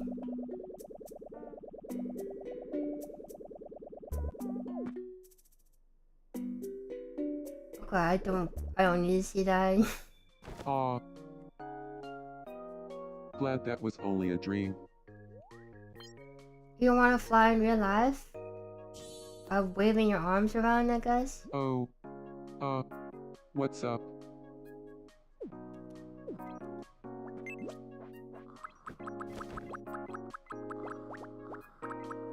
What is happening here?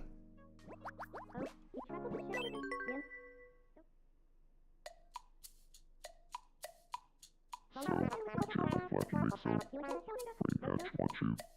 I need to tell you something. I'm tired of having some caramelized nuts every night. Caramelized nuts? Maybe you should try that roast turkey. It's just the three, Slay the Spires in the house. Please try not to get too mad, but I ripped jeans I borrowed from Silent. You borrowed Silent's jeans? How they still fit you? You're much taller than she is. Oh, since you all loved it so much last time, I bought us a giant scented candle that smells like some green curry. No need to thank me. I know, I'm awesome. Green curry candle. Scented candles all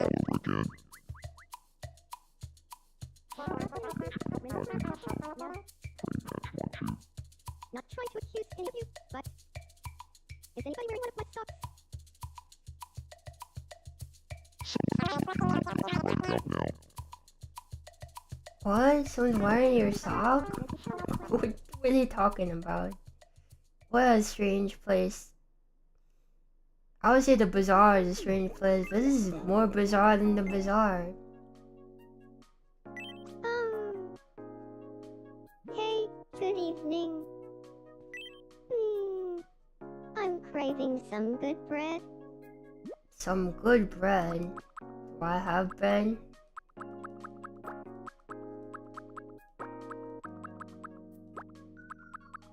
I thought I had bread somewhere. That's a big potato. It's not bread. Why bread? Thank you very $1. much. One slice for $1? Are you outside of your mind? One slice for $1? Where are you getting that bread? She loves bread. Wow. Not in her top 3 though. Of escargot, banh mi, and bibimbap.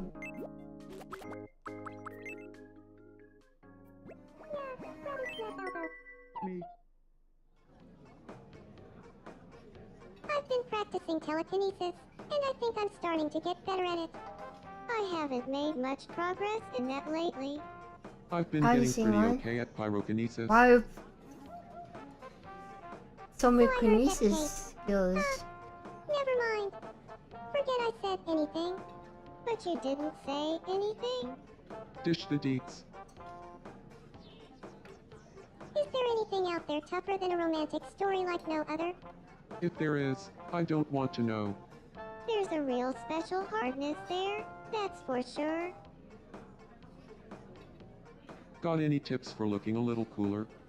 You could pair a fruit hat with a brilliant diamond necklace. What? You could learn everything there is to learn about The Great Gatsby. Looking cool on The Great Gatsby. Well, you're gonna become like a billionaire or something? What do you mean looking cool in The Great Gatsby? I don't know if Bendix... He changed his hair, but it looks like he didn't like it. He changed it back to what it was before. It was some freaked up thing though. I wish I took a screenshot of it. He said, oh, I want to change my hair. I'm like, okay. It was the ugliest thing I've ever seen. Please come again. I wish I took a screenshot of it.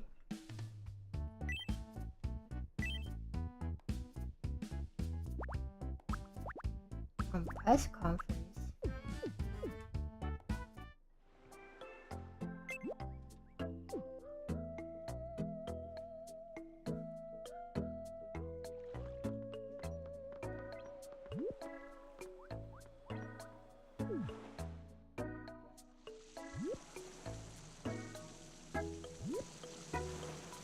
Someone broke the water fountain.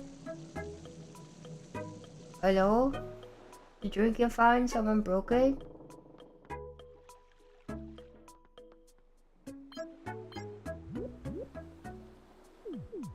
Guy Fieri's looking for a company. Wood Company, Guy Fieri.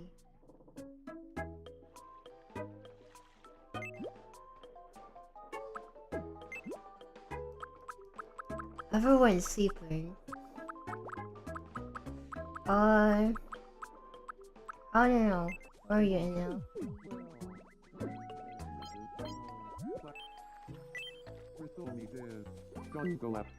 Hi, I'm Pom Pom.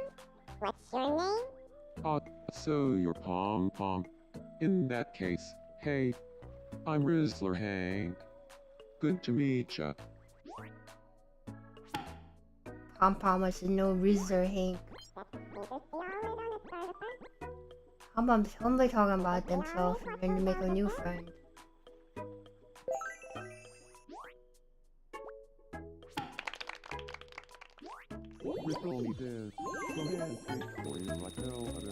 Talking about a cruise is a gift idea. You're supposed to gonna fall in love with someone? Oh my god, he's gonna fall in love with Hank. Oh no. The mutual crush again.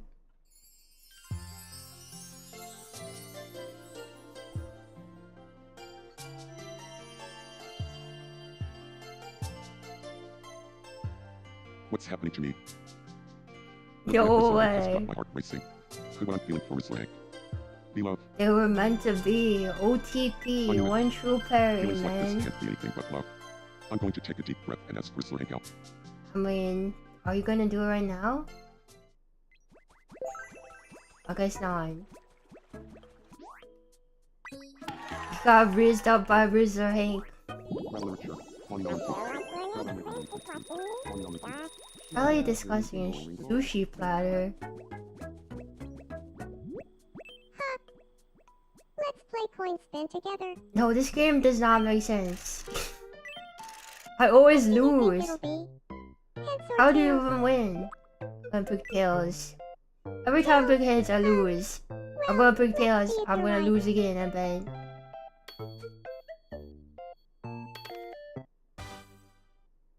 How does this Oh, work? too bad. It's heads. I pick heads, I lose. I pick tails, I lose. Hey, Unless the other games there is some amount of skill involved, I don't understand coin spin. Huh? I just don't Let's play understand no it. repeats. Oh my god. I hate when they get really good at it. No repeats. Here for Food. 10 years. Strawberry shortcake.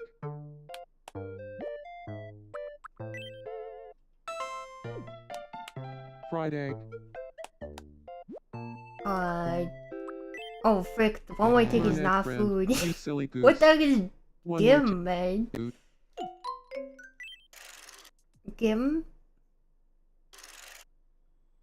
Hey, you can't win them all. But you can get this as a consolation prize. Or is that Jim? I don't know, man. I've never heard of it before. Maybe I have and I just don't remember.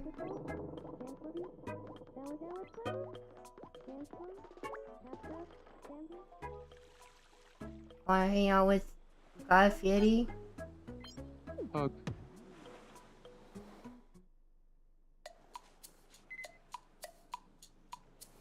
Tongue twister time. Red green curry. Green curry. King green curry. Red green Red curry. green curry, green curry, king green King curry. green curry. Red Doesn't green seem curry. Lead green green curry. Clean green curry. What? Red green curry. Green curry.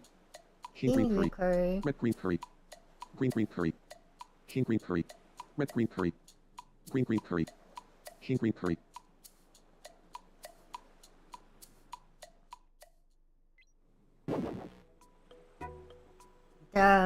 Mocked him in the marketplace of ideas and he got bummed out by that. He just is a skill difference and then really got bummed out. Okay, whatever. hello, learned friend. I want some clothes that make me look pleasant. The clothes make the me. I just made that up. Feel free to use it. I don't know, I don't have any good clothes for you.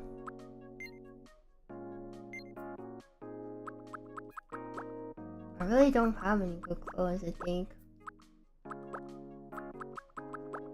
All these kimonos are for guys, I'm pretty sure. I don't have any other ones either.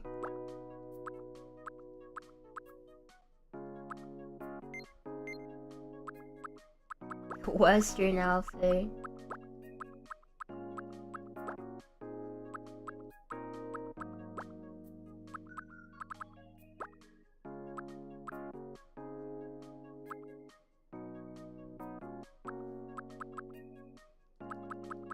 I don't know, you want an elegant dress?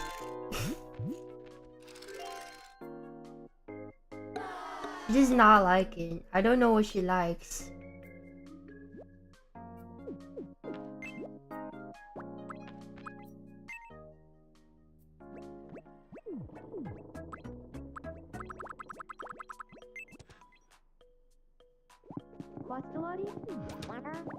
Oh, you're busy talking to Pom Pom. I'm busy talking to Pom Pom.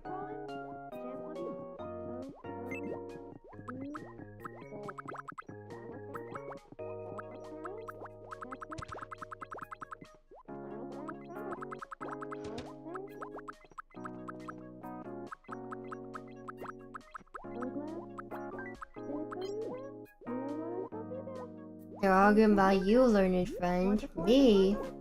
Me? One more ticket sounds like a special burger made in Texas that contains 9 layers of fat.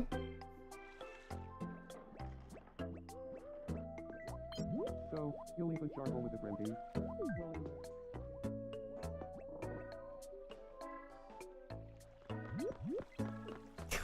What are they doing? Is this chasing her? Okay, sure, man. Go for it. Oh, where's Ryan? Where's NL? I feel weird calling him Ryan.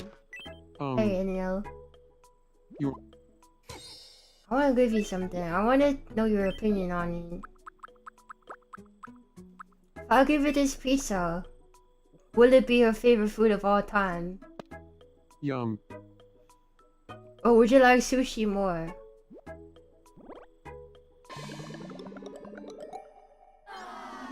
He thought it was the worst. He does not like pizza at all? Oh my gosh. The second worst item he's ever eaten is pizza. I think he's wrong, guys. I think maybe this is wrong. Women like pizza, men like sushi? I don't know. Do I have sushi on me? I don't think I have sushi.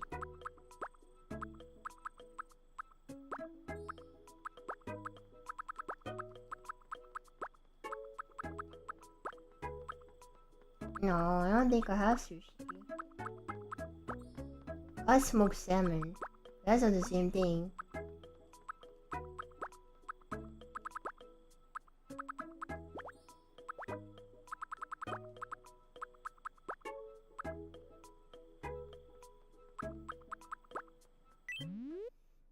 Well, it's the Welcome. closest I can get Thank right you now. very Let's much. see what he thinks about it. Yum.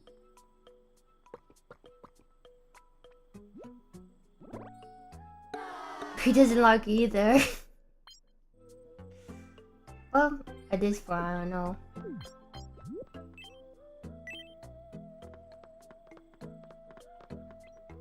Hey, Ryan. Hee hee. Good evening. Channel Ryan talk. Like to look silly and happy. You wanna be friends? Look silly watch your down there.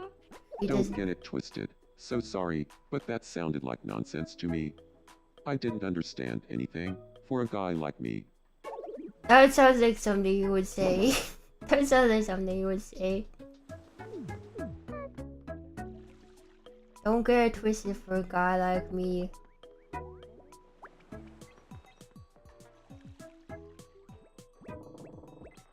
You? Is this the start of a flash mob? Please, help. Please help? I've never heard you anyone tried say not that. Please help. Actually haven't. Mem me.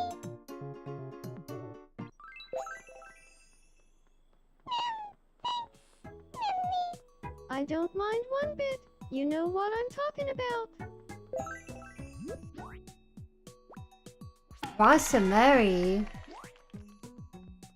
Well, I've never seen that before. My love for Mim is the strongest it's ever been. You know what I'm talking about.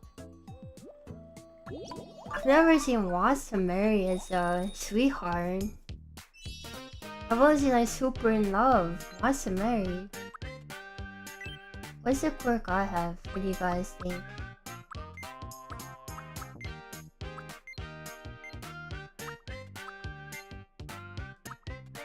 Am I smug? When I'm talking, I look smug sometimes. Wait, we're winking? Oh, I could put winking.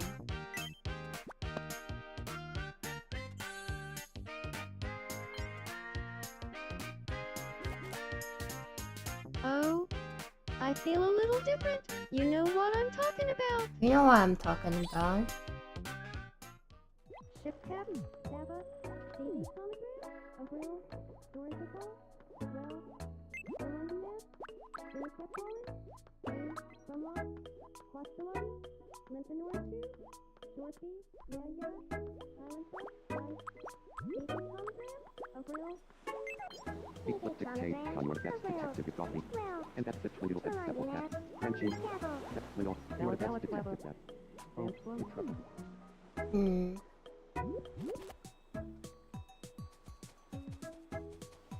I love watching Pom Pom roam around like a little figuring tiny steps everywhere.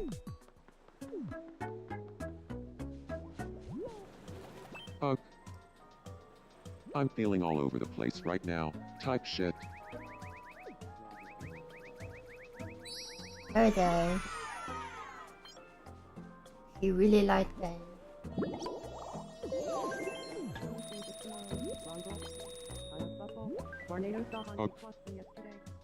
I'm feeling a little upset.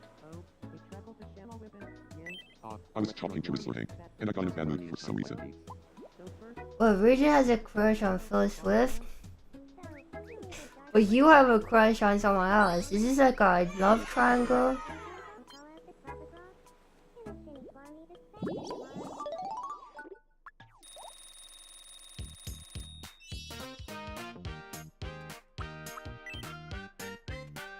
That's a lot of damage.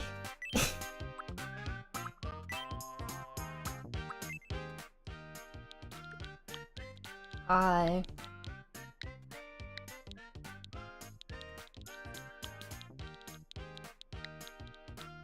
Phil.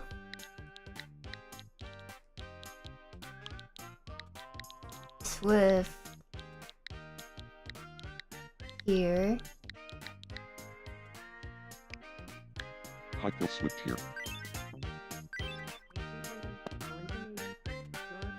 Oh, I gave Guy Fieri the restaurant menu. It's so funny when he sometimes like just takes it around and looks at it. But sometimes he goes to the Moria and then he like sits down at the table and takes it out. It's like he's ordering something. Kinda.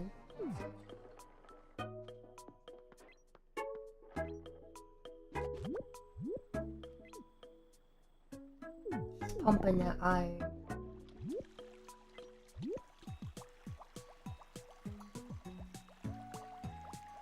They're making orbs.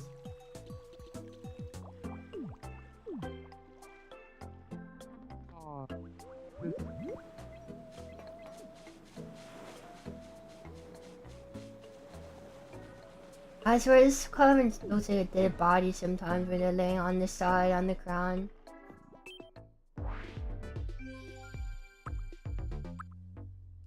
Oh, we should take someone on the trip maybe.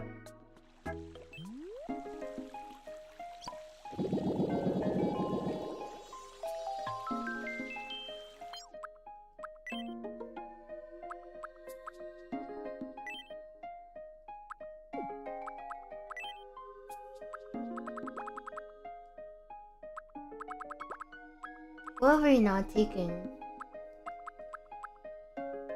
This region hasn't gone on a trip yet. Could take Mem. I don't know. Maybe Mem wants to visit the Mediterranean. A Mediterranean tour? I'm super excited. Thanks so much. This is going to be so much fun.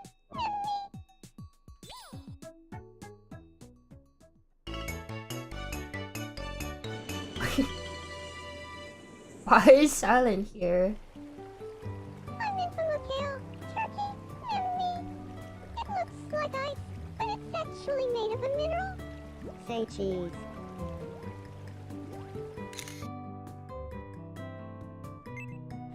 Silent looks so scary. It really does look so scary. Greetings from Sicily, and me. Glad I got to see it before Italy boots it off the globe. Say cheese. Or Italy.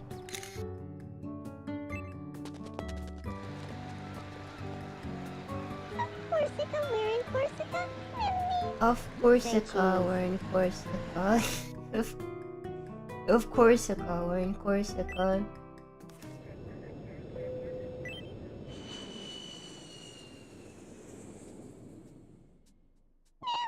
That was a wonderful trip. Thanks so much for letting me take it, Mimmy. This souvenir is for you, Mimmy. Olive oil soap. Where'd you get that from?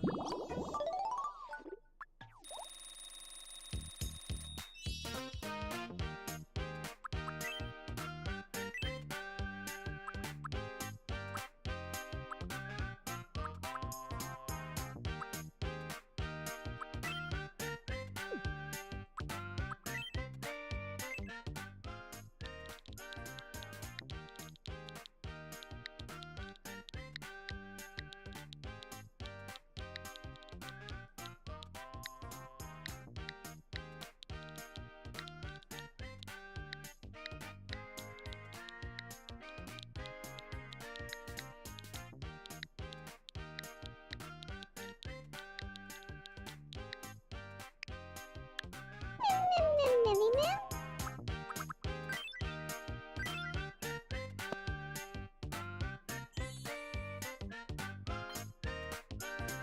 He owns his mom. Everything she says is his mom. Mimmy. I love it.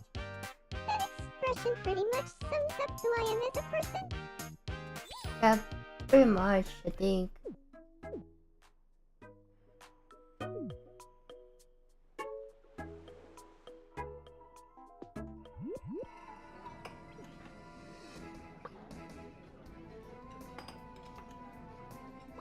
I couldn't phone in proper. A Kenzie fair enough phone call after trouble brought. Telegrams from village women. So I said, Harako eats pizza with a fork and knife? Kinda base there. Okay, I think that's probably everything. We're gonna have stuff to do. After Island sleeping too.